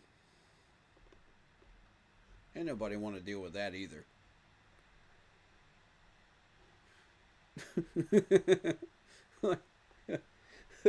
Let's just call it what it is, man. Nobody wants to deal with that. Good God. The trade rumors this year are just so bad. They're so bad. Oh God. All right.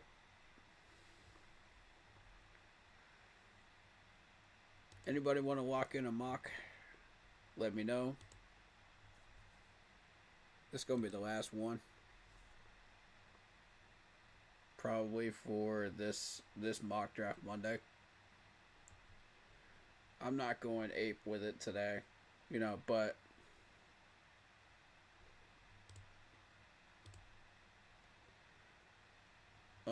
I did want to start on it early because of the fact that. But at 204, let me try 204. I just have a feeling. Who has 204?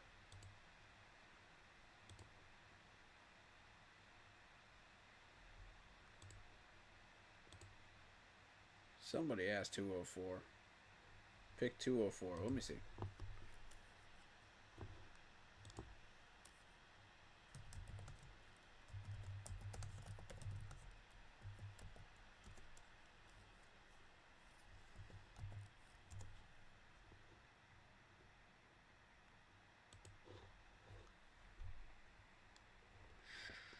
No. I want the full draft order. That's what I want.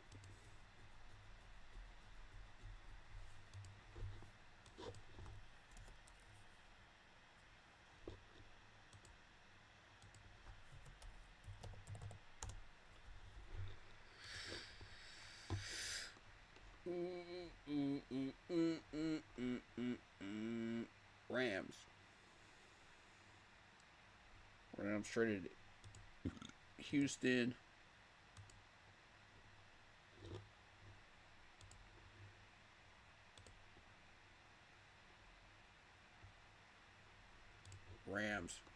Rams have it.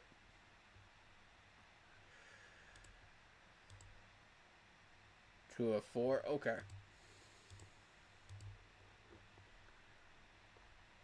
Let's run it back. Let's see if we can get 203. Nope. 204. 204 is the pick. Got it. Rams.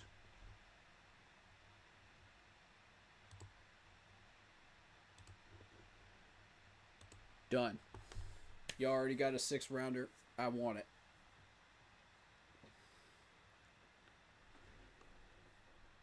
Let's roll. There's Abdul Carter. Top 5 again. Mason Graham, top 5. Oof, boy. Nah. Pass. Mikael Williams. Easy pick right there. Easy pick. As soon as Mikael Williams becomes available, that's it.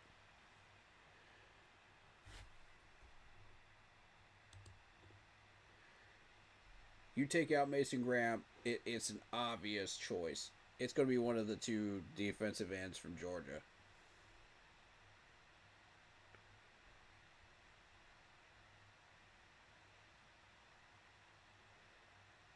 Ooh, Raiders got Jackson Dart. Okay. I'm watching him carefully, man. I want to see where he ends up.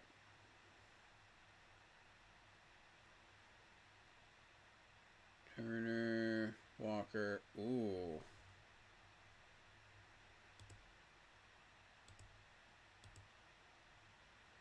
That's why I'm getting all these offers, because Walker just went off the board from Kentucky.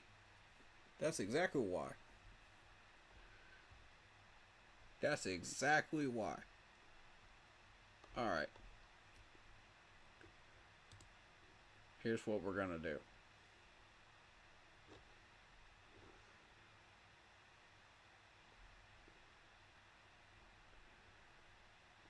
Since I have a feeling Jack Back's still going to be there at 74.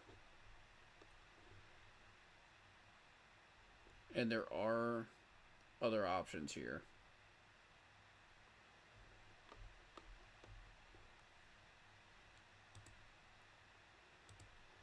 I would like to draft myself something good here.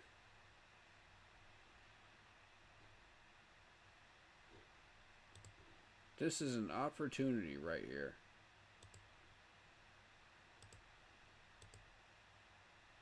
Do something that we normally would not be able to do.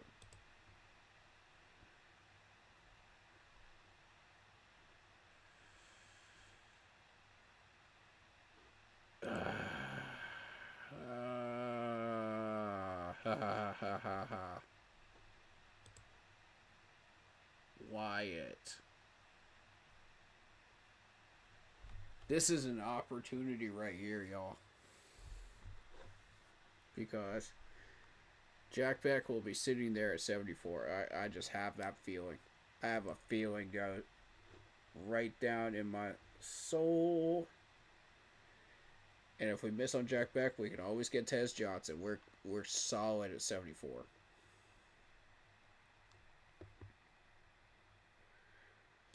Ooh, boy.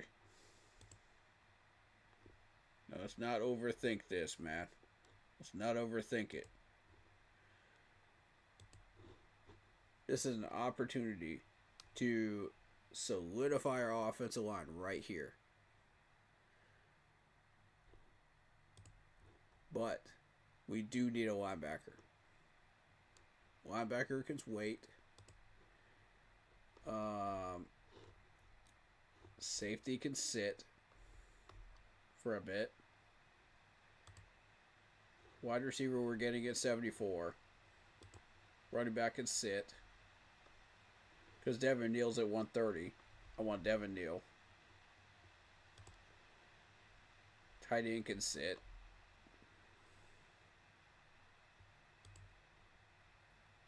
There's TJ Sanders right here. Tempting.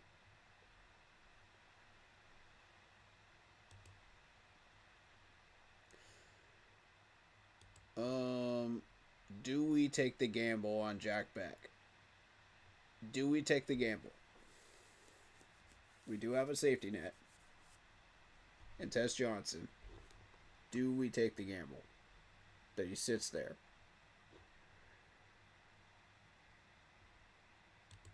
For an offensive tackle, I think it might be worth it. I think it might be. I'm going to take the plunge.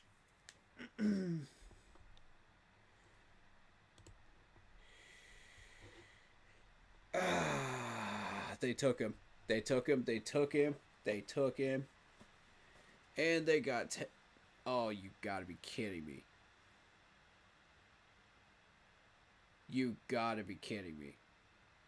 They got the Oregon wide receiver too. You. Wow.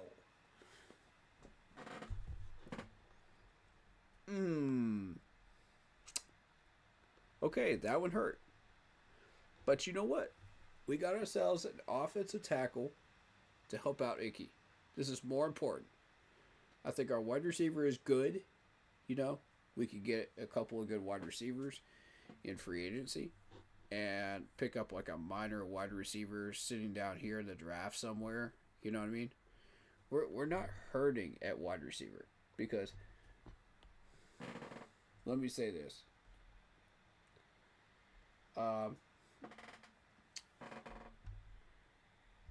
We have about the same level of talent at wide receiver now as we had in 2015 when we went to the Super Bowl.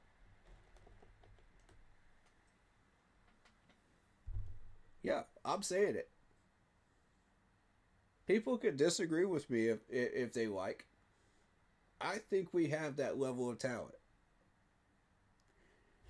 Because think about this. Nobody knew who Curtis Samuel was before we went to the Super Bowl. Nobody knew who these guys were until we went on that 15-1 run. These guys were nobodies to the league. Think about that. Coker is considered a nobody in this past draft. until we got him and we made him a number one wide receiver. Undrafted. Think about that for a minute. Let that sink. You know? Let that sink. Because I want people to understand. You don't immediately have to jump on this stuff in order to get what you need. We're not desperate for it. You know what I mean?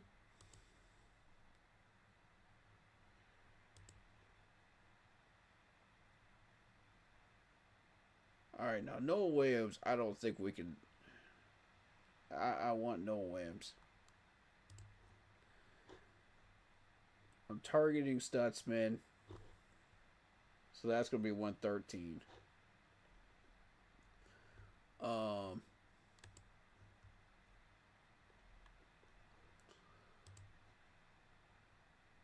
That's on purpose.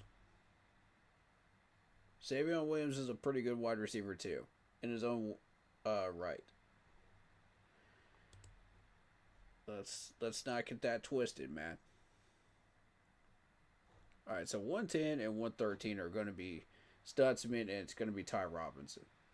To me, I think those are locks. 74 is up for grabs right at the moment.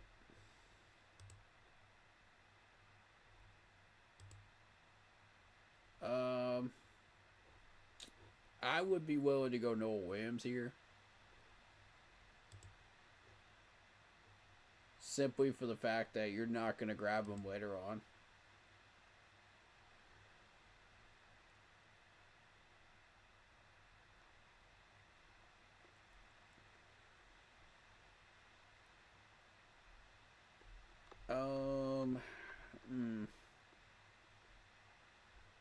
Westboro sitting there too.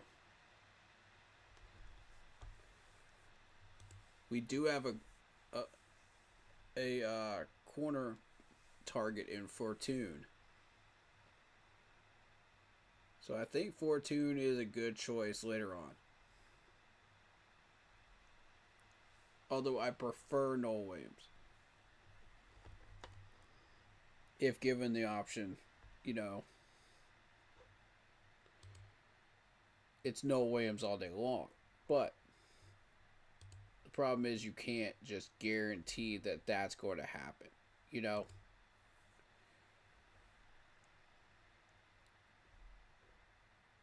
You know, I have somebody else in mind for tight end, so we'll be all right.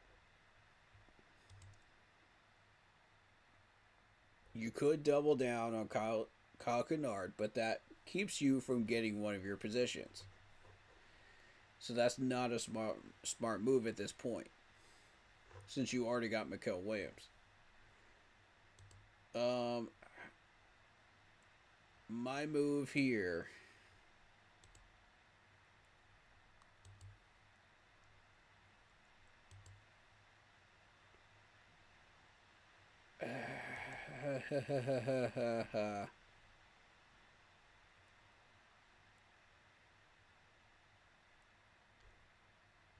Let's see.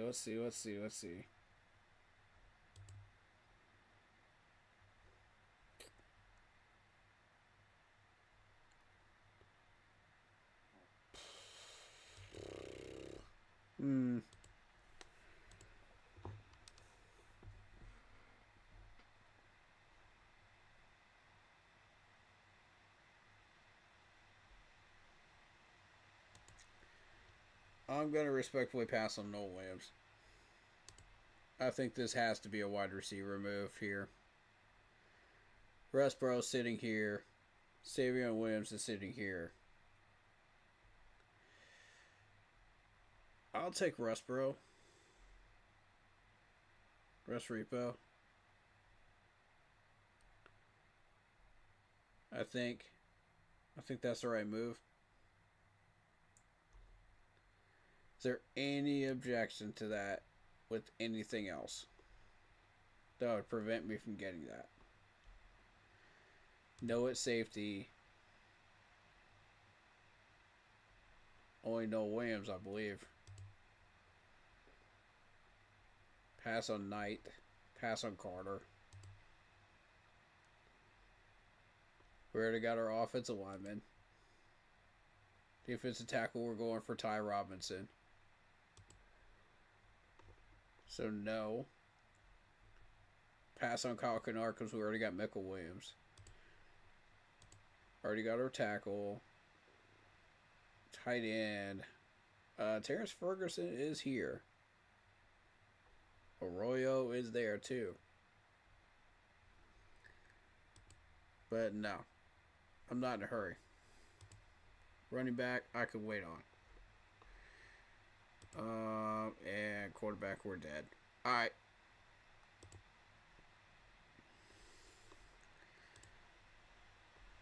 In that case, I think the pick is obvious here. I think it is Respro. Yeah. I think that's the pick. I like Savion Williams, don't get me wrong. But when you look at Xavier's numbers, nah, it's not a comparison. It's not a comparison.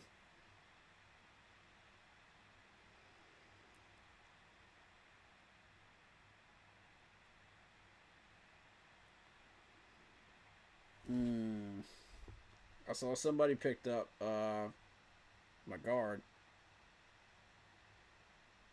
There goes Neil. Okay, that's fine. That's fine, because I know who I'm picking up later on at running back. I know exactly who. No.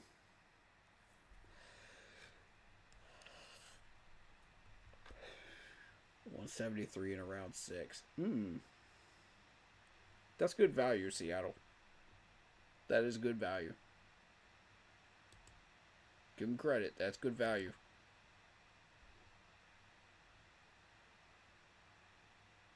$27 picks down. For what? For Savion? Yo, are that desperate for Savion? That's not a good look, man. Oh, boy.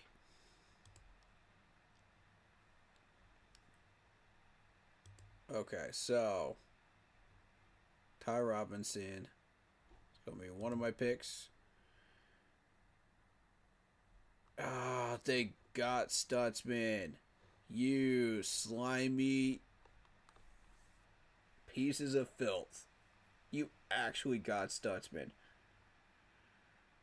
Oof. But Barrett Carter's still here. Oh, I gotta grab Barrett Carter. This is a no-brainer. Yeah, that's a no-brainer.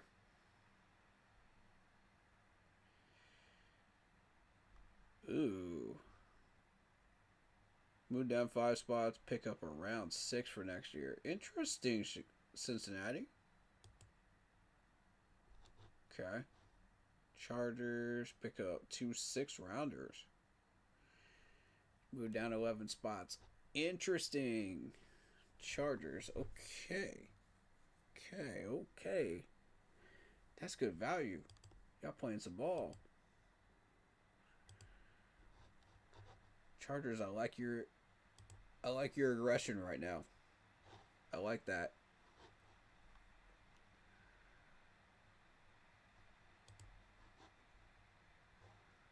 I can't let him get Ty, though. I can't let him get him. No.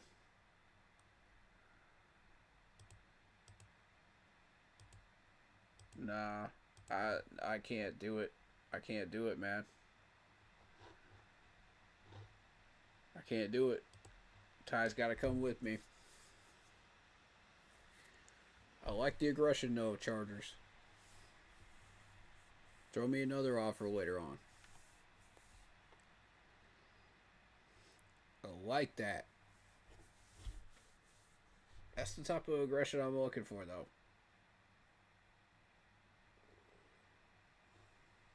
You want to trade with me, you got to come at me hard, man. You got to come at me with some good value. Nope. I don't want picks from next year. Y'all can get rid of that garbage right now. That's just nope, that ain't it.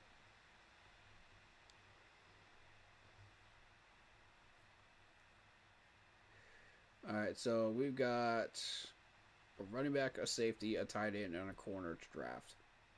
Those are our 4 picks.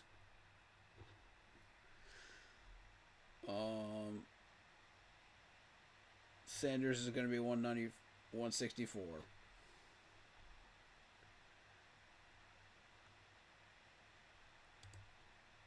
Corner. Fortune.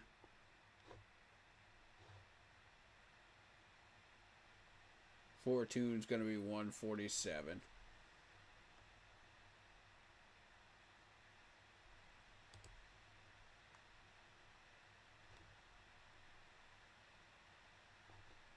Jalen Reed, I might want to jump on this one right now.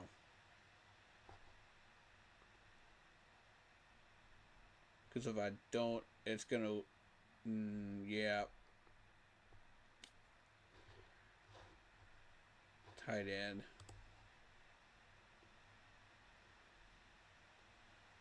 Okay. I see the radar here. I see what we need to do. I know this is going to look like a reach, but I mean, if I don't take Jalen Reed, he's gone before 147. He's straight up gone.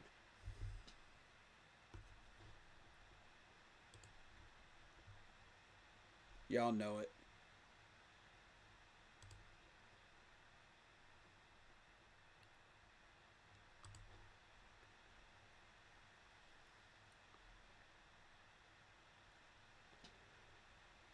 People like... oh, man. That's Etienne's brother, though. Oh, my goodness.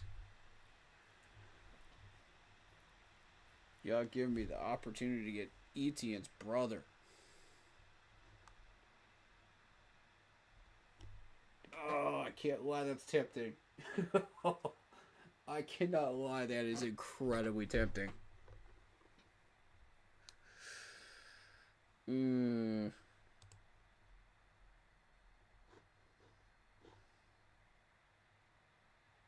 Mm-hmm. Mm-hmm. Mm-hmm. Mm.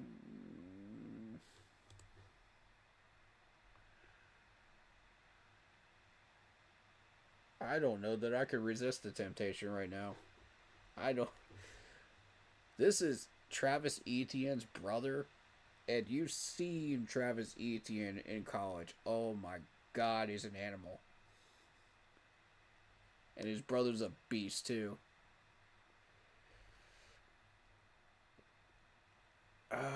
Do I like him more than I like Sanders, though?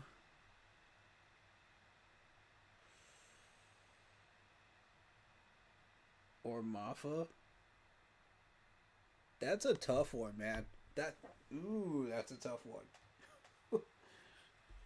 These are 3 really, really good running backs I gotta choose between now. At 147. If I don't choose Trevor Etienne, he's gone. And I would not mind having the choice between Maffa and Sanders. I would not mind that.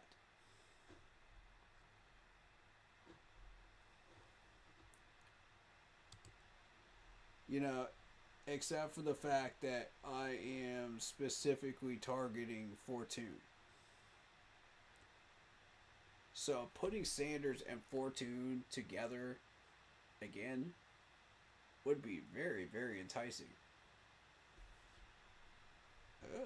They might be on opposite sides of the ball of the line of scrimmage, but I'll tell you this though: the chemistry in the locker room between those guys in South Carolina was real. It was very real. You could feel it when they played my Clemson Tigers, and I respect it. I respect what I saw on that field, and I was very impressed.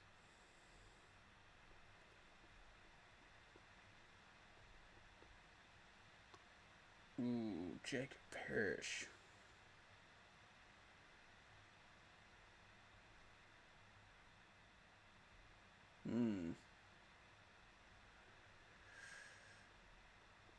I'll tell you what.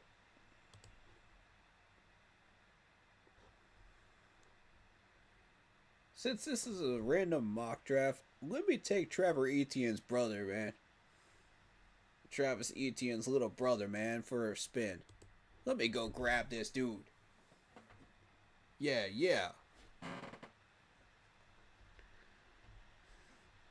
Let me see what this dude can do. And give me Fortune.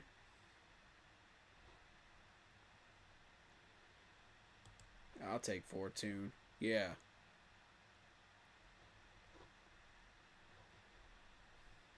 I know this is going to look like a reach, but this dude is clearly the best of these corners. It's not even a comparison. I know it looks like a reach. I know it does. And I know it looks like a reach on Jalen Reed. But there was a massive run on safeties at the time, too. So, that was the best available safety you're going to get. Does it look like a reach? Probably.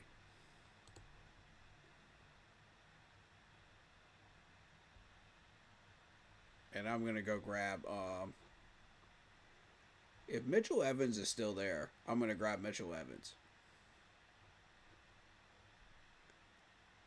And we pick up round 7?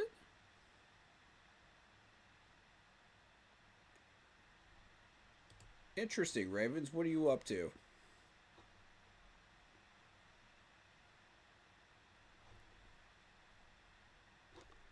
If they use this pick to get Mitchell Evans, I'm going to be so pissed. Bruh. I'm going to be so pissed.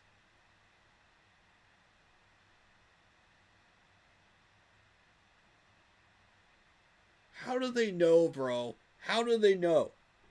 How the heck do they know? Nah.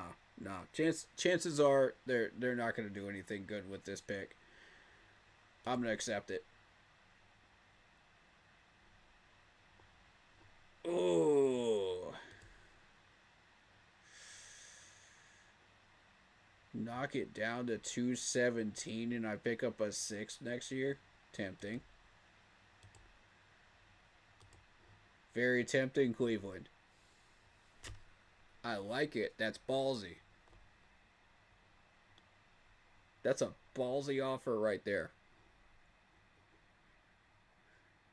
You got to really be desperate if you're looking for a trade like that. To make a move like that. They're hunting for somebody. They wouldn't have done that if they weren't.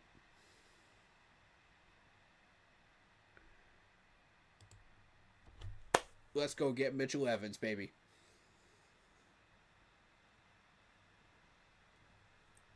Come on. You can't tell me that's not a monster draft right there. You can't tell me that's not a winning draft. Bro, we just picked up Trevor Etienne. That's Travis Etienne's little brother. Dude's an animal. God, yes. That's probably the best mock I've done so far. I'll take Jalen Reed on a reach. I don't care. I'll take Fortune on a reach. I don't care. If it looks like reaches, I don't care. There was a run on safeties, and that's the best available corner out there. Save that bad boy. Yes, sir. And we picked up a 7th rounder for next year, too. Hiya, let's go. I could move a 7th. Just give me one more 7 and I can move that and get us into the 6th round again. Yep, Yep, and I do not mind doing it with a 90-man roster cut. 2 to 3 player trade. Give me a seventh rounder for it. Boom, done. People that are on the bubble that may or may not make the squad. Yes, sir.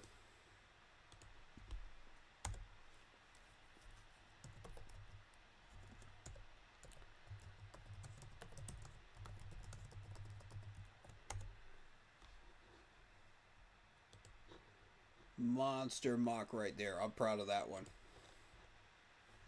I'm proud of that one. Yes, sir. Cool. All right.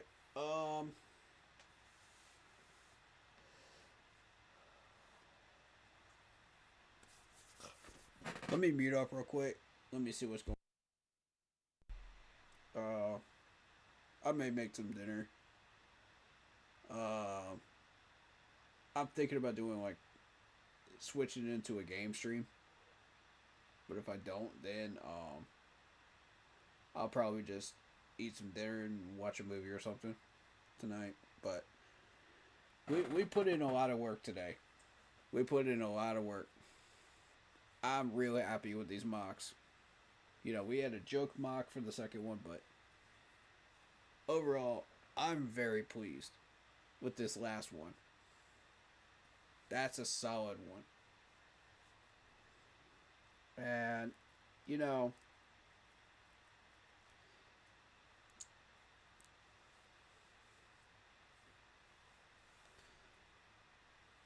I'm honing in on these players, man. I'm starting to hone in on them. It's early. It's not, it's not March or April yet. So I can get away with throwing a few of these names out here before the scouts start hunting around, but because once we start hitting March and April, I'm just going to start doing mocks like absolute crazy. And this stream will be so buried in that mess of streams that you'll never figure some of these names out by the time we get there.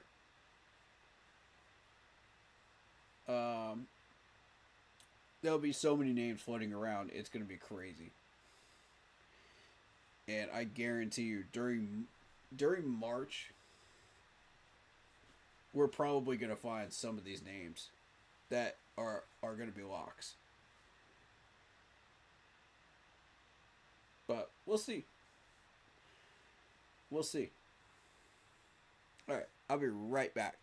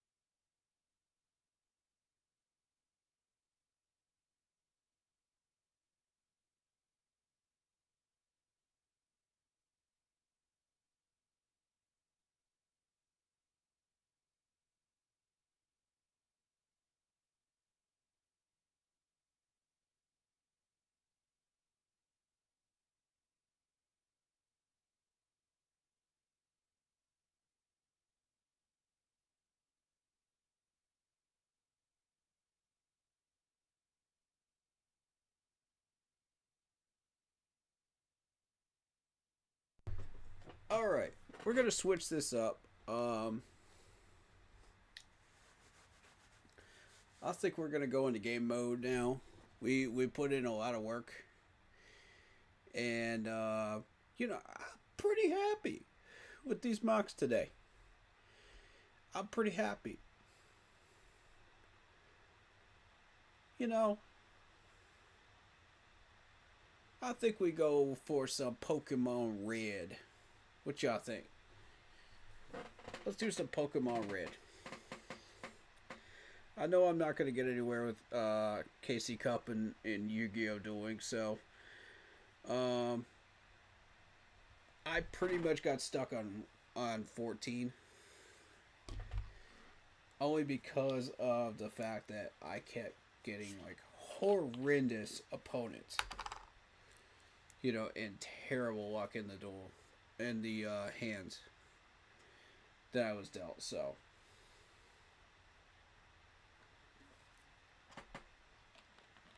Yeah, I think that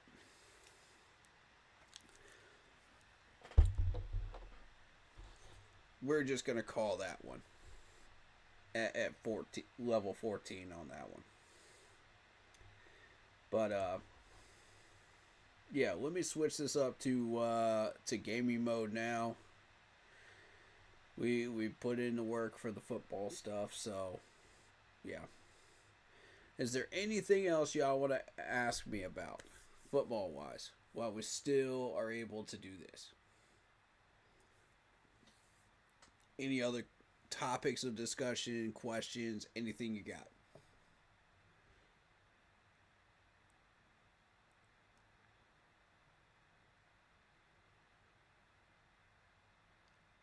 Alrighty.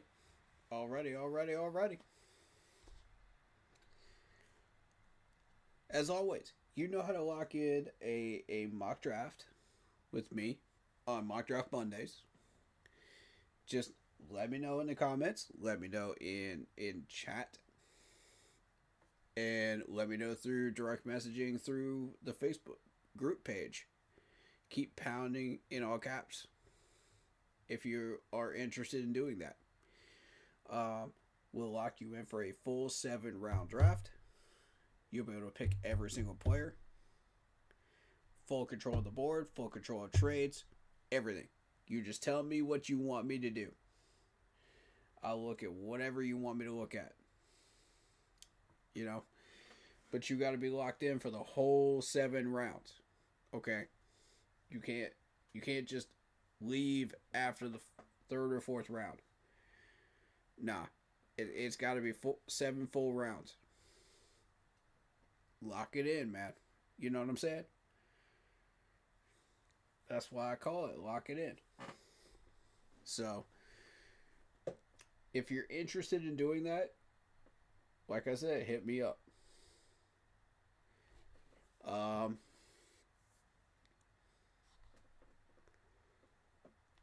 Only one lock-in mock draft per person, per night.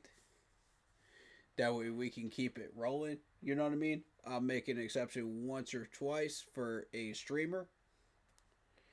But that's pretty much the best I can do for you.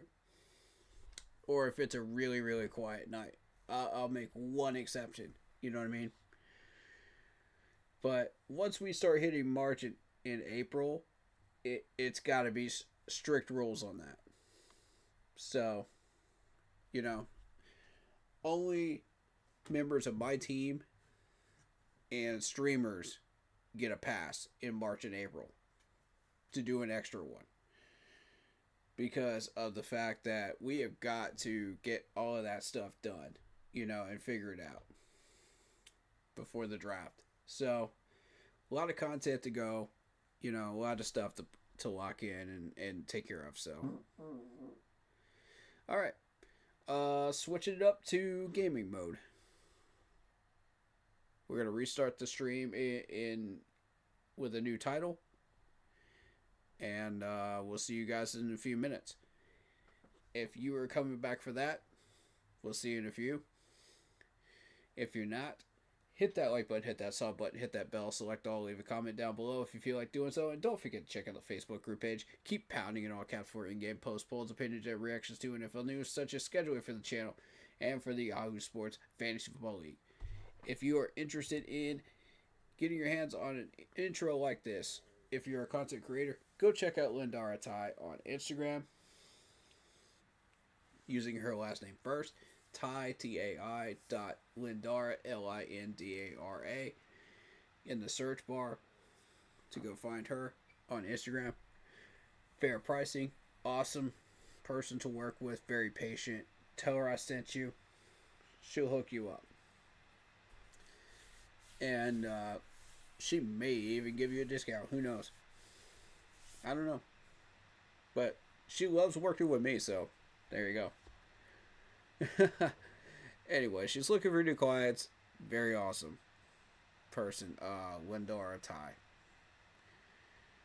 See you guys in a few if you're coming back for the game stream. If not, stay happy, healthy, well. And as always, keep pounding.